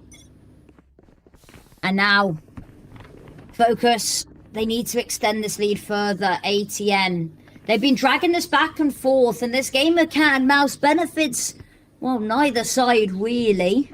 A lot of ults building up on all fronts here, just slightly out of reach, which means the next cycle still out of arm's length. Into B main we head, and it's slow, steady. The Prowler's going to go forth. It's actually not going to trigger the trap. That means that they still got to deal with it, still get rid of it. Tap on the orb, trying to lure them out. It's just information that ATN are processing. And they're not over-rotating. The drone goes out about 120. That's pretty standard to re-clear mid. A little bit early, maybe. And they know Cabot's op. That's a key thing for the rest of the round, is how they play around knowing there's an operator there. They might need to smoke their own cross or go the long way through spawn. Because now ATN, 2 players on B, they're kind of isolated away from the site because of the op being spotted. Jump over the top. And Star's been so good at taking this space, and the rest of the team comes flooding in to follow here. Celia waiting for her chance to shine, but it's never gonna come, because Star dazzles brighter. 2 for 1 on the opening picks, and Cabot with the op in hand. She was so good on it and split, and now she's back for more. Taking the fight, Purity says, you're good, I can raise you one better, but this is not a situation she can recover here. Just looking to hold on to this op as long as possible, but Cabot says, not today, not on my watch. I'm out opping you, and I'm out opping your whole team. And you can see there how difficult it was for the side of ATN to maneuver around the map because of Cabot's op. Karina had to go all the way through her own spawn, which then meant that the players on B were isolated alone. They died trying to fight to save back site, but Silent Soul got caught out on front, and Celia by herself alone on back site. You can't anchor site if you don't have the team ready to flood. You need to leave. That's something ATN are going to have to learn for the rest of this half to try and continue forward, to try and get a win. But now, aggression expected from ATN, and Focus are walking into the trap. Or not. Well, I was going to say, are they? We'll Yeah, find they are. out in a second. They're just gearing up for it. They're mentally psyching themselves up, ready to go. After patience, Prowler goes out. Now, they only know that there is at minimum one there. But that's enough. Spidey sense is still tingling. Do they go back? Do they not? They've got that presence in mid from Cabot, and they've still got Addy causing some problems over towards A. Just in case, but still nobody in Focus wanting to make a move. Cabot has got way too far deep with this operator, though. She's just a solo Cypher lurking, and now Karina noted. Yeah, she's not going to go for the fight, but this means that they are going towards B. Cage triggered. Cage goes out, gives them the safety to break this door, peek on through. Now the trips are going to be a bit of a problem. Now they've already managed to get Star on site, but Sammy goes down. Star does swift retribution enact. Purity gets one. Again, trade game is getting really, really spicy between these two. Neural Theft comes on out, and Celia long enough alive to see it come through. To use that information to her own benefit, just Addy left. Here's the footsteps, good for the swing on out. There's no time to plant, and Blossy knows this. All she has to do is keep herself safe. And ATN, by the grace of time, managed to secure themselves another round. That was a much better fight towards B than we've seen before. ATN deserved that round win. Silent Soul was grouped up with Celia. They were holding down a lane towards backside together, making sure that it would cost Focus too many lives for them to win out the round. Addy, an impossible situation to be in. You could tap the spike, but you get run down and you can't win out both fights. So, ATN, the round you needed. Cabot has the op back again here. But this is surely not another B main fight. I'm assuming Sammy's ultimate, the run it back, coming online here. And they go aggressive into it. Ooh, they go aggressive into it, but I mean, Focus bites back a little bit, and that's enough for ATN to not overcommit to this. They fall back, sit on their hands a little bit, and actually, they're just going to fully rotate off of this B site, look to head in towards mid again. One of the interesting things here is Celia's changed her setup over towards B a lot of times. This is a much more forward-centered one, looking to halt them at the gates and try and get a kill. Silent Soul found in the middle of nowhere. The smoke went down and Cabot almost got one there, but what is going on? ATN are just disappearing at the top of mid. They're taking individual fights, and now the numbers whittle down. Blossy, the IGL, you've got numbers running your way. What can you do? We saw the Focus stats for 1v1s earlier, favouring them greatly.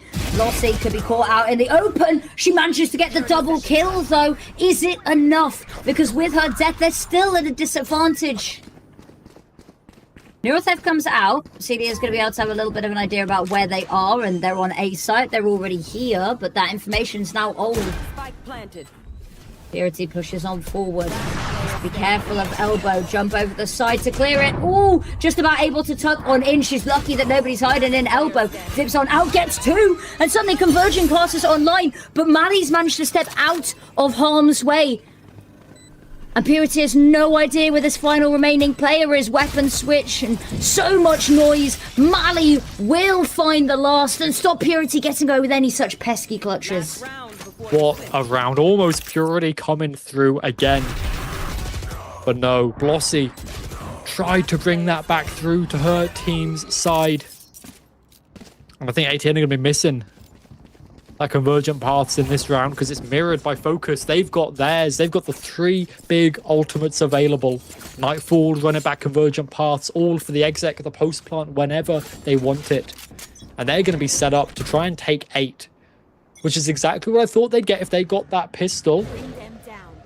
I think it would be a really good start to the map.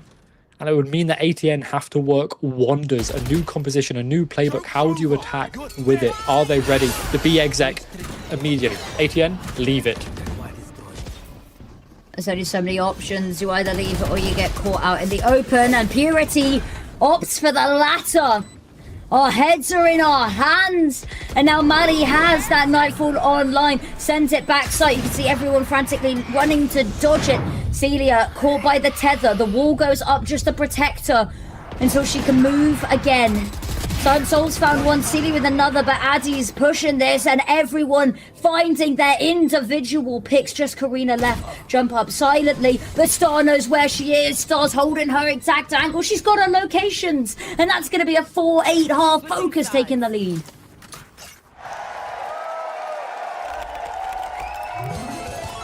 Red Bull gives you wings.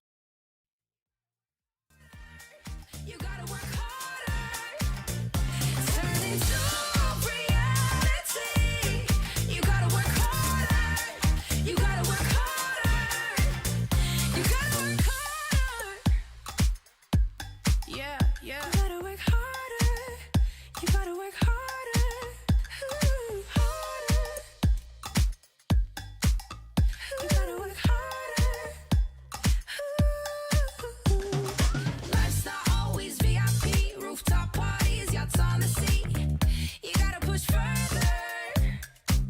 You wanna run the world? No, you want the whole wide world to run around you. To make your fantasy, you gotta work harder. You gotta work harder. Turn into reality. You gotta work harder. You gotta work harder. You gotta work harder. You gotta work harder. You gotta work harder.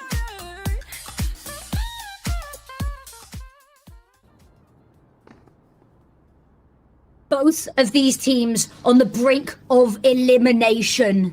Now, focus, 4 rounds up, an opportunity to extend that further in this pistol. ATN, it's an uphill battle. This whole stage has been an uphill battle. If any team can do it, it's them, fighting for a chance to extend their play in this year. And now, as you said, extend the play or fall. No more tier 1 left this year. This could be it. And Focus have stated their goal is Istanbul, their goal is GCC. And they're going to be starting now the defense aggressive. Look how far forward Star is. The space found. She retreats back, and now Focus are going to have to retake the A site. They are indeed. Oh no, messy shots as he takes the opening jewel. Karina does find a trade, will be a couple of seconds but later, but it doesn't matter because the rest of the team comes flooding in. But Mali, always Mali with the double kills in these pistols. The saviour, Celia stepping on up. Now the two of them together collude. They swing one by one. Oh no, where both are. It's messy. Cabot ducks back for the reload. Celia though holds on for dear life, swings out, and the bandit steals the round away. ATN find their 5th, and we have been exactly 50-50 on pistol rounds in this series. Yeah, these teams were dead even on the statistics pretty much. There was less than 0.5% between them, if I'm remembering right. And you can see that in the results. ATN, this is their signature at this point, right? They get a rifle, they get a Marshall, they get the Ares, and maybe they get other things around it. They're not playing here for the snowball. They're playing to win this round as safely as possible. It's not the high risk that Focus did. This is stability, certainty. Because a team like ATN, they cannot be risking it any longer. They need to make sure that they win it out here. Cam broken. This means Cabot has to take the space herself. She's only got a classic, so actually getting up close and personal with Celia here could do wonders for her. Bit waiting with the classic. We know how strong it can be.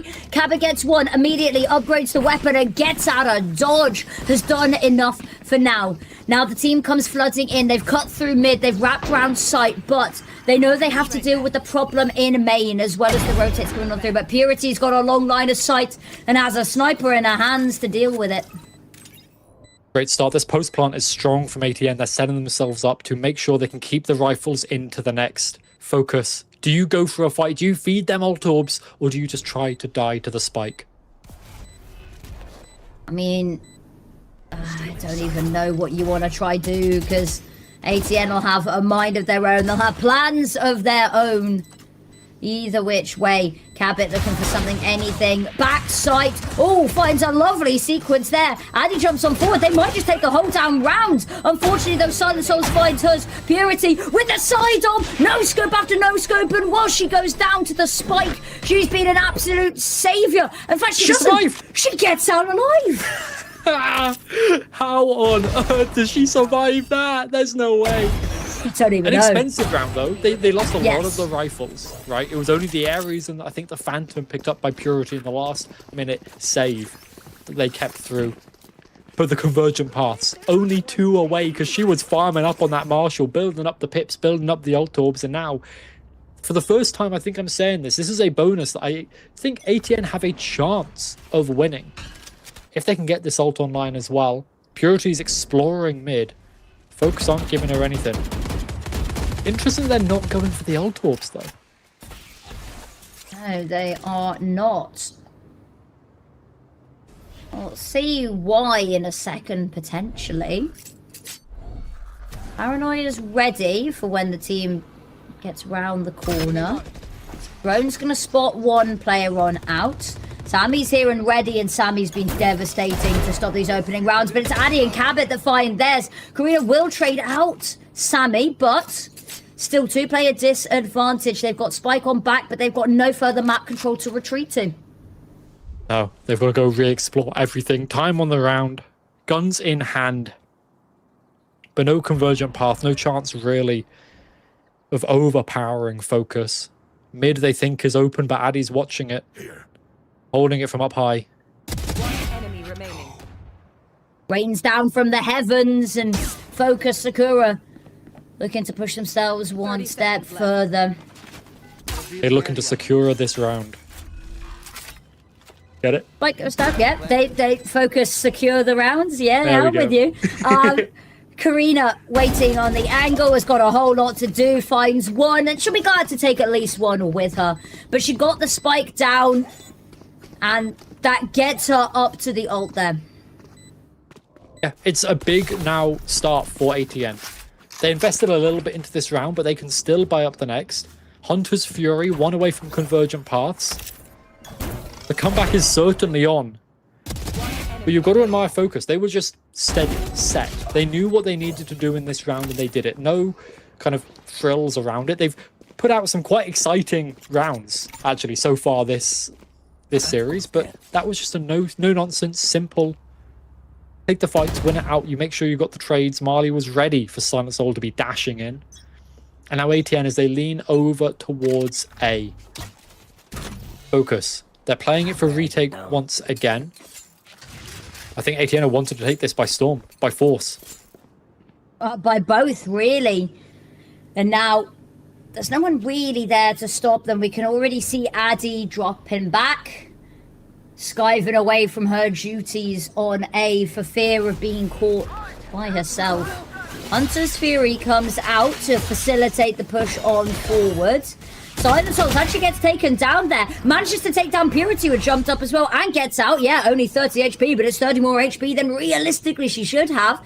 She's got 2 opening picks for the team. And this is the thing with Focus, is they keep just winning these opening duels.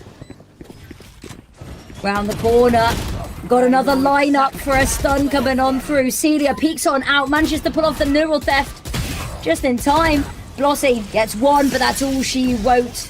And Focus, Defuse comes on through. They can have a picnic with the time they have remaining on this timer, but they don't need to, they don't want to. They'll go weapon shopping, get a couple of upgrades, maybe look for a snazzier skin, but that is Focus hitting double digits. You can afford to when you're running around as a pack like that, making sure, even if one of you falls, you'll get the trade, you'll win the round. Addy's little 2k here was so important, though. It opened up so much of this retake to be easier. Because ATN, when their numbers were down, they were stuck in such a difficult position. And now their difficulty is even worse. They've got the convergent pass, but they've got 2 rifles in this round, which means Focus expected to get up to 11, especially now Star can farm with this operator. Karina shock darts over the top, looking to break any utility that might be there, but there's nothing. And that's so much control taken. Purity's already wrapping around, missed the timing from Mali. And now look at that, backs turns. Oh, luckily she does find it. That's gonna be a weapon upgrade picked up. And now they have that sight, and unfortunately for Star, she's trapped between a rock and a hard place. Jump over's been spotted. She's got the op. Oh, straight into the loving arms of Celia. And now 5 versus 3. 2 players backside. They've been spotted. Location been revealed. Completely doxed. And now Celia gets into position to work off of the information she's so diligently gathered. But no, Sammy finds the pick. Run it back to being popped here as well to try buy them some sort of advantage. It gets immediately taken down, and Purity's taken this chance to wrap around, and the opportunity, the window is wide open. Money gets one, but she's fighting for her life here.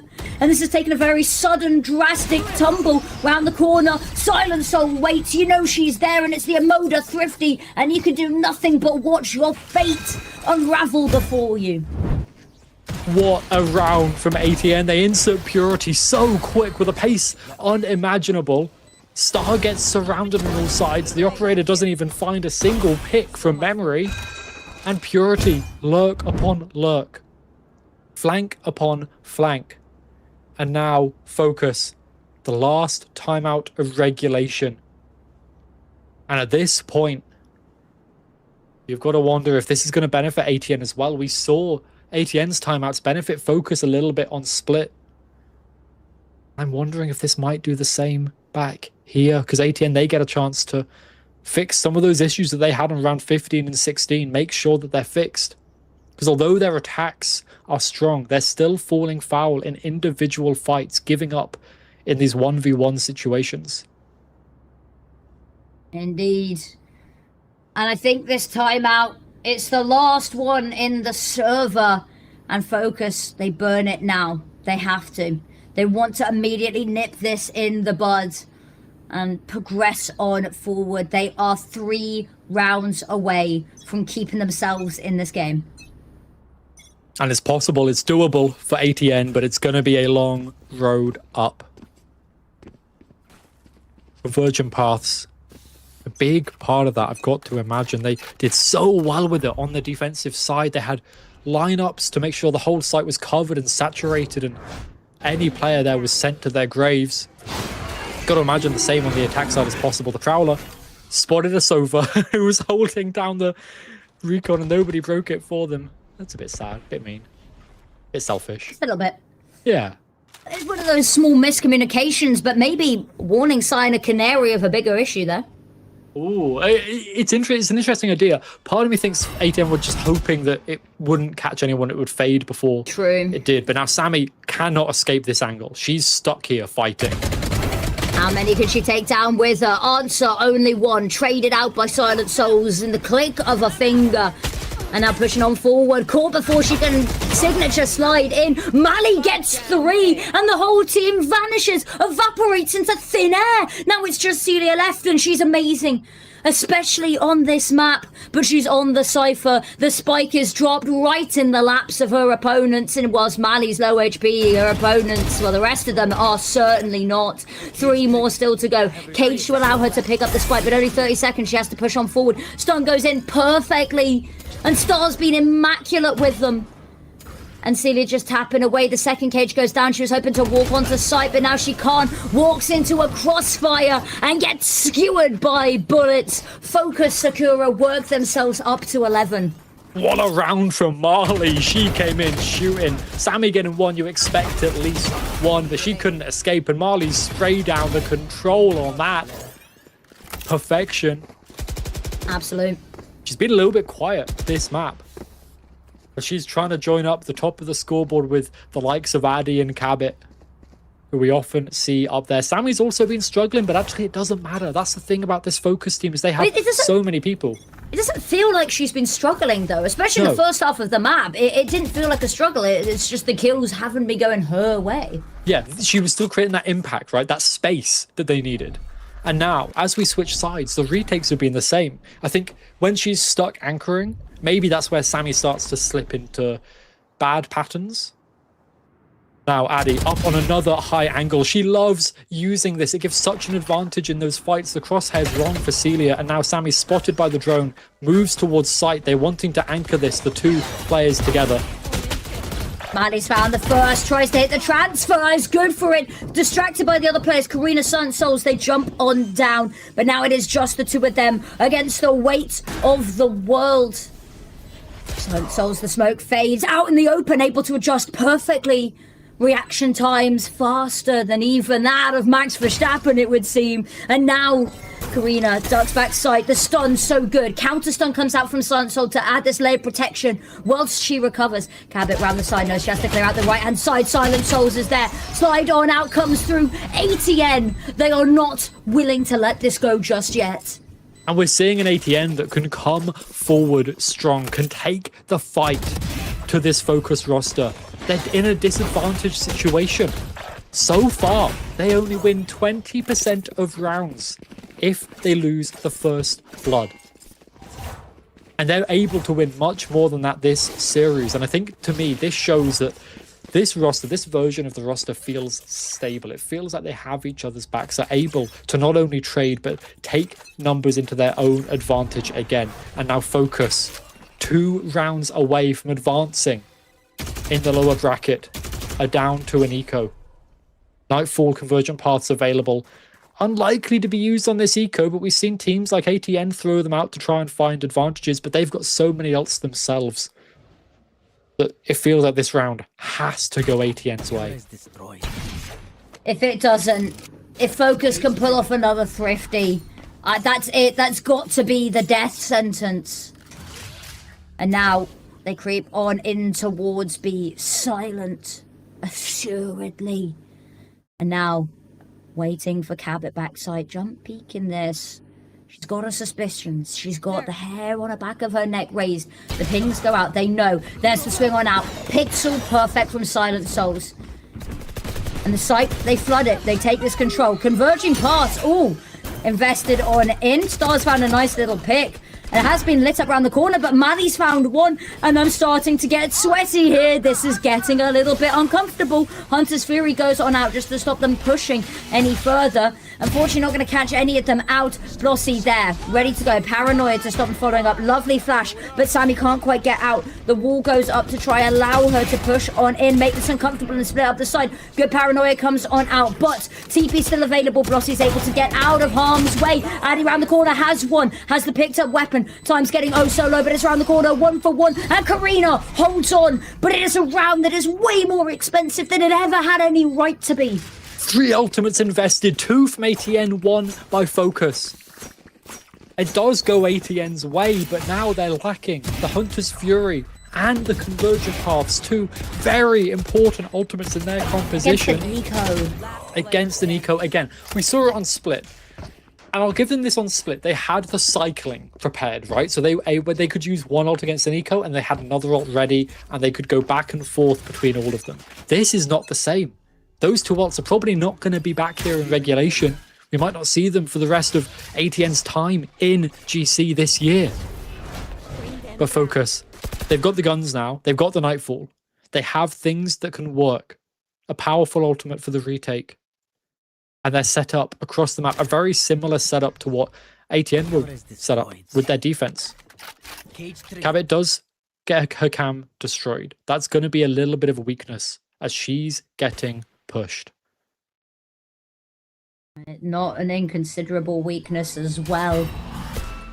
Ducking down, trying to avoid the haunt, but does end up getting broken. That has Star on pretty high alert about what's going on in mid, because they've not been able to, they've not even dared to have a nosing. And now, again, Silent. Don't want to say if it's patience or uncertainty, but ATN, they've been waiting, trying to draw out this time, a play to the extremities. A slow round, Blossy known for these. And they've made the right call. B site is all but open. Cabot is in a advanced position. She cannot escape this alive unless she gets these 4 kills. Teammates joining. TP over. Cool, because it gets them there ahead of time. Cabot, unchecked, has the cage, allows her to escape, but she's fully stunned on up, and the paranoia is perfect from Addy. Kills go back and forth, but it's Focus coming out on top. Maddie waiting, can hear all of these jumps, all of these TPs going on. She's just holding the line. They do have to start making progress though, because they've got to defuse. They catch Karina, jumping on towards them. That's the run it back, taken down, but now it is just Blossy left, looking to TP out of their TP into somewhere safe, but the issue is she has to cancel it, and they're waiting for her to do just that. Star holds the line, pixel angle on exactly where her head's going to reappear. Lo and behold, and Focus have reached series point. Cabot should have been dead to rights, but Addy TP'd over to join to save her. She may have died eventually, but Addy got these 2 and Marley followed it up. The fundamentals from this Focus squad are here. They are getting into the right positions, and now they sit ready to take this map, to take this series, to advance to the next stage of the lower bracket, 5th and 6th. The best result most of these players have ever seen. And now, ATN, a lower buy for Purity. Stinger, she has to go aggressive. She's got to get up close and personal to find the advantage with that weapon. Now, how's she going to do that? She's going to have to dash in. She is, and there's not even anybody waiting there on the other side, but no, looking to stick with her team, play the trade game here. She'll be the one leading the charge going on forwards. Has to be. Wall goes up. And the smoke goes out, blocks off the line of sight. Silent Soul's found the opening pick. And that is going to be Mali just waiting.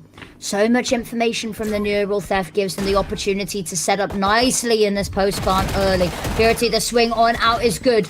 Oh, quick reload has to come on through here. They're dashing back, jumping back onto site there. Another smoke comes on through, forces them to fight in towards Celia's setup here. Rossi's wrapped all the way round, unsuspecting. Mali turns around, making sure she doesn't get anything further than that. But this round is done. It's over. They know that there's still plenty of rope left to hang ATN with. And so they're willing just to let this go, to let them get that 10th and play for a little bit longer. You could see they made the decision to turn back to run, and Blossy had already advanced on her lurk up mid. Sammy almost cleared her out, but it felt like it was a fake clear. Didn't spot her. She was the knife in the back that took another gun away from focus. They can buy up in the next. They've got the money on Mali and on the 2 of the dead players, but Cabot, again, out in the open, not aware that she could be split upon in that way. Partly on the teammates for not being there ready to support. That's absolutely some of it, but ATN have identified a weakness on B. Cabot is often alone, isolated, unable to be traded, and those advantages they netted ATN that round. But now focus. An A fight. We've not seen one of these for a couple of rounds.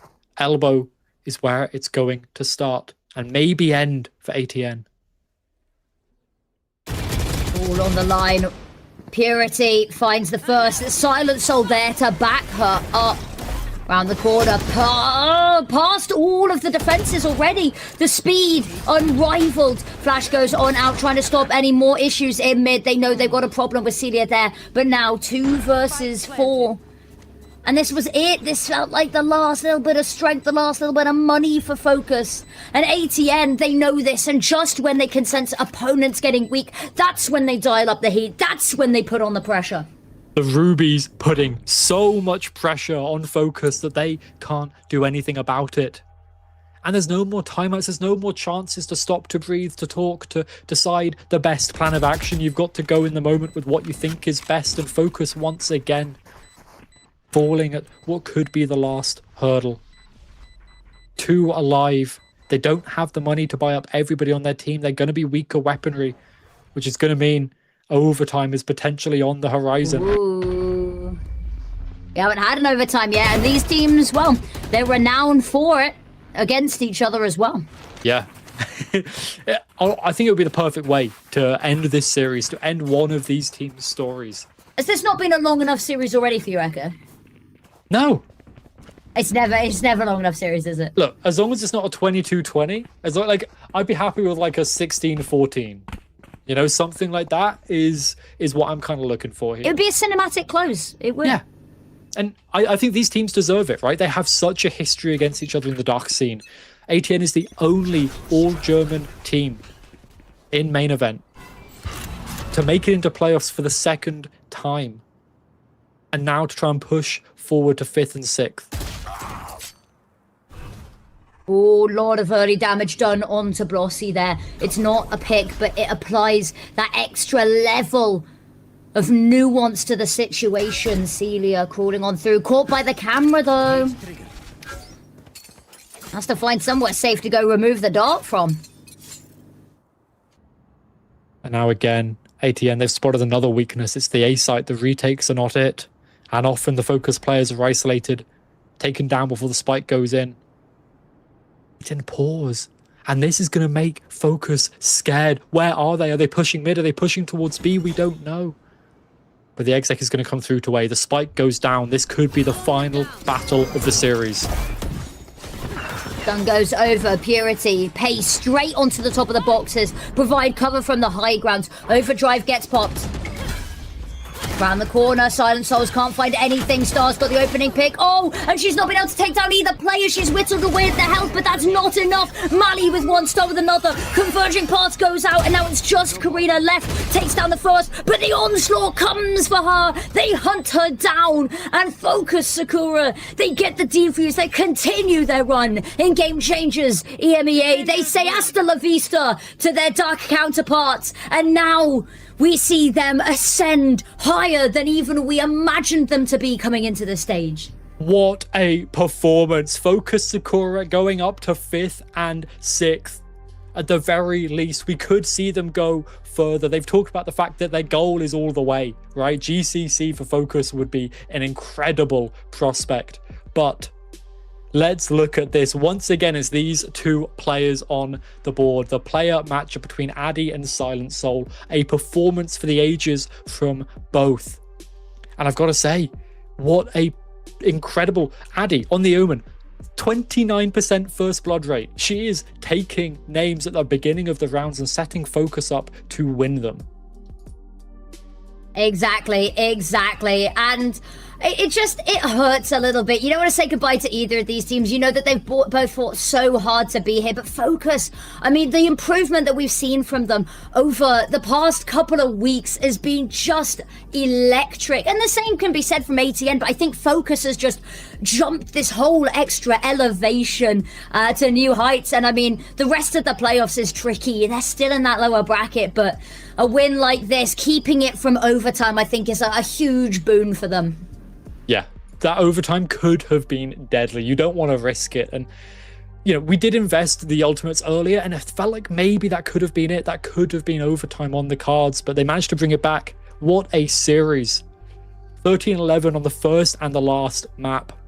Lotus was really a performance, a show of Focus to say, you know what, we are here to fight. We are going to win this series. And it felt like they had it in the bag from there.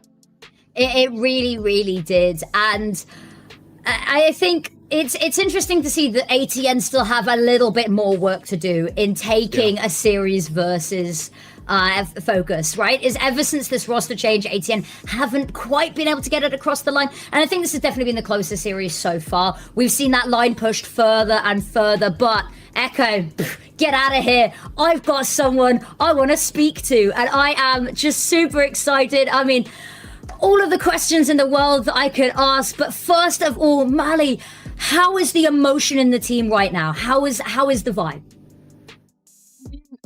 Obviously, we're so happy that we won, but I think it got very close and it was stressful for us, but very happy that we won still. Well, I mean, talking of the stress, you were down a map on the brink of elimination as you went into Lotus, and then you managed to reverse sweep. What were the conversations like between the maps to get yourself ready for the next fight? I mean, we basically just try to not overthink it a lot because we are very strong on Lotus. We play quite differently on Lotus than Split, and I think we didn't really have to adapt a lot of things on Lotus, which made it really easy for us to just keep our game plan and just like be confident in what we're doing because it was working. Now, talking of the game plan coming in, ATN were switching their comps up like there was no tomorrow. How did you prepare against a team where you don't know what they're going to be running on each map for sure? I think we did keep it very much in mind that they could swap the comps. So we were just talking about like micro like adjustments like pre-game to like, for example, if they have like Chambers gonna play up a lot, like what we do to that, and if not, like we'll obviously play quite differently. And for Split, like we didn't really think they'd do like change, but like they did. But I think they still kept their like plan the kind of same. So I mean, we did our stuff, but they did their stuff a little bit better. So. Exactly, but you won the overall series. You keep going. You're one step closer to Istanbul and then potentially even further ahead to Sao Paulo if this trajectory keeps up. I have to ask them my last question. If you got to choose between Giant X and SK Nebula, who would you prefer to face in the next match? Who do you think would be the more fun opponent? The more fun opponent, I think, would be SK, definitely. I like playing as SK. But I think the easier game would probably be GX. Yeah, so we're either in for a good time or we're in for a fabulous time. But I am going to let you go. I'm going to let you go celebrate with the team. Thank you so much for joining me, Valley. And yeah, enjoy the victory. We'll see you soon. Thank you. Bye, guys. Wow. Always a pleasure. Welcome back. I'm sorry for kicking off like that, but I mean, Thank you. it's so lovely to get to speak to the players at the end of the matches. And it's a team that focus, even though that they said that they're a little bit more of a free-form team, right? That they're still having these really intricate conversations between maps to say, right, here's what we do if they play this. Here's what we do if they play that. That they're putting in the work. And that free-form is not just loosey-goosey. It has the structure and the backbone to keep it rigid and together. Yeah, they've got these little pieces of structure that they can bring into the freeform moments, and it felt like that worked wonders for them. But I've got to say, commiserations to Alternate Attacks Rubies. They've been such a mainstay this year. Yeah, they got relegated in Stage 2, but they fought their way back.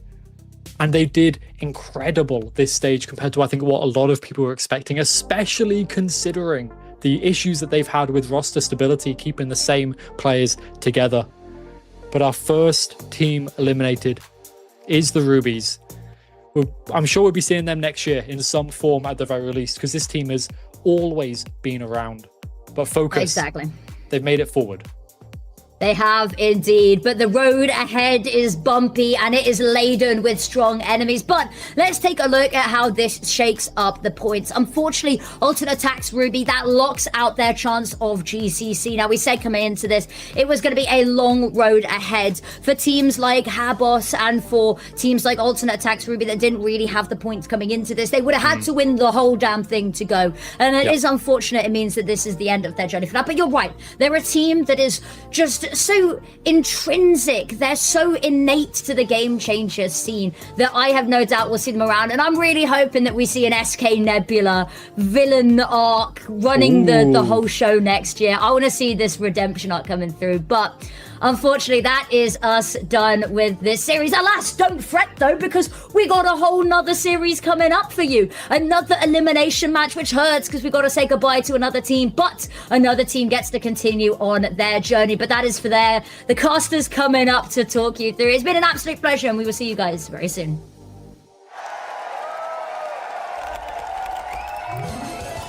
Red Bull gives you wings.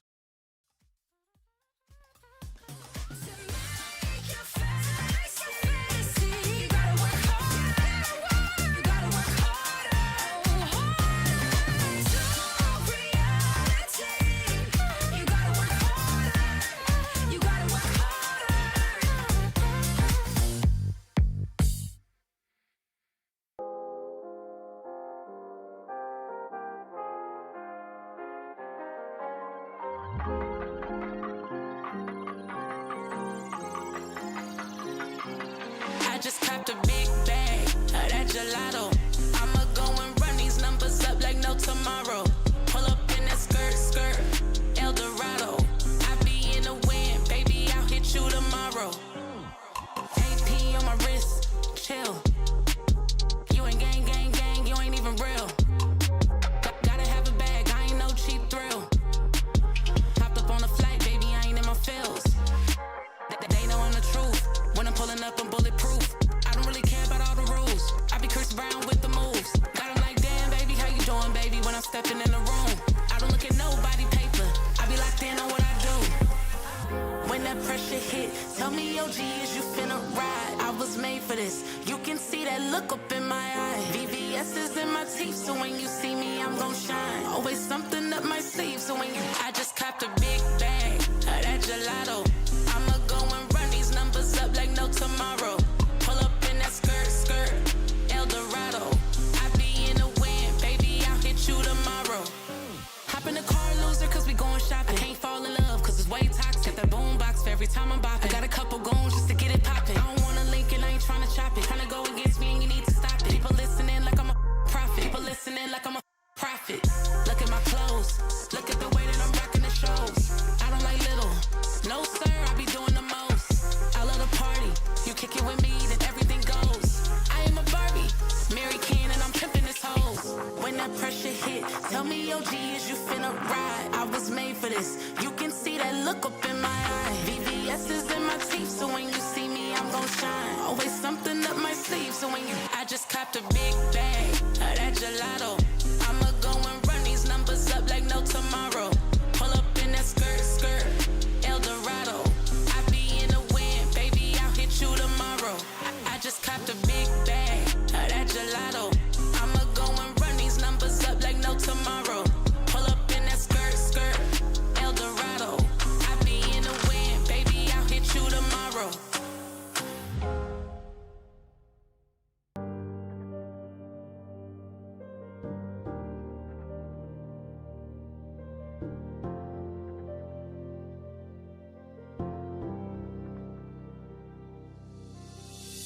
Do you feel what the eyes can't see?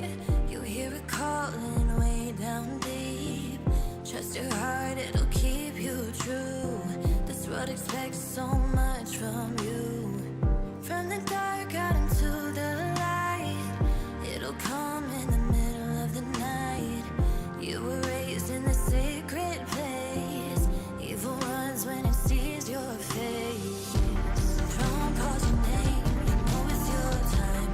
Good will stand and the shadows will hide. 1,000 souls listen at your side. Take your people into the light. They won't take you alive. Stand here and fight.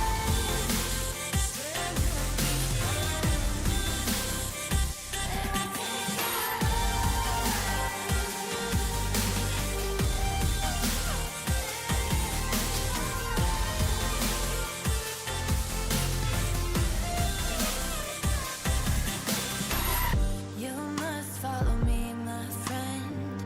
Stay together, we can make it home again. Take a look at this place once more. The people, the home that you're fighting for.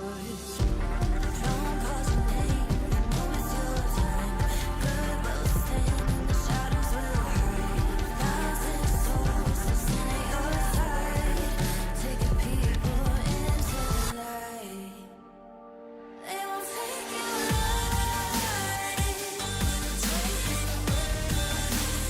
Stand here and fight. They won't take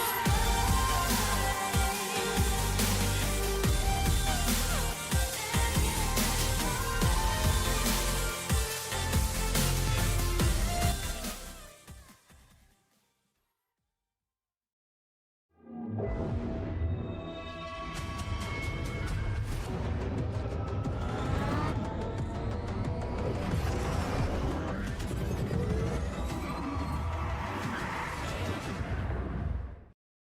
Hey! Hey, Tom. Alberto was looking for you, by the way. Really? Yeah, you better get there Okay, quick. I'll go check.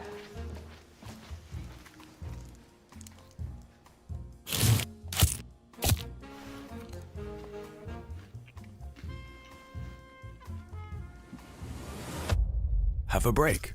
Have a Kit Kat. Tom Biz. You've had your fun. It's my turn. At Carmine Corp, we demand the best. This is what backs us up. The Razer Iskor V2 New Gen.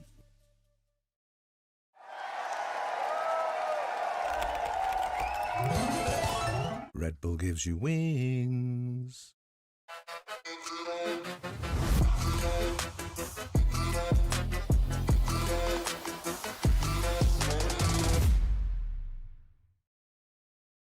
Welcome back, ladies and gents. We have ourselves our second elimination game of today. The lower bracket continues to ruin the road to Sao Paulo. I'm Retro, joined by Summer, taking you through the action here today.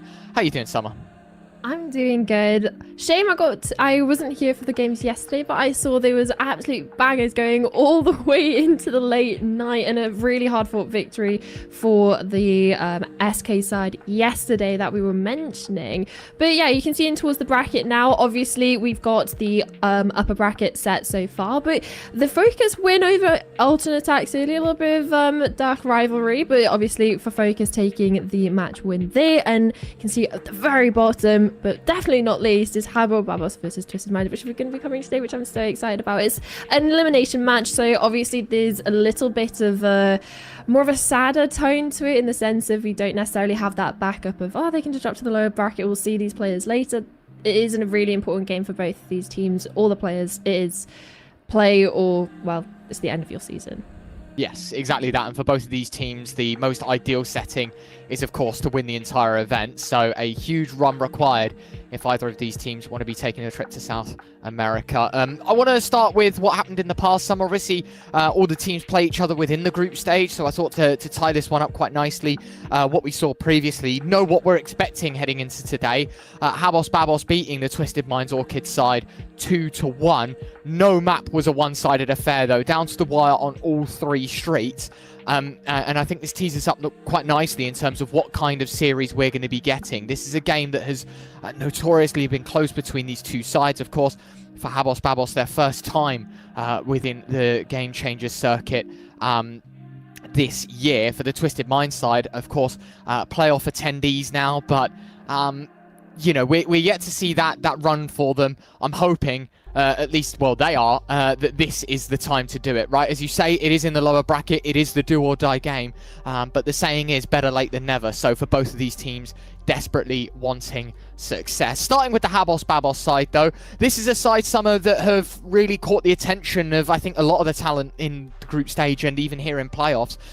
You know, to come out of the promotion relegation stages at last stage to now making playoffs in your first swing over the home plate, I think they can be very, very happy already with the performance we're seeing from them.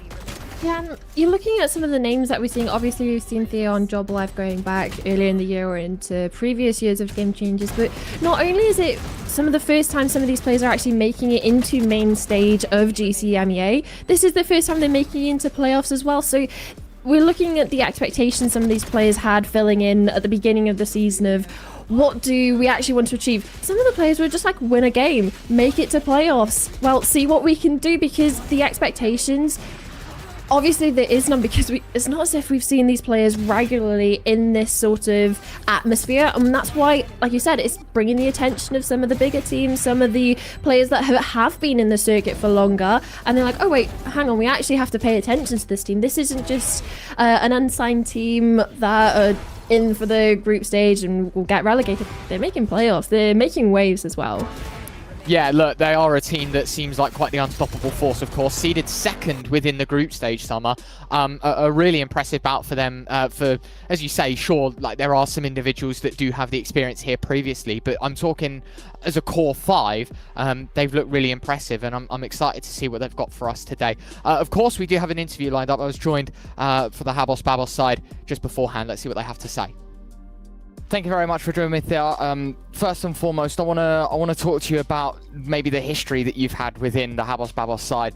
Not long ago, you were a substitute, and now you're here playing in Stage 3 playoffs. How has that journey been? So at the start, they just asked me to play as a sub, but like there's just something happening in the team, so they asked me if I can play all the stage.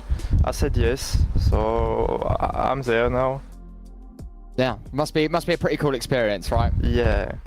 Obviously, you've had to learn a variety of agents as well as maps.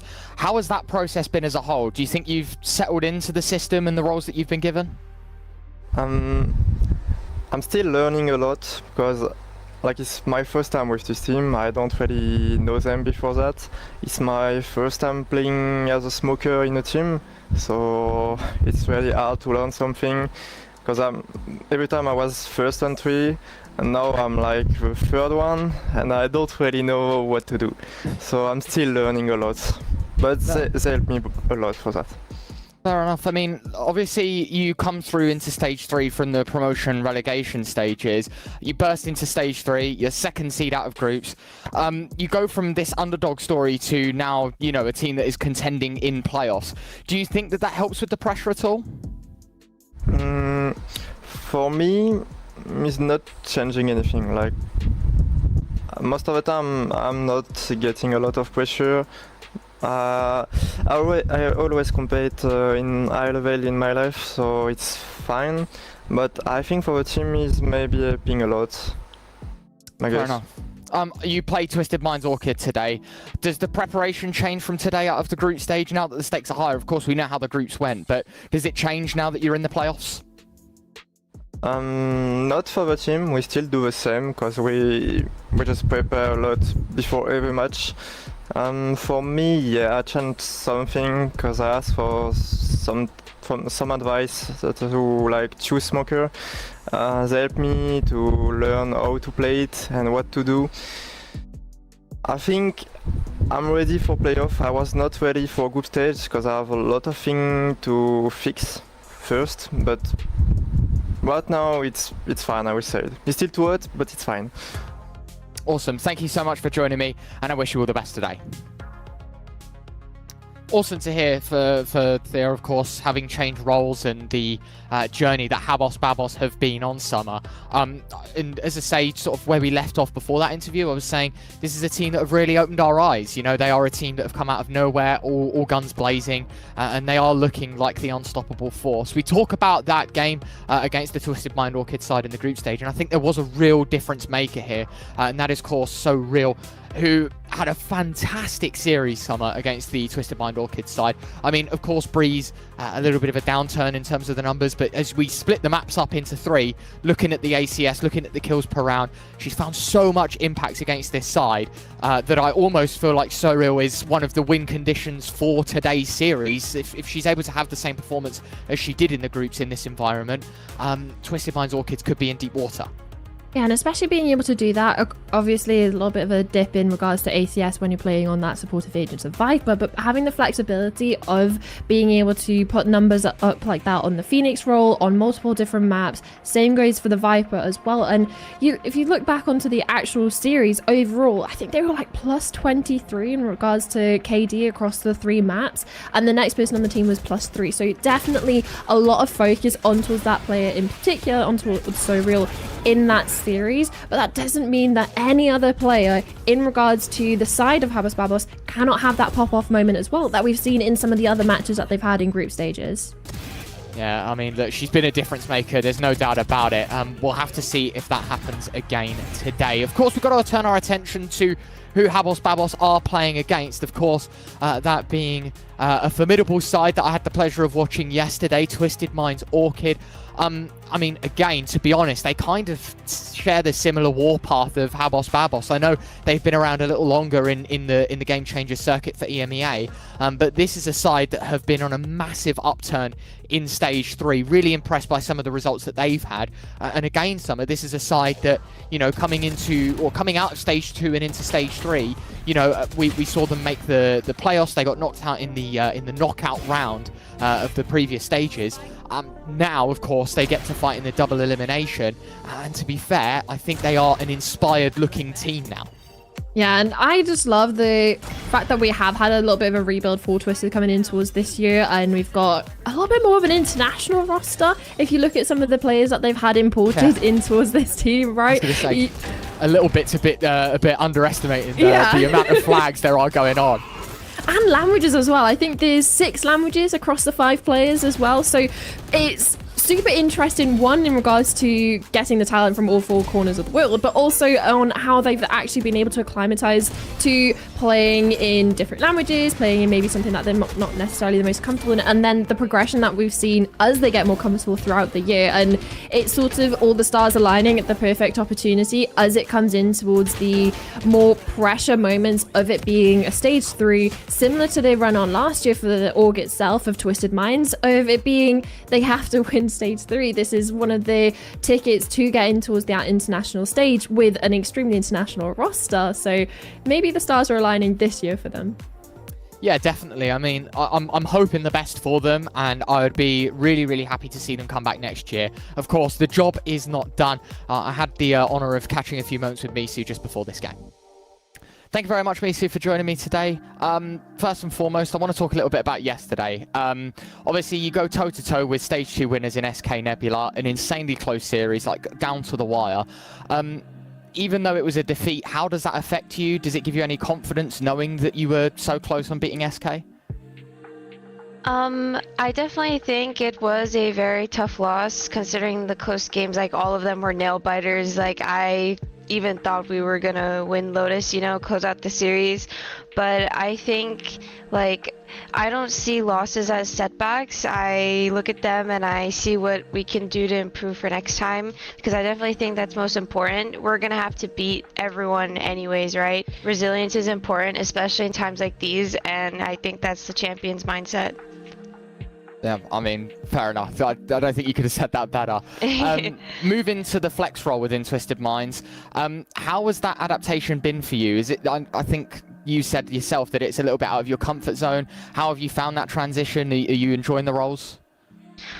I definitely think it's a pretty big transition for me, but I'm willing to take on the challenge, and I think every team needs like a good flex player, so I'm happy to step up and do that for my team.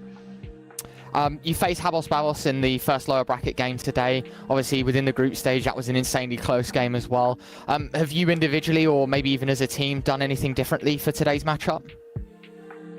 I definitely think we are looking to focus on ourselves more this match. I think we're a great team that can shine, and of course we're going to do a little bit of scouting in this, but we're going to just focus on ourselves today and make sure we show you guys the best possible version of our team. Awesome. Thank you very much, Macy, for joining me, and I wish you all the best today. Thank you.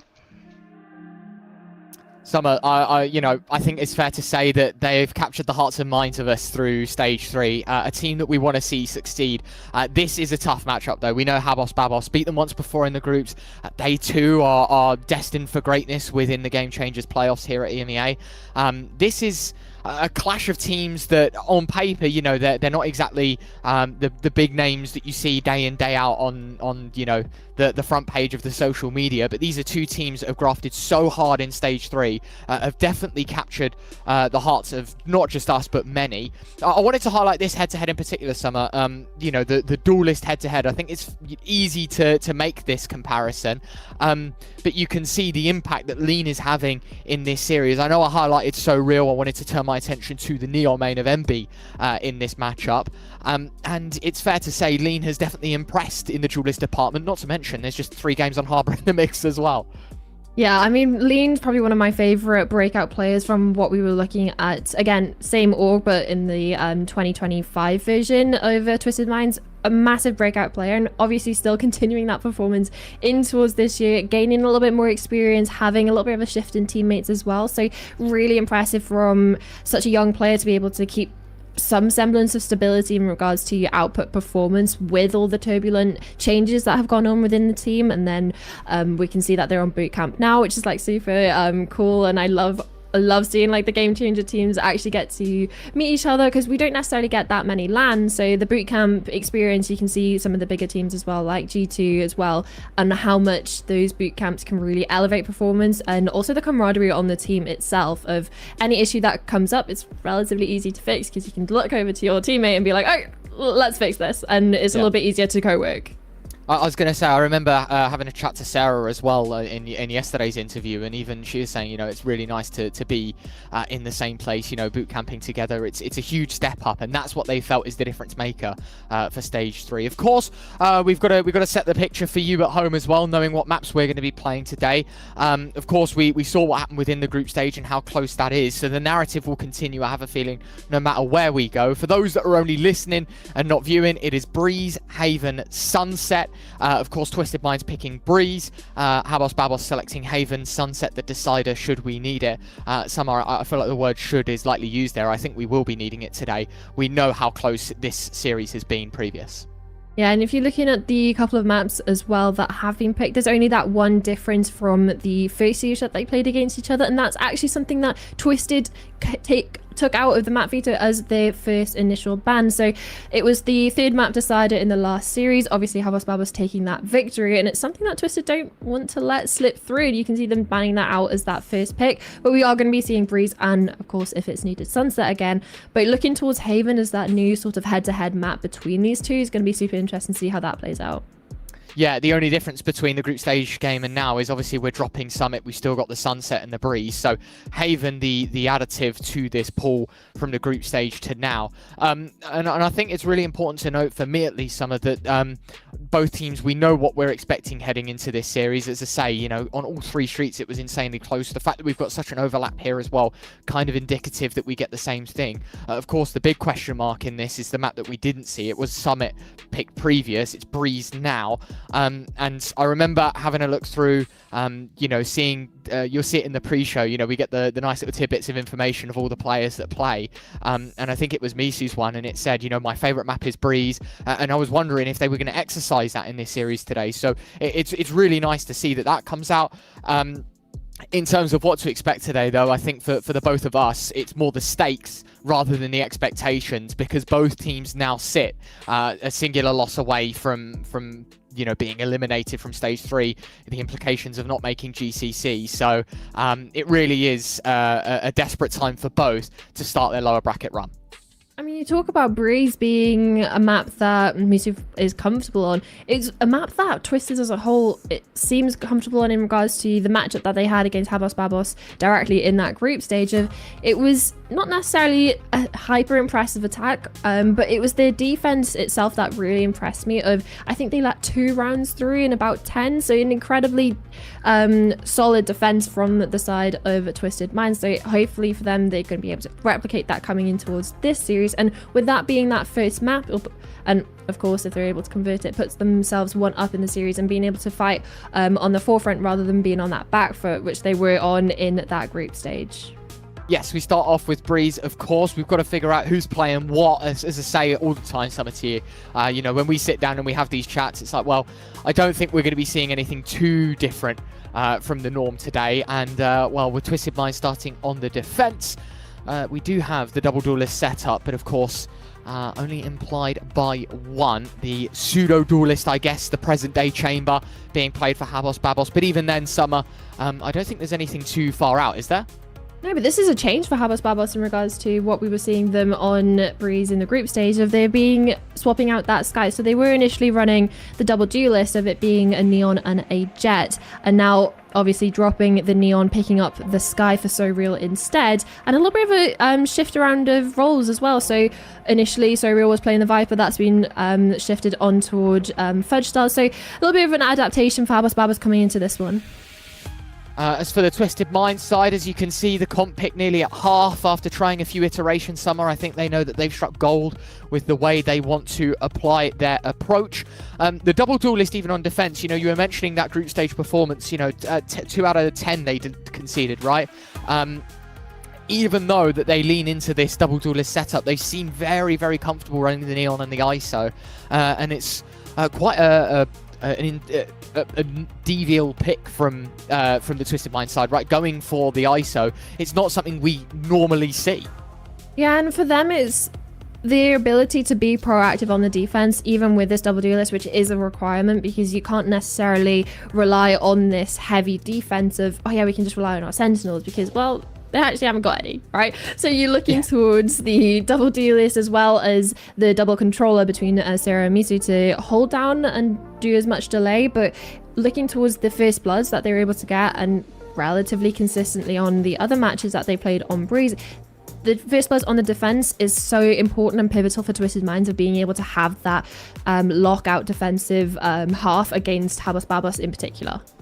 We go into this series, Twisted Minds, Orchids, and HABO Babos on brink of elimination. The question is who, not when. This is playoffs day 3. One of these teams will be sent home with no aspirations of making GCC by the end of it. We start here on Breeze. 3 maps queued, should we need it. Map 1, right in front of us, Summer, and of course it is Twisted Minds, Orchids starting on that defense. And an interesting stat line for you, the headshot percentage on Misu, despite playing the Harbor, nearly 60% facing the HABO Babos side, hoping probably for the same numbers today. And at least for HABO Babos, they're going to have to watch their heads. There's a couple of players are sharpshooters on the Twisted Mind side, so that's the thing they have to worry about for them. Early aggression, so early, 1-for-1 trade. Misu trying to create some distance between herself and the enemy, but it's Graham's that walks away. Her life, unfortunately, that damage nullified. The heal from the sky, pushing all of those players back up to full. And in the meantime, Thea has found a bit of wiggle room out towards A. But with the progression of Graham's down through elbow, you timing. can have information on the rotate. But yeah, like you said, the timing of Sarah and Thea.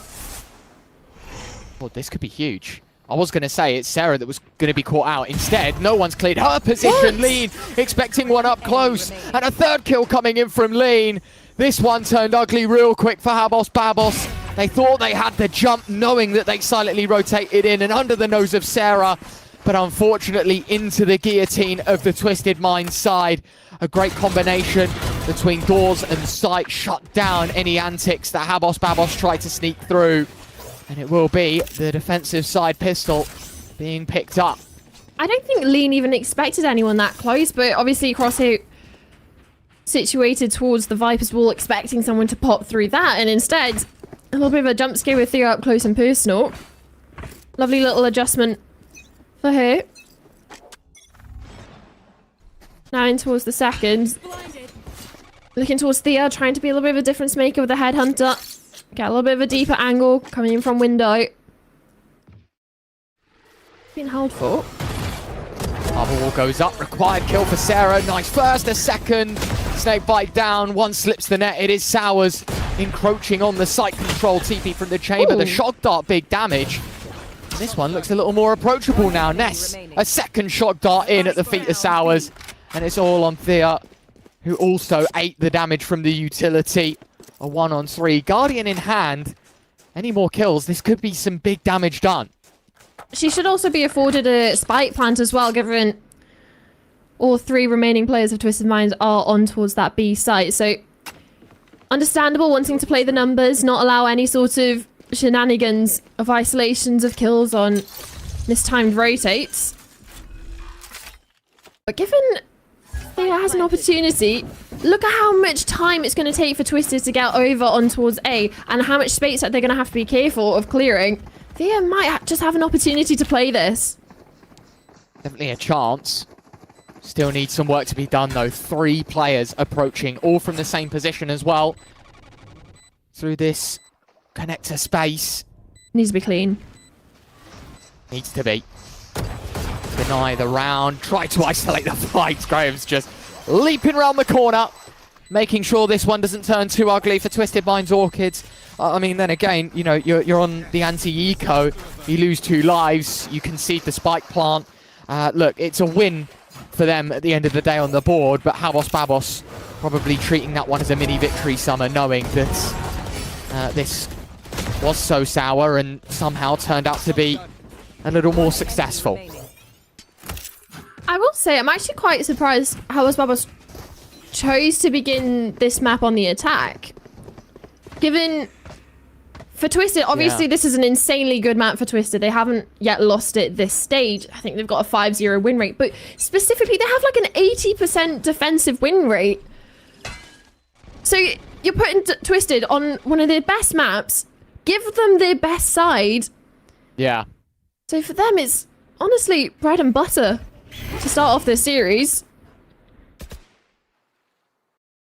Confident approach taken by MB towards middle. Now that Habos Babos field the rifles, we'll be looking to force the Twisted Minds Orchid side to concede. Graham's trained in middle. Marshall in hands, creeping forward. So we'll be under the nose of a couple here. Does he get cleared? MB, I was going to say, the wall not deep enough to go clearing the entirety of it. Eventually conceding that control, rejoin forces out towards B. So this site tested once again, and it's into Sarah, who has been scarily good so far. A little bit of support as well from Lean. Ball goes up. Sarah round the corner behind the snake bite. How many go clearing? It's a good start. Wallbang headshot onto the first, but so real. Quick to the trigger to trade. 2 on 4. The spike needs to be considered, so picked up by Fudge Stars and set down in place. Plenty of time to do so. Of course, being on a Bulldog and a Marshall Summit, you are expecting this retake to come in. The question is how much damage can be done. A little bit more healing going out to the remaining teammates on site from So Real, so bolstering up the post plant even more. You just want to be seeing from Twisted what they can get done, because, right, it's a bonus, but making it as expensive as possible.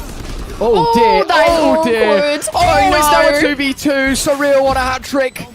Asking for a quad kill. Dome set. Wall to go up. The swing before it goes, though. Misu caught out a really nice attempt, but a quad kill from So Real to set the record straight here on Breeze. And to be fair, Summer, I think exactly what we were looking for out of the Twisted Mind side. Make the round scary, do some good damage, and kind of force the hand a little bit here of Habos Babos, knowing that the finances aren't going to be at their strongest right now. Yeah, and you look at what you see Graham's being invested into by Ness, dropping her over for her teammates, is the operator. So we saw Graham's beginning the rounds a couple of times now over towards that mid-doors position. But given Habos Babos' propensity for B, decides to shift the attentions there. Good bit of information for Lean. Turns out the ISO util gets the information that the wall goes down, so you know the Viper is sitting outside A. There will be no rebuttal from Fudge Stars. Buried 6 feet under outside A main. Advantage given to Twisted Minds Orchids once again. And with the statistic that you put in front of us, Summer, how strong they are, you got to think their conversion rate in the 5v4s is pretty good. Misu goes wandering down middle, though, and will forfeit the lead they once had. Silver lining for Habos Babos, getting that kill on towards Misu, but... Oh, look at the fake. Yeah, that's pulled everyone over towards A. B is a completely free site. Now, Graham's not going to be able to get situated and posted up on that B main angle with the operator, so it's going to be an awkward retake for Twisted. And it has to be a retake. The harbour wall goes up. Habos Babos know that, well, now that the site's clear, Twisted have to be sitting behind it. There's no way they contain any enemies. Ness is still worried about people playing towards mid-doors. They have no grips on where the forward players of Habos Babos are. Double tap engage for Lean. Closing the gap towards site, peeking around the edges of the walls as it comes down. It's Dia that draws first blood in this post plant. Sarah, quick trade, So Real. Tip the scales back in favour of Habos Babos. Graham's up over the top, dinked and dead. And it will be Twisted Minds that have to concede because So Real, yet again, posting a multi-kill. 3 in this round, 4 in the last. 7 in total in the past 2, Summer. And I've got to say, 5v4 feels like a bit of a fumble here for Twisted Minds because now their economy put under the microscope. And it comes down to that mid-round indecision of, well, not even just the decision, the fake coming in from So Real, not only posting up the numbers, but with the ultimate being popped close towards A, drags the Twisted Minds players into an uncomfortable rotate. And like I said, there were 3 players retaking a site when Ness was still worried about a player being close towards mid-doors or in towards bottom mid, so he was very disjointed from the side of Twisted Minds, and it's just the chaos that So Real was able to cause.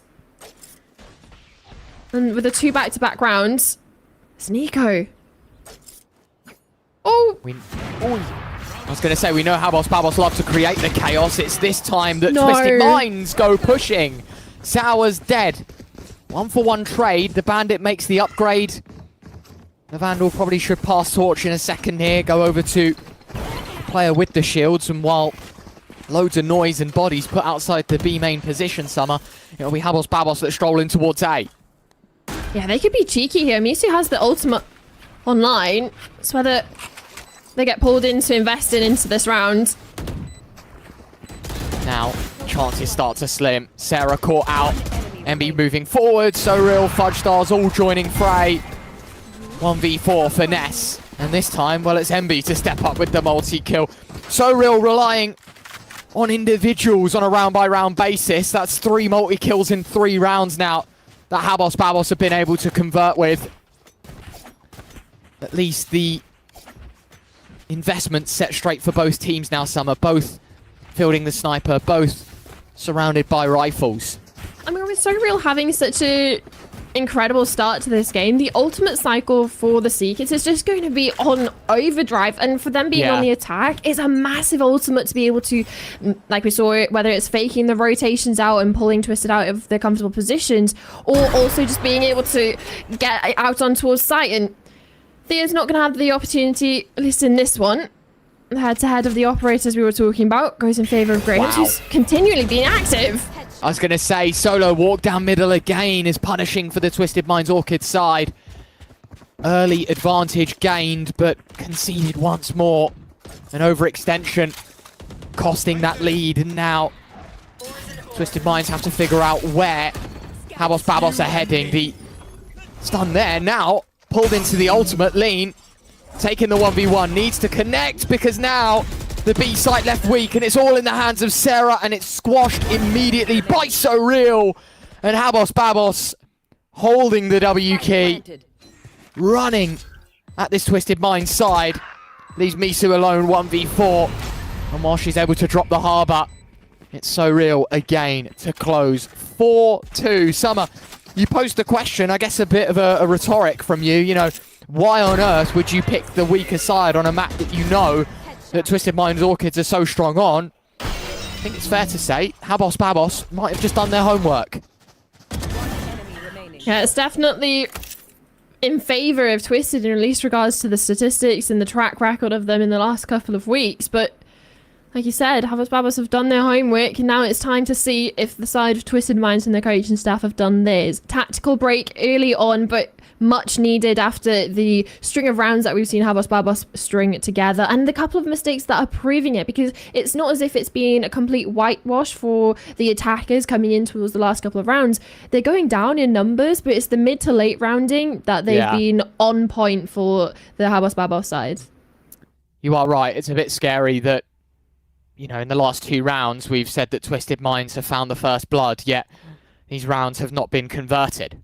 And it's a completely untradeable first blood both times, and it's the re-aggression that we saw from Misu walking down mid or Graham's wanting to go for more with the operator that gets them caught off guard in the isolated positions that's starting to, whether it's allowing HABO's Babos to equalise or get the numbers back in their favour. So it's definitely, hopefully, something that the coaching staff and the timeout's been used to address. But unfortunately, they're not really going to have any weapons in towards this one to put good use of the tactical timeout.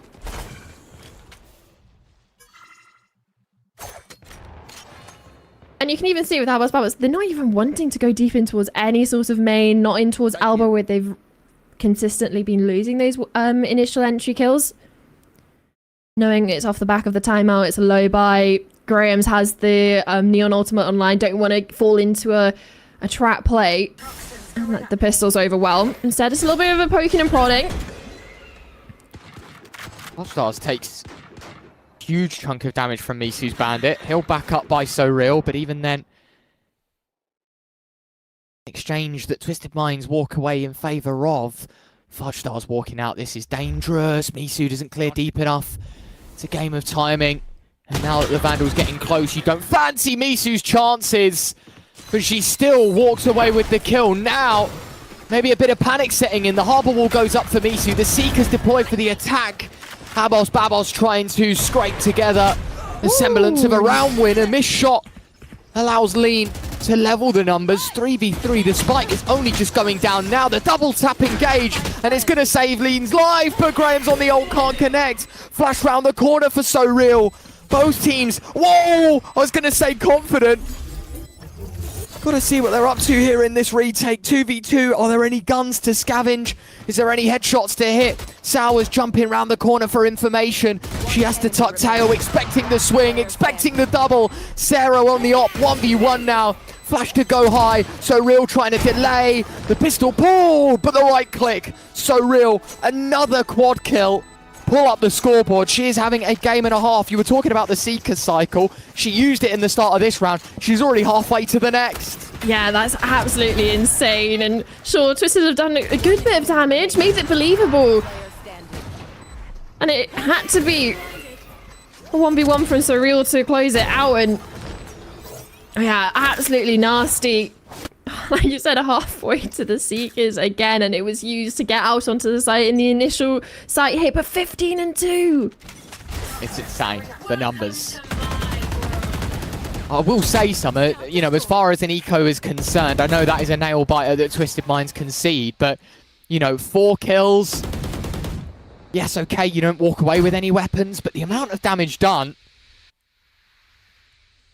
it does give you a bit of confidence heading into round 8. And as you can see, again, there is just a level of timidity for the HABOS Babos side, knowing that, well, if Grahams has the op, she's always wandering about trying to find the damage, the opening kill.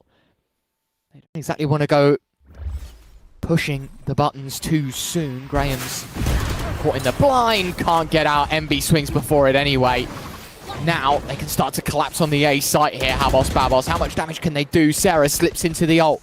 The Viper starting A, throwing a bit of a curveball. The flash through, Sarah taking damage. Integrity of the pit about to drop, but in the corner of the smoke, but can't connect. 3 on 5. Lean has something to say about it, but it is another retake that Twisted Minds need to convert. And while they were lulled into the A site, B could be under the microscope. Ness 1 for 1. Spike spotted in middle, trying to make its way up. Lean needs to catch the timing, can't connect the shot, however. They are on the angle, 1 on 3 for Misu. And even a Viper's Pit invested on top of that. You're looking towards the money. You don't even necessarily want to see Misu even go for the exits here. Sour's already looking, already hunting. Going for a gander in towards spawn, now in towards mid. Misu does want to put her hat in towards the ring. It's a shame you have to die. Swinging a hit for Veer. Closes the round out in emphatic fashion. 6-2 the scoreline, Summer. And you got to remember, this started with a Twisted Minds Orchid pistol win and conversion. So it is 6 on the bounce that HABOS Babos have delivered. The Twisted Minds Orchid, you've got to consider, well, what was said in the tactical timeout, what needs to be changed, because now you're not fighting for victory at the end of the first set of 12. This is just to tie the scoreline at 6 apiece heading into the second half. Yeah, we've already had that timeout, like you mentioned, in HABOS Babos. A little bit of a pace change, fast in towards A, and it's only solely defended by Misu. See what she's got. So much pressure. And while she's able to crush MB's ult, Fudge Stars ever present for the trade. Vandal alongside 3 Sheriffs for this retake. Graham's making noise on the door. It's going to bait the vision of Thea around just in case someone's close by. Lean investing some U2 alongside Graham's into the vulnerable though. Fudge Stars as free as it gets.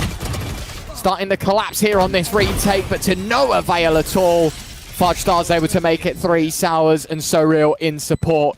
The Seekers are online for a 3rd time now, Summer, just to point that out again. 16 and 3.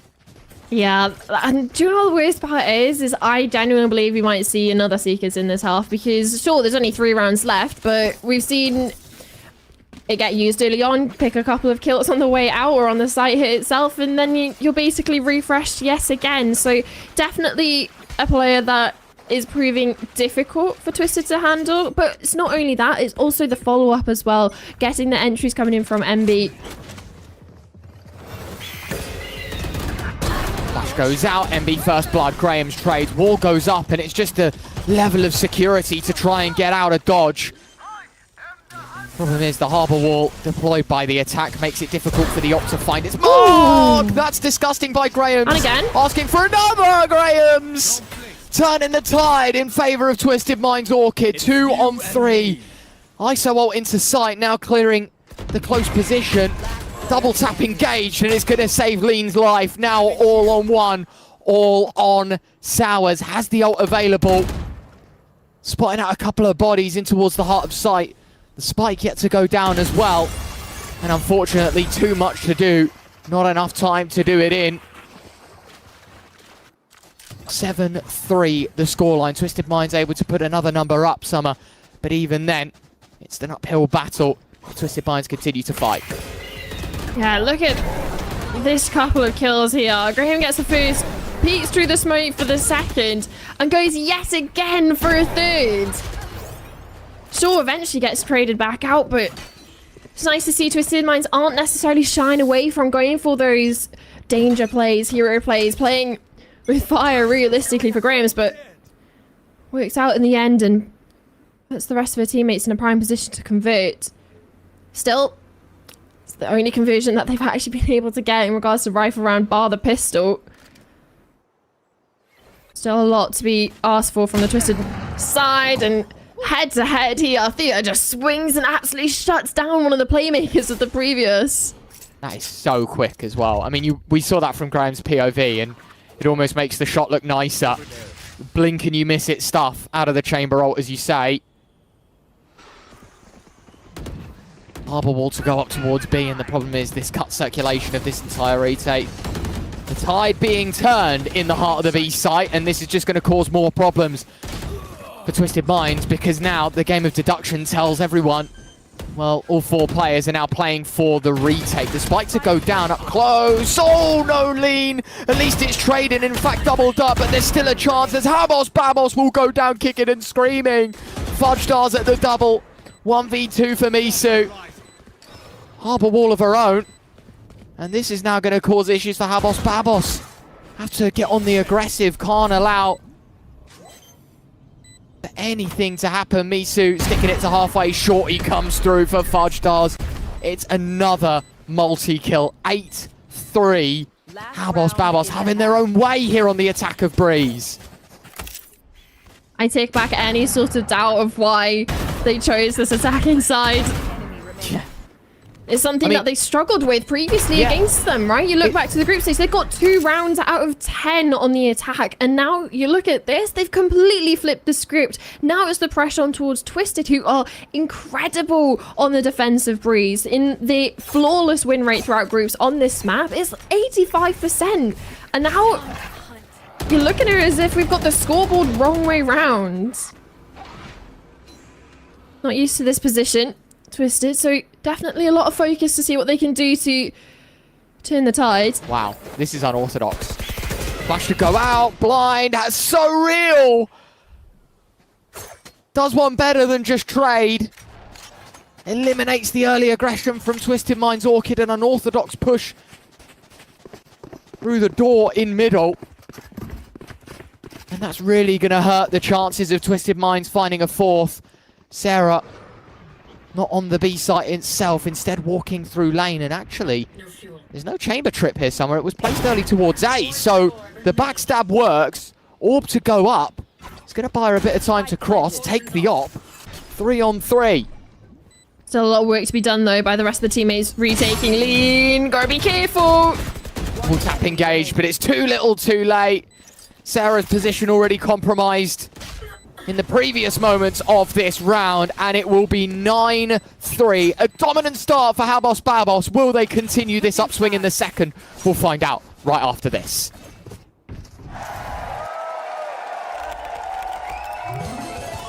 Red Bull gives you wings.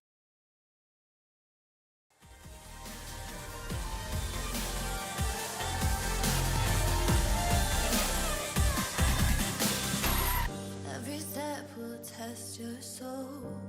You will walk out pure and whole, stronger than the day before. Tomorrow you'll fight for more.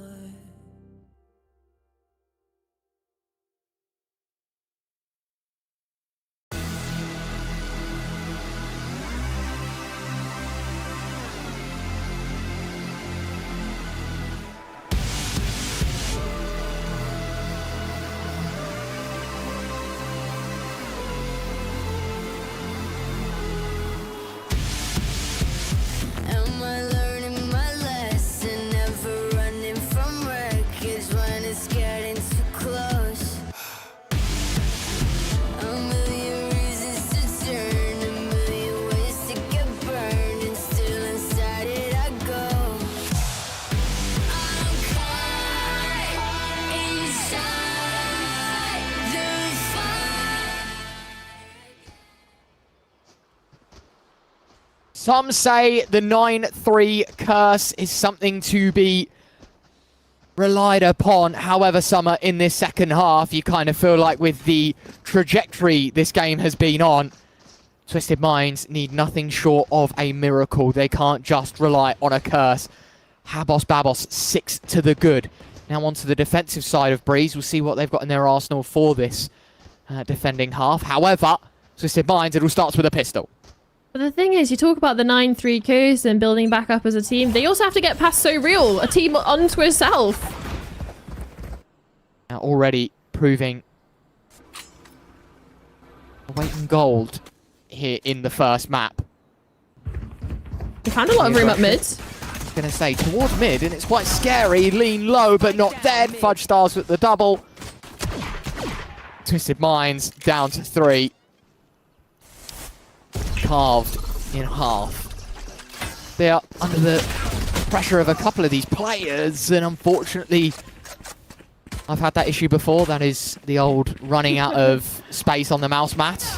Yeah, ankles broken by Graham's there, but for Twisted, manages to find themselves out on towards site, spike down, and you also have Theory in this double doors position to hopefully help with the crossfire that they can try and set up as they push past yellow. Ooh. Wow. Nice shot from Sarah. Needed a lot more than just the one, though. The number's starting to thin, but it is for both sides. 2-on-1. A believable round for Ness. Tagged up by the HABO. Headshot found. 40 points of health. Fudge Stars on the other side of it. Goes for the right click. Fudge Stars. Another triple kill. Bit of disrespect at the end. A bit of body spam. I mean, to be fair, at 10-3, I think Twisted Minds have bigger fish to fry than worrying about who's shooting who after the round concludes. But only 3 away from victory here, HABOS Babos. Yes, the initial pickups here, just unfortunately nothing going in favour of Twisted, and you're looking towards the site itself. Grahams gets one, tries to isolate another, but ends up putting a lot of pressure on towards Ness in the 1v2. And a continuation of the streak that HABOS Babos were piling up on their own attacking half, now switching over towards the defense, keeping a similar tune. The fact of the matter is, it's 10 of the last 11 that HABOS Babos have won. Now that's brave from Graham's. Good start, but nice trade. Fudge Stars, how on earth is she finding so much success from behind? Thea, all in the hands of Ness. The burst on the Stinger. Could not tell you the last time I've seen this. And unfortunately, to no avail, MB shuts things down with the Guardian. I love that Twisted aren't shying away from going for an aggressive play, speed switch up, forcing up on towards the weapons, because their backs were against the wall. It was 3-10. They needed to get something done rather than rely on, well, flawless attacking half. And yet, instead, gives HABOS Babos the prime opportunity to put themselves up on towards map point. Twisted down on towards Sheriffs, a Bandit, sure, in the mix. But for HABOS Babos, this is essentially a rerun of an anti-eco. Hey, that Ness has just been tagged, so there will be no doors control. It's just all through the heart of A main. And into sight. Spike will go down without ceding any numbers. Dinked and dead, Graham's. A double headshot through the box. Tips the scales, but it's still arguably in HABOS Babos' favour. They've got the weapons to work with. Util to go up. Got to be a kill. Has to be. Misu dead. And the assistance of the Flash, the bird coming in from the sky. Dia, one with the headhunter. A second as well. Looking for 3. Lean. Nice shot. Not to mention, Ness on the shock darts. It has forced the hand a little bit here of HABOS Babos. Needs to be stuck. Recon goes through. Lean gets another. Swings on in. Stuck to half. There will be enough time to complete it. 12-3. Map point, HABOS Babos. Yeah, this is the concerning aspect now for Twisted. It is going to be perfection required.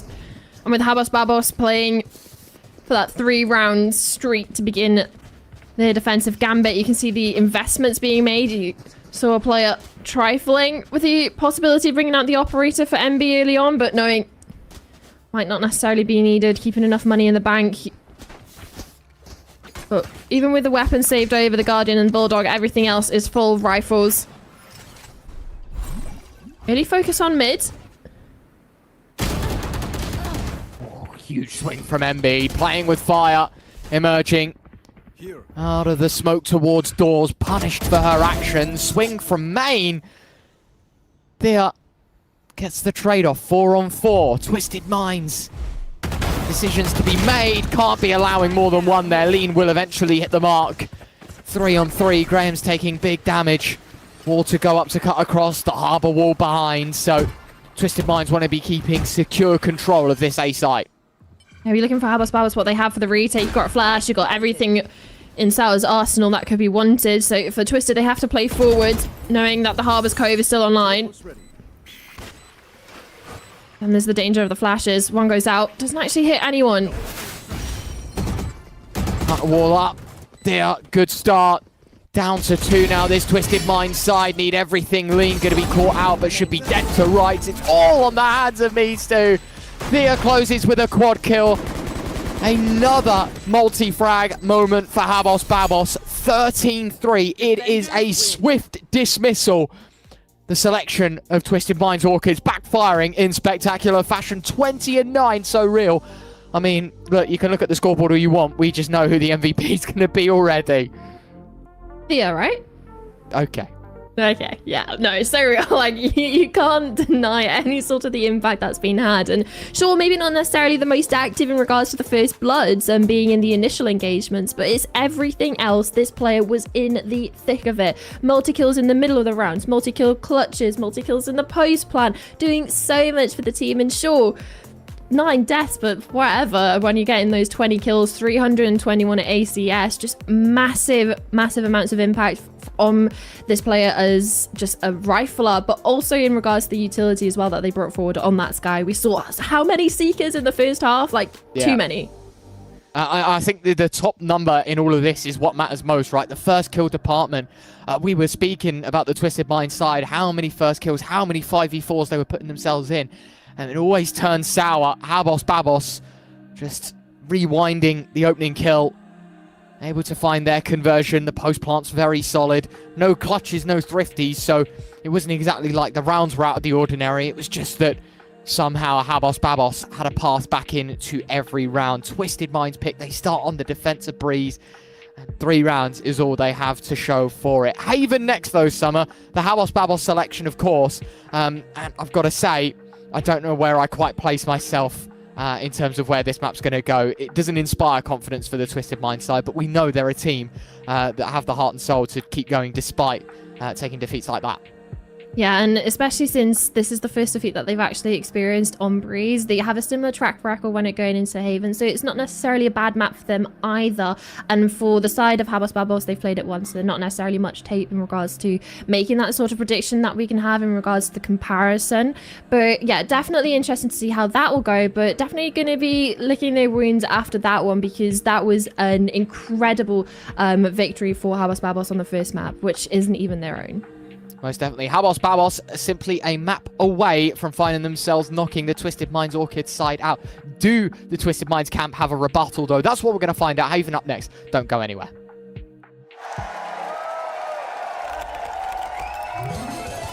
Red Bull gives you wings.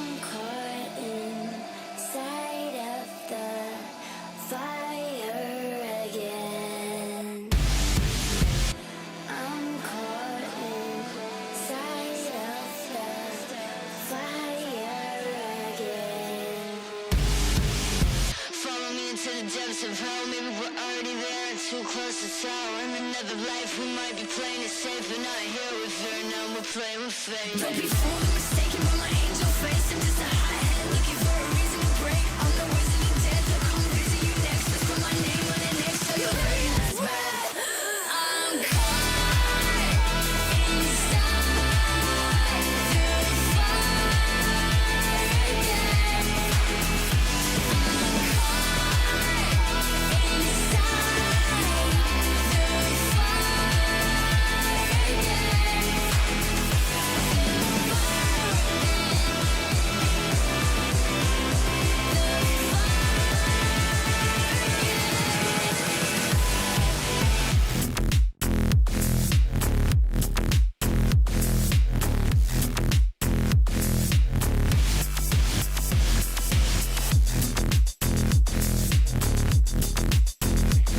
I'm the wizard of death, I'll come visit you next. Whisper my name on it next, tell your very last. You got that something that all the girls want, all the girls want, all the girls want. Give me that something that all the girls want, all the girls want, all the girls want. You got that something that all the girls want, all the girls want, all the girls want. Give me that something that all the girls want.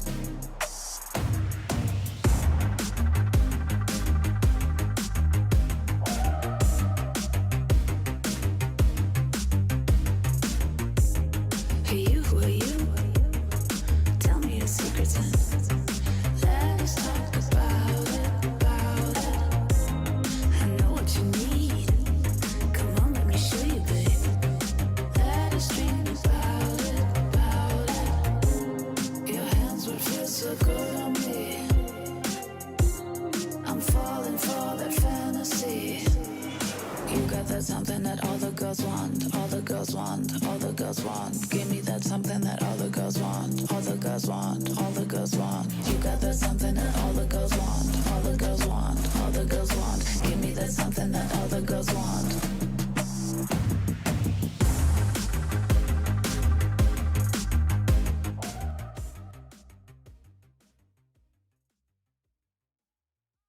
HABO Bad Boss with already half the job done. They take down the Twisted Minds Orchid pick of Breeze. But we've got to focus on the present here, Summer, as it is into Haven. Sure, the HABO Bad Boss selection. And while I left it off on a bit of a dull note in the favour of Twisted Minds side, Summer, as I say, they've captured the hearts and minds. We know they're not a team that goes down without a fight. We know that they are going to fight to the very, very end. So excited what we've got in front of us here on Haven. Yeah, I'm excited to see what sort of switch up that we're going to get from Twisted Minds, because there has to be that sort of, when you see a child fall in the playground, they have to get straight back up, right? Like, brush the dirt off your knees and just be like a goldfish, forget what's just happened, because, like, sure, they have a short memory because, well, the first map was very short, right? So coming in towards the next one, we have to be looking at that sort of goldfish memory for the Twisted Minds side and just be able to just completely forget about it and look forward to the future. Like, just pretend it's a best of two, right? And you're going towards the next two maps. Right? How have you managed to make that about a child falling over in a playground? I don't know. And then a goldfish, yeah. And then a goldfish, like, okay. They just have to brush it off. Stun locked here. We are heading into the map in just a few moments' time, though, Summer, to discuss what Haven is all about, though. Obviously, this is the perfect opportunity at redemption for the Twisted Minds Orchid side. If you're HABO Bad Boss, though, you know, you kind of feel like you're already sort of walking to the bank a bit here with this win, looking to cash in on the success that you had on Breeze. You've got to say it kind of comes in two parts, the criticism and the positivity. I think for Twisted Minds Orchid, we talked, a big discussion point, I think, is the 5v4s and conceding those advantages they were able to earn. The harder part, however, is getting them in the first place. If they can apply that to Haven here, I do definitely think if Twisted Minds can sharpen up in the conversion rates of those 5v4s, you know, moving those first bloods into success, I think Haven could definitely still be a strong point for this side. Yeah, and especially when, what was it, like 10 first bloods, but only 3 rounds they were able to actually get across the line on that first map. It's not necessarily a pretty stat to be looking at, but it does show a little bit more of that story in regards to what was actually going wrong. It's not the start, it's more of that mid to late rounding, and we were seeing sort of those isolated 1v1s being taken, or a little bit more of the walking to get information when for Habos Babos side, they're doing really well of just starving the defensive setup of that little bit of information so they can adjust their setups, or pulling them in the rotations in favor of like completely clearing out the side that they actually want to hit. So for them, it's definitely going to be an important factor for Twisted Minds, like you said, of sure, you're starting off great, but sharpening up that mid round to really be able to put up a defensive wall. But we'll see if the agent compositions going forward in towards this matchup is going to help alleviate some of those struggles, given that we're going on to a little bit more of a traditional map and you're likely to see a little bit more of those traditional sentinels. Fudge Stars opting for the chamber. It is Sarah on the Cypher. It's very interesting, Summer, to see that obviously last map it was Fudge Stars leaning in the Viper. This map it's Thea. They've kind of swapped that in between the two of them here. So Real now playing the Omen, was on the Sky before. It's really weird because I know Habos Babos are made up of mainly duelist players previously, so there has been a lot of learning to be done, Summer. But it does make me laugh. Like, you look at the agent selection in the first map, compare it to that of the second. You know, it's not even like the same players are picking the same agents. It's almost as if they, like, spin a wheel at the start of every map, and they're like, who's going to be playing what role today? I mean, you talk about them all being ex, or majority of them being those ex-duelist players wanting to be the players going in first, which is why you tend to see whether it was the double duelist or having the chamber out, because that's a very aggressive agent, or at least an aggressive playstyle that you can utilize on that agent. So like you said, it might just be everybody taking their turns to be that supportive agent in regards to that setup, but it's definitely not shying away from what we're expecting in regards to capabilities of those players on the supportive agents. Like, look at the first map, we had Surreal on Sky being the person to deal with everything on that map in itself, of doing so much for the team. And now looking in towards this side for Habos Babos, now in towards Haven, starting off on the defensive this time, looking to see what sort of the double controller setup and utilizing the chambers that Hard Sentinel will do for them here, because we haven't necessarily gotten to see much of a Habos Babos defense. I've got to say, there are some scary numbers sit in front of the Habos Babos name here, right? Like, you look at it, it's 100% map win rate, 80% on the defense, 100% of the time they play this comp. Well exercised, the Habos Babos side with this selection. It is Twisted Minds Orchids looking to break some stats of the Habos Babos camp. They are on the brink of elimination here in day 3 of playoffs. The rebuttal has to start here on Haven. They are on the attack and looking to get on the offensive quite quickly here, not allowing Habos Babos to gain any momentum. Let's see what they've got in front of us here. Well, hang on, if you look at the map, there's a little bit of a heavy shift from both sides over towards this left side of the map. 4 players of Habos Babos beginning on C, and 5 for Twisted Minds postured outside C long. So it could be a bit of a carnage to start off this map.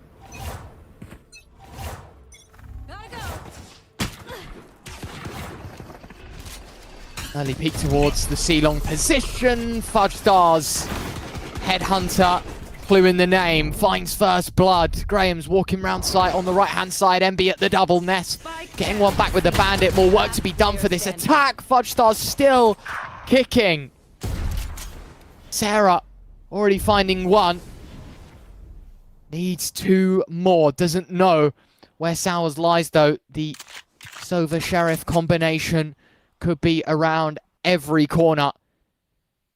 So it's quite the guessing game. Could isolate a fight here, though. Sowers walking on the offensive. It's scary.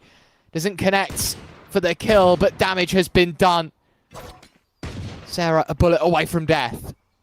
And this is just such an awkward position for Sarah to be working with. Sure, you've got the spike, you've got a bit of time, but so much damage being done and both extremities being watched for by the Habos Babos side. An opportunity to isolate, but again, you're talking about 24 HP.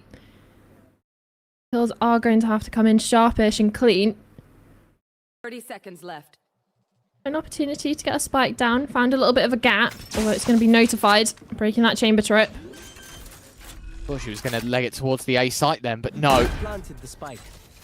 Will retain on B. Walking forward, I like this from Sarah. Got to get aggressive and isolate the fight. Knowing that you're on low HP, it could be the prime time to do so. Recon Dart now position well and truly compromised. Fudge Star's starting to stick the defuse. Spotted out. It's still being stuck. It's still being stuck. Has to be stopped, Fudge Stars. Bandit in hand. It is incredibly well played. We'll get their fuse fully. Fudge Stars to bring it home already. 3 steps into the ultimate, and okay. Bit of disrespect to start off Haven. That's lovely little read, it seems, for the side of Habos Babos, having so many of their players stacked initially out towards that C-long position. Reading into what Twisted Minds like to do. His initial trades there, that put him in good standing to put Sarah in a tough position to clutch. Moral victory, though, to get the spike down. And it gives them a little bit of extra cash to afford a couple of bandits, a little bit of shields. Trying to make this one as expensive as possible. Pretty sure the recon dart just bounced right back towards outside B main. Snake bite at the feet of a few. It's a freebie for there. 3 very quick kills. The utility combining with the Bulldog. So real, I mean, that is just a dangerous game to be playing. Sarah 1-on-5, bandit in hand. I mean, Thea has to be careful. Oh, well and truly stacked against her. Thea nearly opting to offer her life up. That's nicely done. A dink. No, surely not. Surely not. Oh, that no. is so disrespectful. Double left click, really? Salt in the wounds, and we're only 2 rounds into Haven. The knife drawn out on C-Long. You can understand going for the knife to an extent, but it's the double left click, Ryan. That's so disrespectful. And it's not even that. Look, you have a surreal TPing up on top. You also have Thea, 5 HP, jump peeking. Fudge Doll's also got danked and continues to peek. They play with so much confidence. And sure, even the knife kill to top it off. But we're only 2 rounds in, Ryan, and I know how Breeze went, but it's a new map, it's a new day for Twisted Minds. Can't be doing that to them this early on.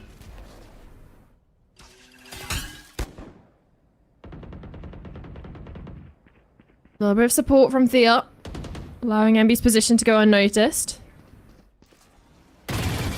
Sorry, before we get into this round, Korriban, our replay observer, has done the knife so dirty there. In slow-mo, does not need to be the case. Harsh. Settling into another 4v5 is Twisted Minds Orchid. As we speed up to the present. B-side pressure applied. Sarah dead to right. Thea another. This is the bonus for this defense. It could be flawless. It might just be. It is. The Bulldog finds 3. A flawless victory for Habos Babos. There's more gunfire going on after the round than in it. Yeah, it's an awkward situation to be in, right? If you're on the Twisted Minds side, just getting immediately shut down on a bonus round of all things. Even Surreal managing to limp away with her life. Down on towards single-digit HP, managed to survive when realistically should be punished. Things not quite working out for Twisted how they're expecting. Lower money yet again coming into round 4. Lean has got an investment of the Stinger. Already down to low HP, shield's gone, has to heal her way back up.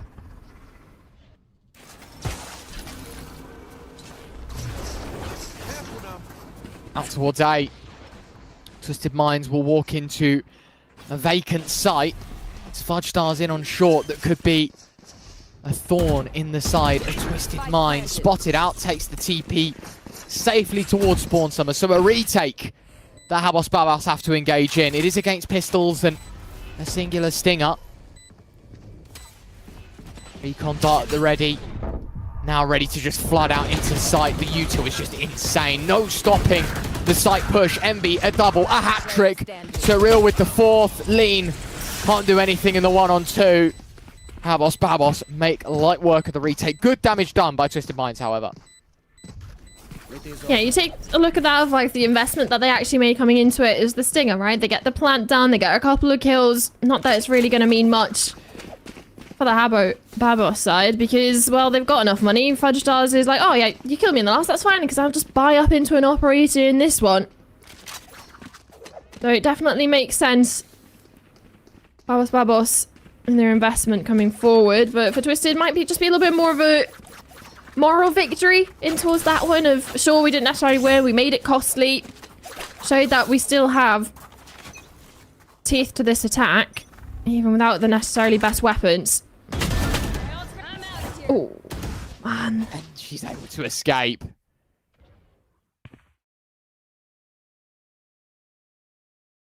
Tough situation.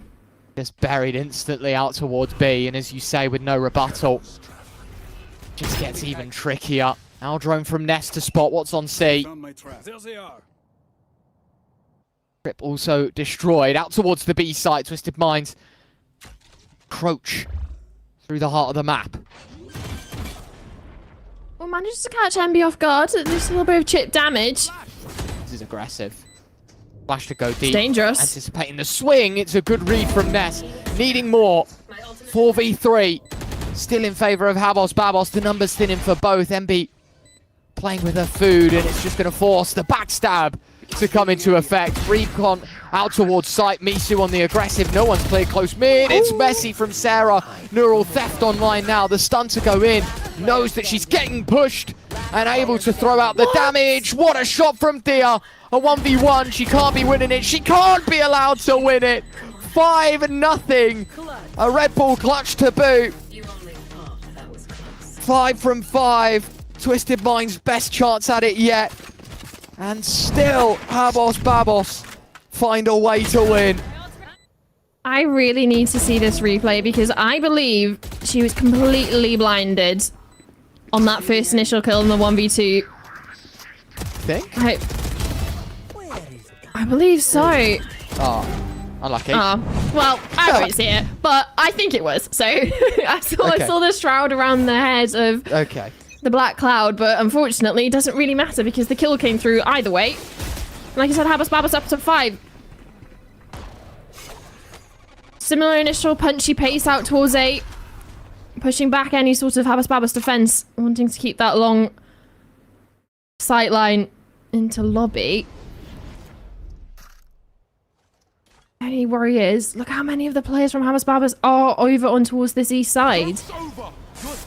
They are playing the most A-stacked setup.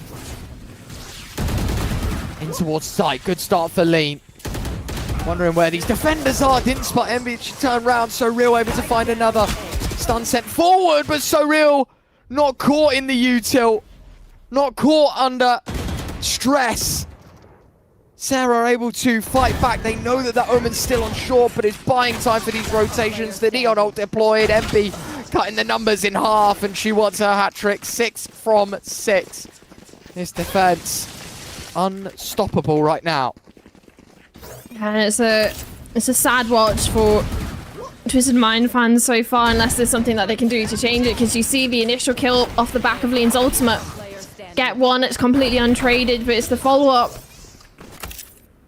It doesn't necessarily go to plan, and it comes down to the reads that Habos Babos are actually so on point with, whether it's some of the early kills that we're seeing, peeking out of garage, getting that kill going untraded, or when we even cast your minds back to the pistol of having 4 players stacked on C ready for the 5-player Twisted Minds long setup that they were having. And then even in towards this one, another little bit of a pace change from Twisted Minds of fast out towards A long, and well, Habos Babos had 4 players there ready and catching Twisted Minds off guard so many times with the pre-rotations, or the reads that Habos Babos are having so far are absolutely on point. So definitely an issue for Twisted Minds getting a handle on the rotations and the positions. Makes sense. Tactical breaks come out now. 0-6 to the worst. So is their money. So is the ultimates. A lot was invested in the previous Ryan, and it just didn't go their way. Given a minute for the coach of Twisted Minds to speak. Frenya on the intercom, trying to address the immediate problems that Twisted Minds Orchid side are suffering from. After that minute, we'll see what they've got. This round is against pistols. Not expecting the most out of this round. Damage would be nice. Sowers under the microscope here towards A. How good is this Phantom? 9 rounds left in the mag, so it has to be instant. Graham's takes the freebie, knowing that the Sova's under pressure. Scoops up the gun as well. So it is 2 rifles now in the hands of Twisted Minds. Yeah, it drops out over to Ness as well, knowing Graham's has the ultimate online. This could be massive in regards to defending any sort of retake from Hamas Babos. All coming in from CT in heaven. Up over the top, MB! Close, no cigar. Ness at the double. Graham's popping the ult, anticipating this push to get scary. Still going for it. Oh, the Habos Babos side walking into the util. The recon dart destroyed, but this is all a game of buying time. Graham's with 1. Ness takes their 3rd. And an Amoda Thrifty to start the Twisted Minds campaign here on Haven. 7 rounds in. And well, they're finally here to play. Yeah, and a lovely conversion off the back of the timeout as well. Even after losing the initial kill here. Massive pickup from Graham's onto the player backside, shuffling that Phantom over on towards Ness. That does so much work. A triple kill for her in that round. That's not ready. Thankfully, it's a stay of the drought that was plaguing Twisted Minds. You want to play? Let's play. Towards C. And well, it's met with Roman ultimate. Misu trying to get into backside, knowing that cutting this Viper out of this round would be huge news. Low HP. Not to mention the deep smoke as well. This is scary. They're checking within the ult itself. Thea playing around on the outskirts, stunned and dead. So now there's free passage. Emby gets the trade onto Misu, but Graham's with 1 in the meantime, leaving Habos Babos short-changed. 2 on 3. Emby now dead. Fudge Stars with it all to do. Tour de force in hand. The Fudge Stars is capable of.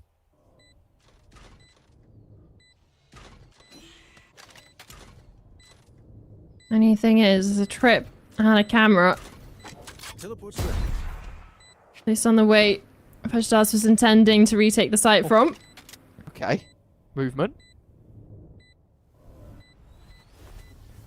Got fancy footwork, but the time's starting to tick down low. I haven't necessarily got a weapon to save either, so you're going to have to exit through CT if you want to pick something up. Noise being made by both parties. Fudge Stars wanting to catch one of the Twisted Minds players on the exit. Not going to happen. As you say, picks up a gun. So at least there's something in the pockets for this remaining defender in the next round.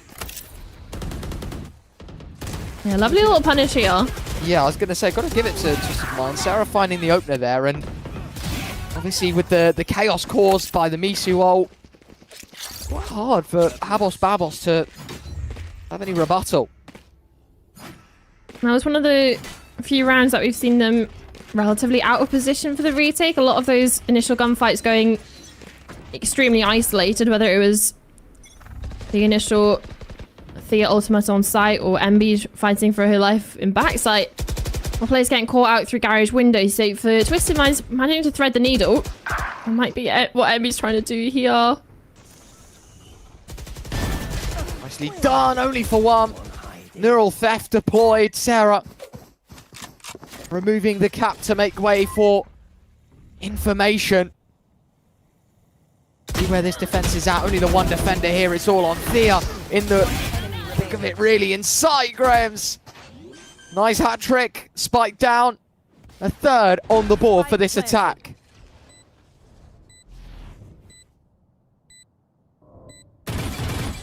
I'm spotted. Yeah, I was going to say, unless. But that goes from 1% to none. Fudge Stars understandably backing away, knowing when she is welcomed into a retake and when those odds may be too slim. Operator for her troubles, trying to keep it forward into the next. And for Twisted Minds, I think you've got to give it to them, overcoming the 6-round streak and then doing it twice now, moving up to 3 as I said. You can start to see the financial implication that it has on Habos Babos here. They were rolling in money this time 2 rounds ago, Summer, and now a more sobering stance financially for this defense. They should still be able to afford heading in towards this next one, especially with the operator being saved over. It's still going to be an extremely potent buy, but like you said, there's not much in the reserves, so massive implications for them in round 10, which is why it's understandable their first tactical break of the series being invested here and now.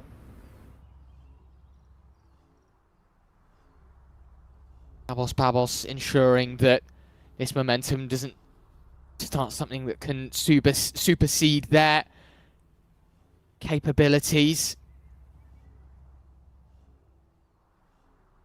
A few more rounds left in this half, Summer, and you can't help but think, but for the sanity of Twisted Minds and for the continuation of this series, if we do want to go to sunset, Twisted Minds with the expectation to win all three.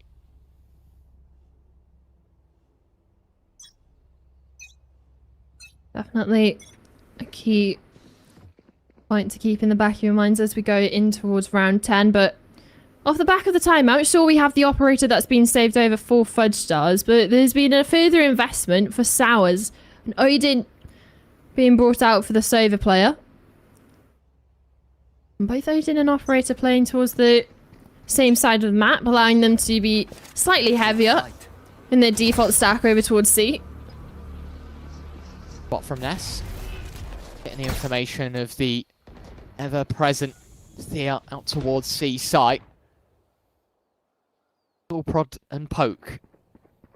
Exchange of players just yet, so real. Anticipating a walk from Garage, and should be correct in her assumptions. Swing in! That is a ridiculous shot from Graham's. A sick adjustment into the window and into sight. This defense, they have a response, I was going to say. Put under immense pressure, but Sours there to relieve it. Bursts the bubble of Twisted Minds Orchid. And what started so nicely for Graham's quickly unveiled by this defense. The Odin looking for more. A wider swing might even be taken by Sours here. Fudgestar's already aggressing from behind. You'd expect the Chamber to walk away in this situation, but Fudgestar's opts to stick about, swing on in, and questionable play causes her life to be lost. Now from it being incredibly twisted in favor of Twisted, then in towards Babos. It's the multi-kills galore, slight mistakes, allowing for Twisted Minds to find their way in towards the B side, but MB is here for the cross, the spike's down on the ground. 7 seconds. Sarah sticks the plant, comes off, it's instant. A fantastic round for Sarah. Holding on for Twisted Minds. And to be perfectly honest with you, Summer, after the hat-trick that we just saw from Sours, that is not a round that Twisted Minds should be winning. Not a round whatsoever. Look at this.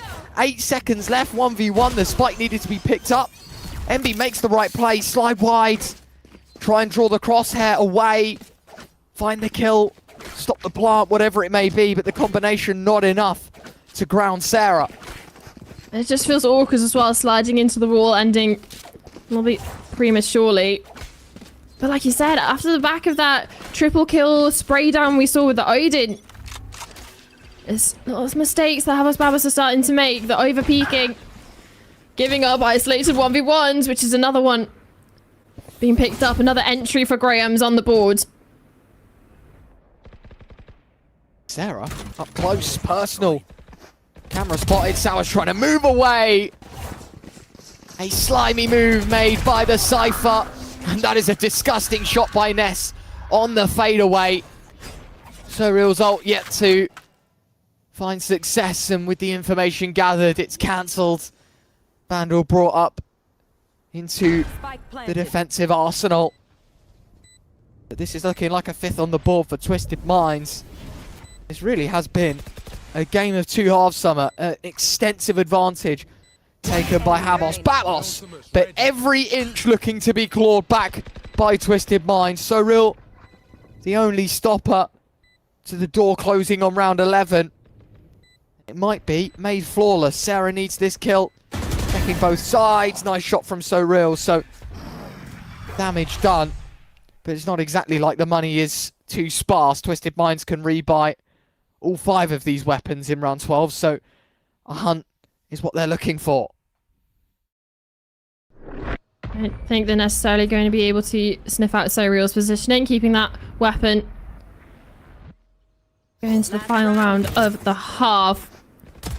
But like you said, it was a 6-0 lead for Habos Babos, and off the back of a timeout, and Moda Thrifty and Twisted are right back in it. Only 1 round now separating. An opportunity to equalise at the half when there was fear it was just going to be a repeat of Breeze. They didn't necessarily have much to say, not afforded the opportunity. And now, starting to see Twisted Minds heat up, especially looking towards Graham's on those multi-kill entries. Oh, it's disgusting, the Odin. You can just hear it ring out. Sours only for 1. Hunter's Fury able to trade. Damage enough from Graham's to convert. 4 on 3. And the encroachment towards the A site once again so real. Not spotted! Not spotted! In the orb! And in the middle of it all, she'll find a double before falling, but it's all in the hands of Misu, who cannot bring this one home. 7-5 in favor of Habos Babos. Twisted Minds, a mini recovery, but can't complete to make it even. A slight advantage here for Habos Babos heading into our second half, and already with a map up that might just be the confidence boost that they're looking for. An attacking half to complete this series 2-0. Will Twisted Minds Orchid have something to say? We'll find. Red Bull gives you wings.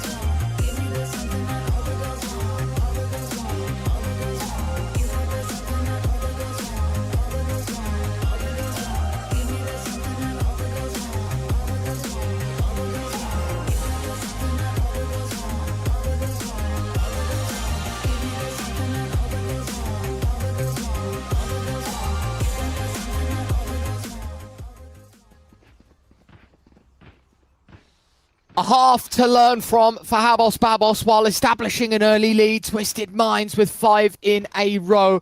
Cannot convert the last, so it is 7-5. And if you're only just joining us, it could be our last half here. Twisted Minds need to pick things up here on the defense. An important round for both teams, given Habos Babos are at least able to end their half on a high. They began it 6-0 up, but let things slip to the wayside. But an answer back in the final round of the half might just be what they need to keep the momentum in their favour. But for Twisted, starting to build their confidence up towards this match. Two taking the shoulder peek, a good paranoia. Shoving Habos Babos out of C lobby. Have to make the wild rotate round. Lee not going to spot information. Should be that it's all fed through. That A going to have to be well defended. Sarah put under the cosh of this pressure, this push in towards site. Ghost in hand. Has to predict between the angles. She does well for the first. Habos Babos with the rebuttal. Thea's double hat-trick of frags. It's 5 in quick succession. And Habos up by 3, 8 on the board. They had all of the information, Ryan. They knew it was going to be A. Even had the numbers in their favour because Surreal was staying behind in towards A lobby, worried about a flank. So in a 4v5 fight with Twisted funneling out from spawn, Thea just absolutely demolishes them as they pop out. With Twisted, you almost feel like it's an opportunity squandered. Everything in the right places. All the information. But none of the kills.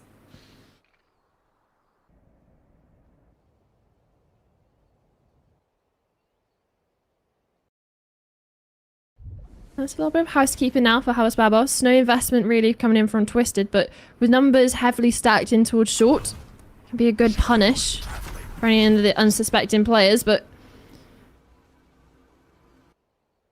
throwing through garage, trying to sniff out where any of the defensive players are. OMB. Walking up, judge in hand. Problem is, it's not suited from a fight from garage in towards B site, so some more distance to be closed. Fudge Star's expecting push here on short. The peak taken deep. Do you expect this crossfire? It could be lethal. Twisted Minds lose half of it. And the problem is that's the weapon gone as well. Fudge Star's finding a second, a third. Quick from the Marshal.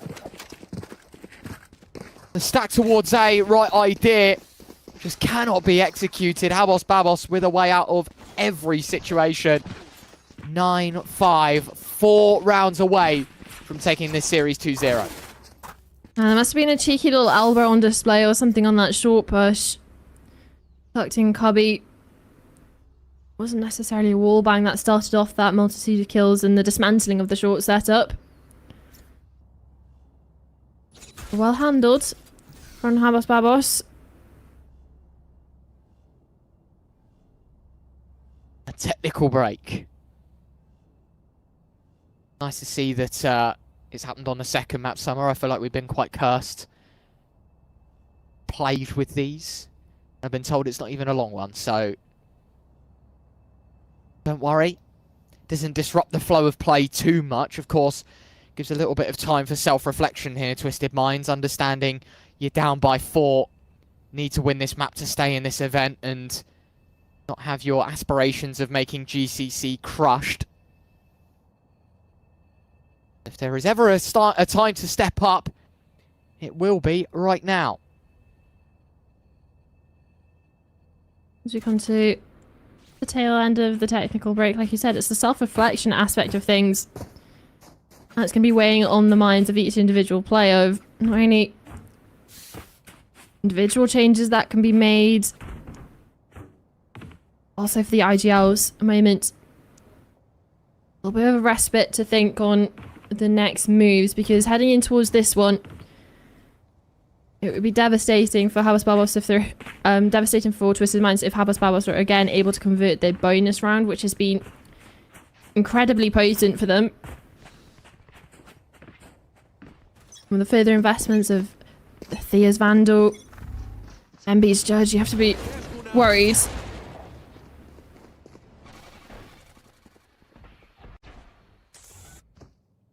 Round 15 really is going to be the difference maker. Peek from Lean, round the corner goes this Judge. You can't stop a leaping MB. Well taken care of. Guardian peeking short. It's almost desperate at this point from Twisted Minds. Can't make either of those fights stick. And Habos Babos crushed the A site, weakened already. And if you're Twisted Minds Orchid, you might even half consider the save here.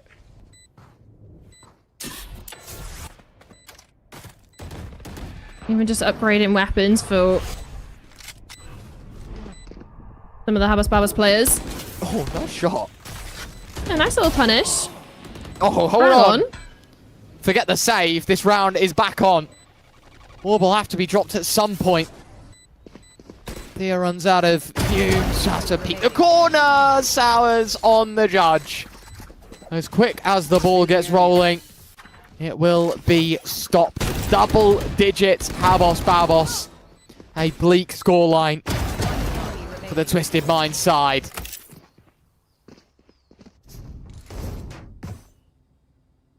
Another tactical break. This time, Twisted Minds. Again, we were talking about the devastation it will cause should a bonus be converted for Habos Babos. It's double digits for them and for Twisted. Step back in money. Step back in confidence as well. It's just little punishes that you see. The initial kill. Lean being baited for that wider swing and punished by a leaping MB. Judge in hand. Conversations to be had on game plans to go forward, because again, it's so early in the half that there's not necessarily any ultimates that you can fall back on. It's not as if you've got a run it back in the pocket or Graham's ultimate or the overdrive. A lot of focus on what they can do with the sidearms, maybe bait them into a setup, go aggressive, catch them off guard, but at the moment, HABO's Babos seem to have a relatively cool, calm and collected viewpoint of the game so far. Yet to be tested, as you say, on this attack, and now that Twisted Minds have been cut down to just pistols, nothing much can be said. A short sprint to the finish line. Fudge Stars. Straight away, instant impact out of the Outlaw. Could be a second. Misu dead as well. 5-on-3. Hoping that the upgraded pistols could have found some ground. I mean, what a ridiculous place to drone. It's covered, it's held, it's converted. Ness, nice second shot onto Sowers. But it does not stop the 11th being found.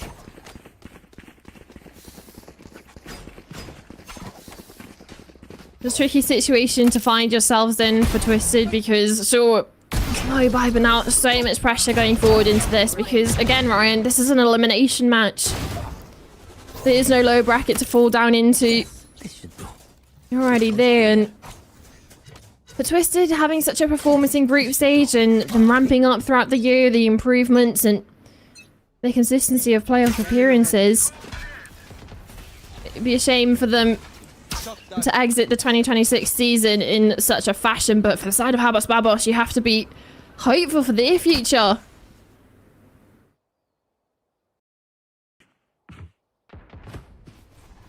Cover going out. Take flight. Right towards Garage. Sowers to complete the space. Trip removed. Graham's invited behind the wall. Peeking a nice first shot. They're dead. There goes the secondary smokes. It all relies on So Real to close the gap into sight. A sliding MB to draw first blood. Sarah, neural theft. As the cage is put up, gives her a rough idea of where these attackers are coming from. Two bodies inside. The TP gonna block her vision, but Ness here to support. Twisted Minds up to 6. It is not over yet. Keeping the dream alive. But it's going to be a hard-fought way back into this map, Ryan, because given the relative ease of streak HABO's Babos went on at the beginning of this half, they've got some fair amount of cash reserves to invest up into this, and you can even see an operator invested for Fudge Stars wanting to go head-to-head with Graham's.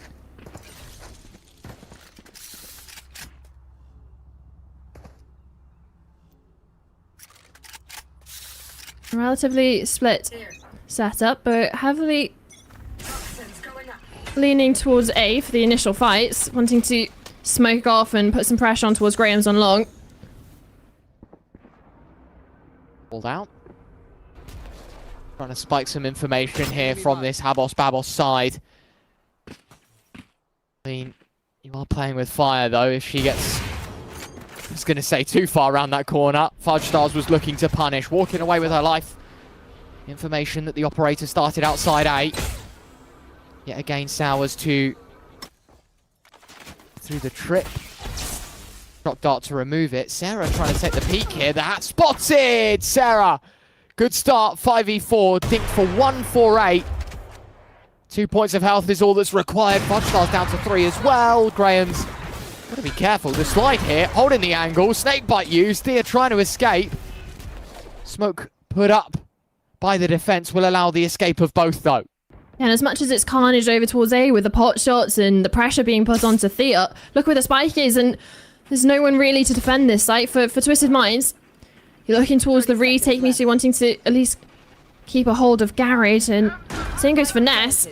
Hunter's Fury invested, but even with that being popped, Fudge Stars has managed to find one. Even in numbers and quite even in health as well. Twisted Mind looking for this retake. The timing, oh, it's all on there. forget whatever happens on site. This flank could be the beginning of the end here. Graham's with the opener, so real with the trade.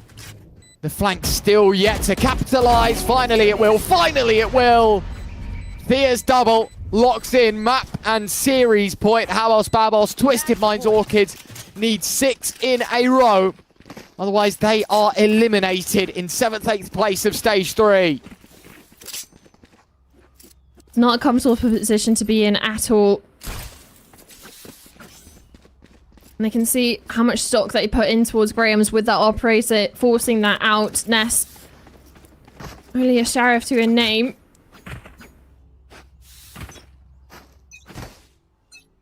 But HABOS, a lot of opportunities now. And a couple of ultimates primed in position for them in round 19. Run it back deployed. Nice shot through the smoke from Sarah. Flash to go through. Lean just at that point using the run it back for information. How many bodies are outside C long? Foils the plan of HABOS Babos a bit here. But they're not afraid to slam on the brakes. That's the thing with the smoke. Up towards C long. Not necessarily forcing the issue to push through it. And cut noise. Start to make Twisted Minds second guess things. You can see the rotations starting to shift their way over towards A.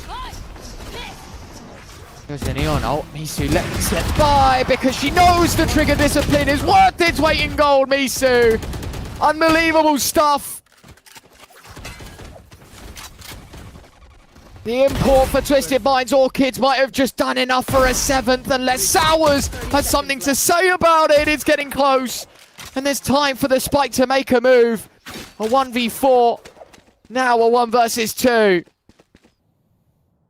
And 20 seconds left. Twisted Minds counting their lucky start. It wasn't a quick 3rd succession kill on towards Ness. 10 seconds left. Don't necessarily want to count Sowers out of this round just yet. So split up. Stun to go in. Sowers will plant. Graham's trying to jump, leap into action. It needs to be an instant headshot. And Graham's buys enough time. Allows Ness to get close. And Graham's will celebrate a 7th win. Counter down by 1 as to the requirement for Twisted Minds Orchid. Gotta hand it to Misu though.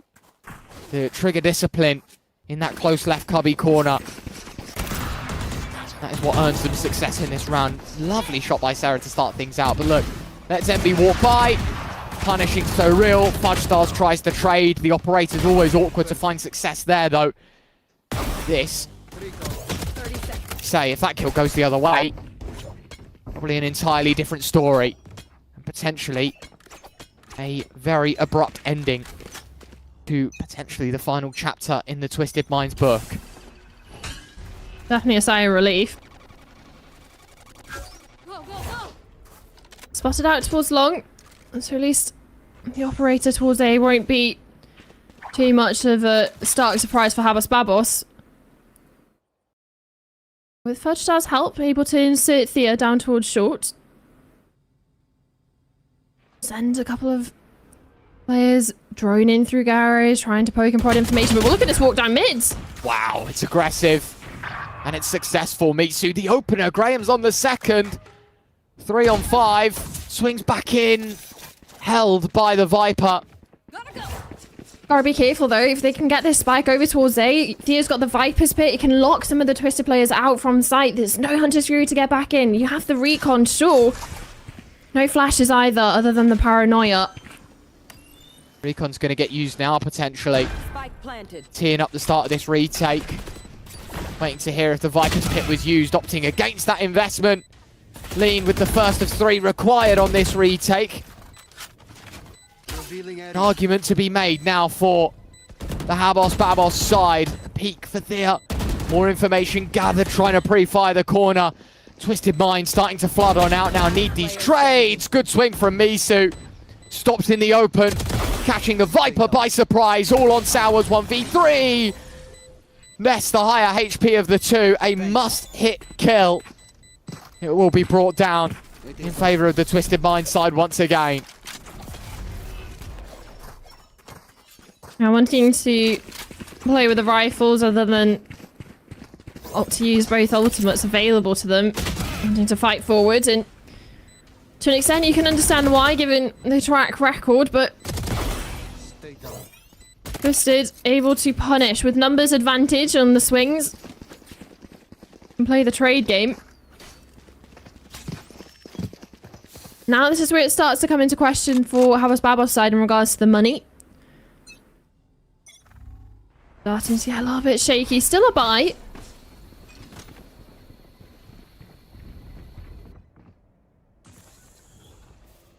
Dangerously close to the smoke.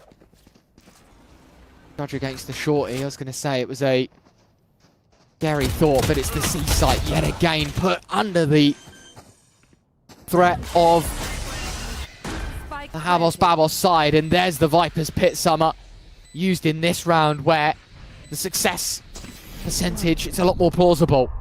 He's having to flank with the judge. It's slightly awkward with Misu now TPing towards long. Sour should have a punish. Oh no, should have but didn't. Thea at least has something to say about it inside. Envy now removed. Aggressive is Thea, so real with the trade. A 1v1 needed. Misu. TP spotted, I do believe, in the smoke. It's already halved. Misu. 37 points of health, so real commits too quick. 9 on the board for Twisted Minds Orchid. There's starting to be small little mistakes that Twisted Minds are taking so much advantage of in regards to HABO's Babos offering it up. We didn't have to do the replay in slow-mo. Where's it here as well? The jumping towards the smoke. Misu playing proactive, not sticking it all the way through, gets half, comes off, secures the kill. Now with 3 rounds in a row, that's ended in a Twisted Minds retake success. The second tactical break for HABO's Babos comes out, knowing that they can get onto site, they can get themselves into the post-plant position. It's just everything therefore after not going quite to plan. 3 in a row, half the job already done by Twisted Minds Orchids. The tactical timeout taken for HABO's Babos, the last one in regulation at least. To figure things out quite quickly here, HABO's Babos. It felt like they have the map in the palm of their hand, but Twisted Minds, they have a counterpoint. Seems to be, at least so far, so good.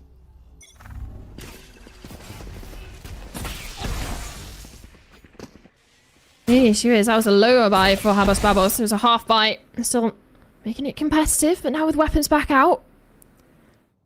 I like this. Definitely a dangerous game that Grounds is playing, but you can spot someone on the jump up on that timing. It's going to be an unforgiving kill.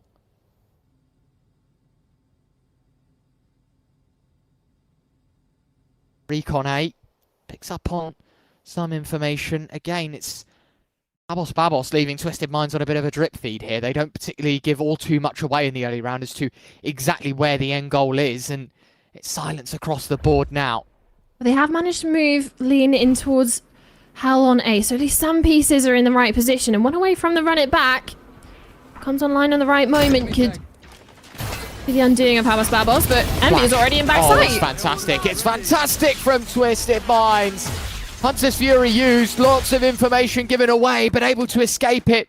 2 players still on site, 30 seconds left. The shot dot goes high, and spam right through the smoke goes lean.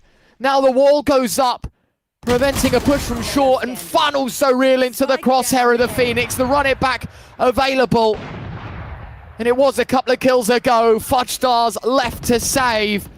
And the biggest threat HABO's Babos have had yet, Twisted Minds are able to surpass in flying colours. And I've been affording them to get out onto site, which is one of the main things that HABO's Babos have been able to rely upon, especially giving them a boost to the money. They were able to keep a relatively competitive buy throughout the last few rounds, but Heading into this one again, concessions are being made. Half armor on a couple of players, bits of missing utility. MB down on towards the judge, half armor. And again, not the full stack of abilities to be afforded in this round. It starts to get concerning. Round 23 now. Twisted Minds building their way slowly but surely back into this.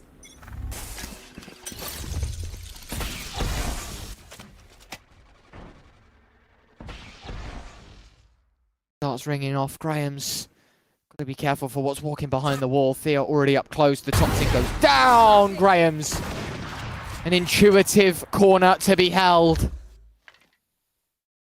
Yet again, Habos Babos 4v5 to recover from. Aggressive from Lean here in middle. Slime not punished in the advantage. Running back use from Lean. Heading out of garage, and sure, might not necessarily be able to get a kill off the back of it, but it's a lot of information clearing out towards mid. Expecting to see even further rotations into towards A. Now the trigger's been pulled. MB's out on site, but already dropped. Needed a kill from Graham's. Hitting a flying so real, and Sour's buried as well. A is a graveyard of Habos Babos players. It really is happening from 12-6 to 12-11. They are a single step away from recovering this map summer. And it's a similar story to the first half, Ryan. They were 0-6 down, managed to build their way back up to a 5-7 half. And it's that streak of red that you can see 5 rounds in a row. It's a similar streak that we've just seen them post. And now into the penultimate, or possibly the last round of the series, or at least in regulation. It is finally a full buy for the Habos Babos side. No Stingers or Guardians in the mix. Do or die for Twisted Minds Orchids. The removal with the shock dart of the tripping garage. Twisted Minds go to investigate. Paranoia used. They re-clear the space. The B site is left vacant. So, a 5v5 retake. This is the ultimate test. I say that. A slight advantage being given away here. The Hunter's Fury attack but no kill.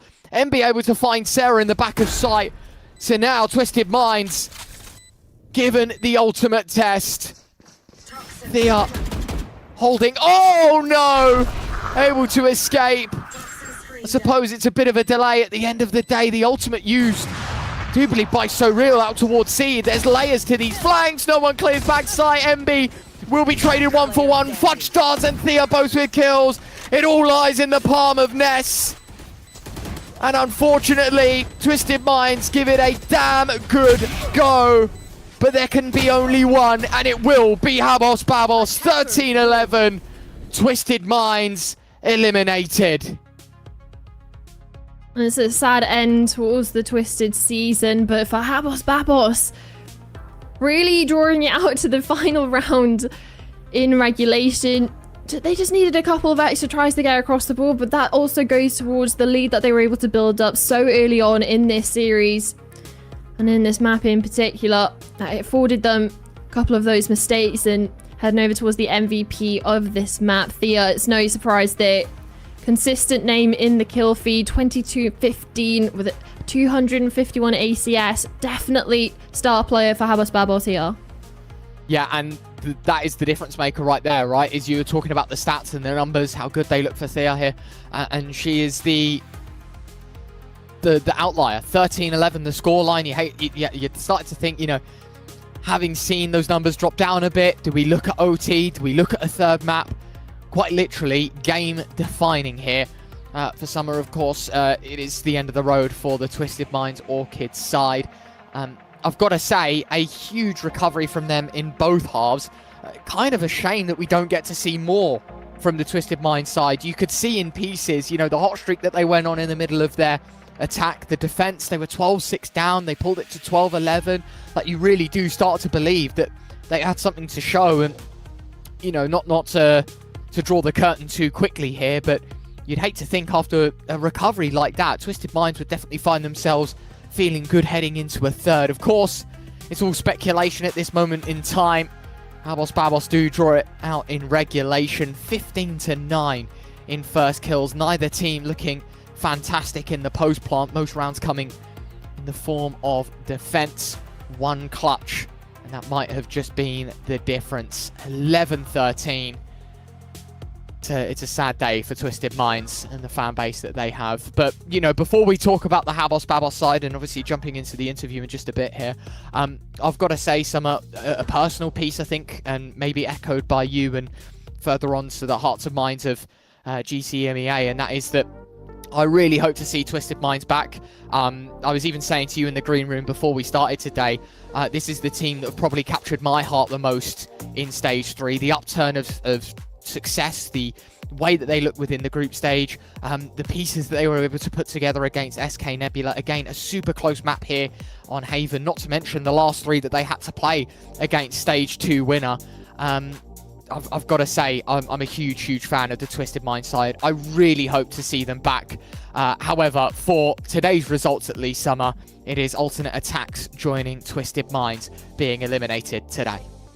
Yeah, and it is a sad story when it does come to it being in the playoffs aspect of things, that we do have to say goodbye to players, especially given it being Stage 3. It is realistically going to be the end of their 2026 season in regards to the main circuit of GC EMEA. But again, like you said, it is a team that's captured the heart of many. Same goes for Alternate Attacks, I'm sure, in regards to the representation from the dark scene as well, that they have so many fans, and it's so nice to see so many different people watch partying. And then same goes for the side of Twisted Minds. Like, this was one of the main international teams that we had coming forward, and same goes to you talking about the imports of seeing how well that they've settled into this league. But unfortunately, it is going to be a goodbye to those. And just having a look at over towards that bracket that we are seeing, obviously the matches today are over, we're just waiting for an interview. But eyes to the future, G2 Gentlemates is going to be an absolute banger tomorrow. And then same goes for Giant X and SK, which I feel that there's a budding rivalry there for sure so far this year, and even going into last year. Absolutely. I mean, you look at the points and how that's sort of working out for both of these teams. Like in GX's and SK's world, they need their opposition to fail if they want the best chance at making champs. So it's a huge opportunity. We'll pull it up here. Obviously, Gentlemates go gold as they have enough points right now to qualify for GCC. As you can see, for Giant X, relying on SK Nebula to fall off form, and well, for G2 Gozen, again relying on a win against the Gentlemate side to stay afloat and keep within earshot of champs itself. Yeah, I mean, look on the present, it's a bit of a shame for both of those sides that leave us today. Alternate Attacks, of course, in the first game, with Twisted Minds in the second. For HABO's Babos, it doesn't get any easier, though. You talking about the banger matchup that we get to work tomorrow, which is, of course, the G2 Gentlemates game. HABO's Babos have to play the loser of that if they want to continue the run and potentially looking at going to Sao Paulo themselves. So, you know, while the second map of the series was close today, you have a feeling that maybe a different kind of opponent, a different beast in either G2 or the Gentlemate side. Yeah, of course. And we talk about it being the fairy tale runs that all these teams have to go on when it comes to the point of like, okay, maybe you weren't necessarily having the best performance in Split 1 and 2, or you weren't even in Split 1 and 2 main stage when you're looking towards some of the players that we're seeing on the HABO's Babos side. And some players have never been in the mains circuit for GC EMEA and then pushing into playoffs in their first try. And then how are we having this conversation that we could be seeing them go on an incredible run from the promo relegation tournaments into groups, into playoffs, and then having that real conversation of, oh, well, they only have to beat the loser of G2 versus Gentlemates. Like, that actually isn't out of the full realms of possibilities to make that lower bracket run. So it is really nice to see the difference in names and all the varying talents that we actually have this year, which is always so exciting when it comes to Game Changers EMEA. Most definitely. I think for HABO's Babos, I mean, you say only beating G2 or Gentlemates. Of course, it is a tall order, definitely. And there's still work to be done afterwards if they want to qualify. You know, not that I want to play devil's advocate too much here, Summer, but it is a long road. We learnt that the hard way with SK Nebula in the lowers in last stage. They had everything to do. Of course, the points mean prizes, though, at this point in time. And for that G2 Gentlemates game, of course, for GXSK as well, I think, you know, sure, maybe in terms of the clashing of heads between number 1 and number 2 in Gentlemates and G2, that is probably the higher stakes matchup. But equally being said, it's 3rd and 4th playing against each other, of which, you know, those two, the winners of those games, you know, on a very suitable path to qualify by going first, and that then reinstates this whole point scoring system of you desperately need as many points as you can, because you're also relying on other teams somewhat to not get as many points as you, to kind of see failure in others, so that you are at your safest point to make champs. I mean, look, it's crazy stuff. We'll be spelling it out to you all this week and this weekend and a little bit of next. Insane times, of course. A lot still to draw up in the bracket.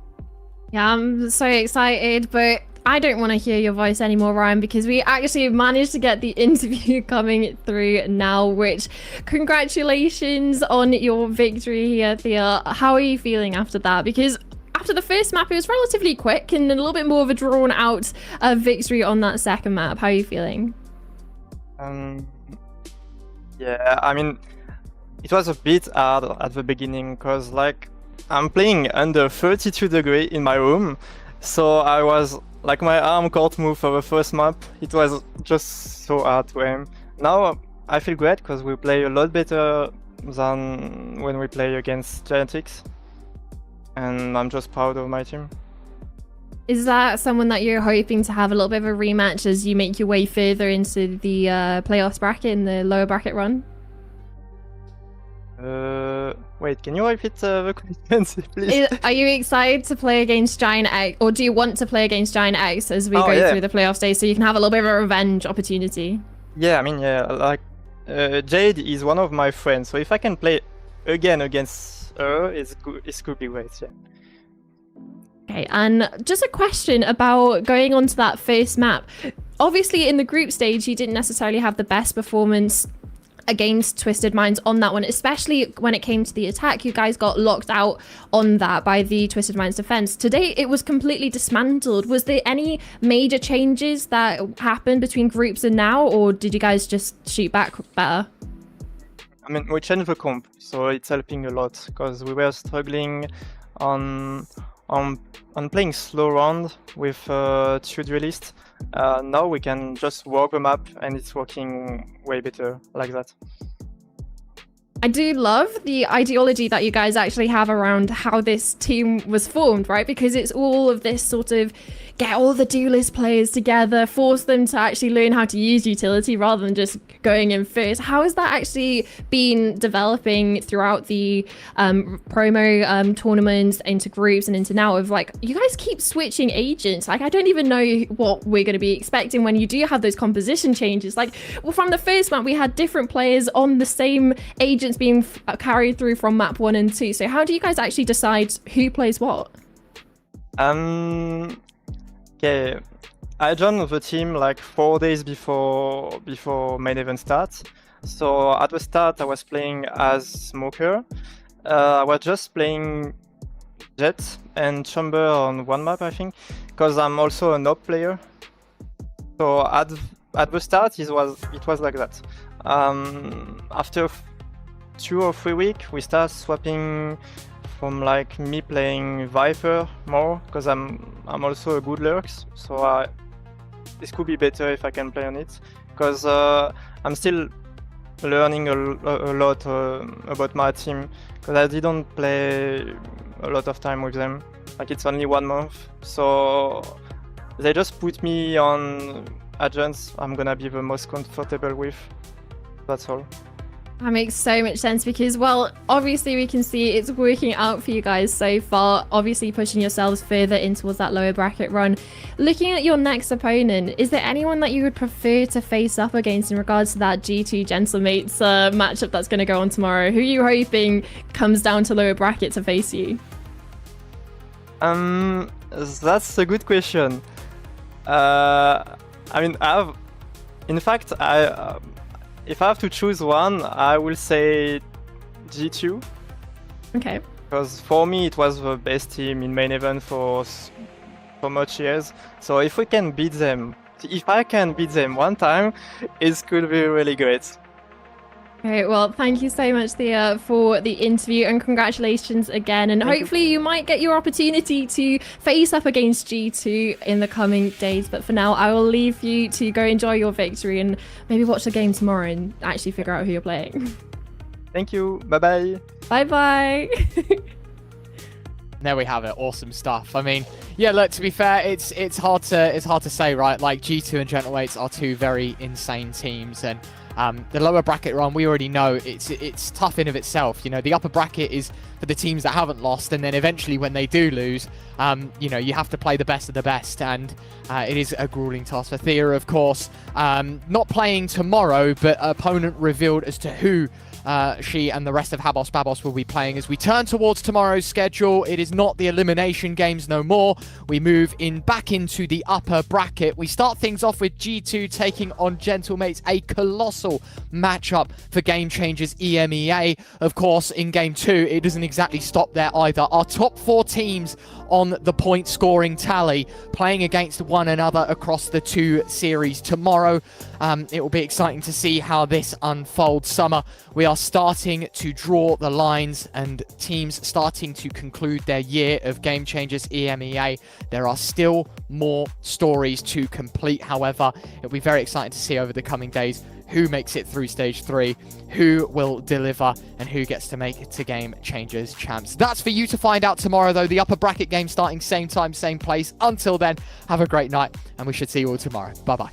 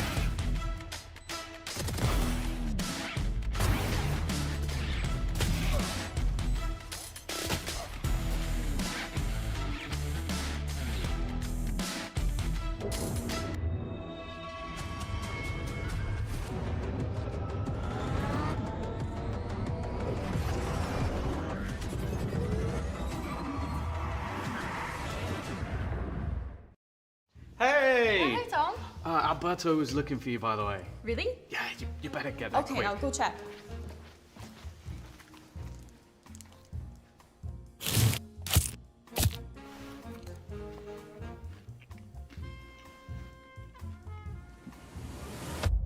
Have a break. Have a Kit Kat. Tom Biz. You've had your fun. It's my turn. At Carmine Corp, we demand the best. This is what backs us up. The Razer Iskor V2 New Gen.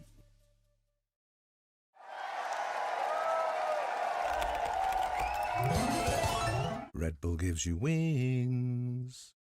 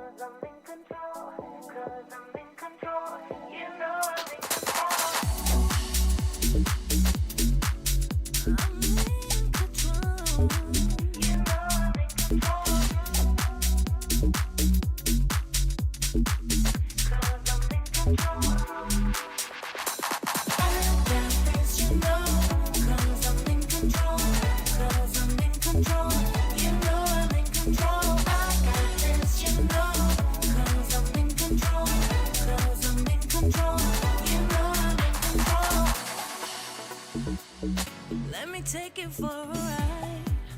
Close your eyes, come with me. It's a heaven in disguise, just for you.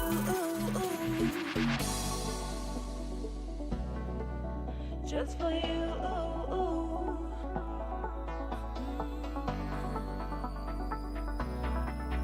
Just for you. You know I'm in control. I got this, you know, 'cause I'm in control. 'Cause I'm in control. You know I'm in control. 'Cause I'm in control. You know I'm in control. I got this, you know.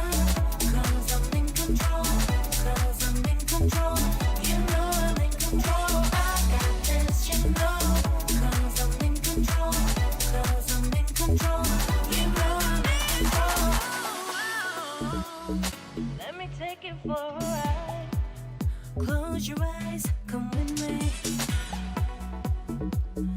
It's a heaven in disguise, just for you.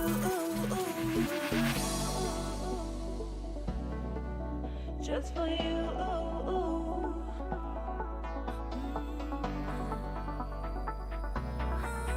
Just for you. You know I'm in control. You know, 'cause I'm in control. 'Cause I'm in control. You know I'm in control. Because I'm in control. You know I'm in control.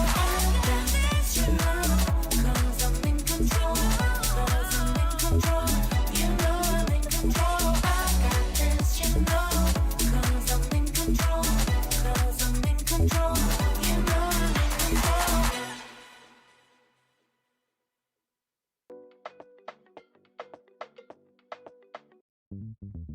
Usually I take a backseat, yeah. Low key, I'd say I'm discreet and don't wanna put my heart on the line too many times. I've been burned, I bounce back quickly, and with the drama, tell 'em miss me. Won't ever let it go too far, expose my heart, that's risky. Maybe there's just something about the way you stop and stare. Something in those eyes tell me you care.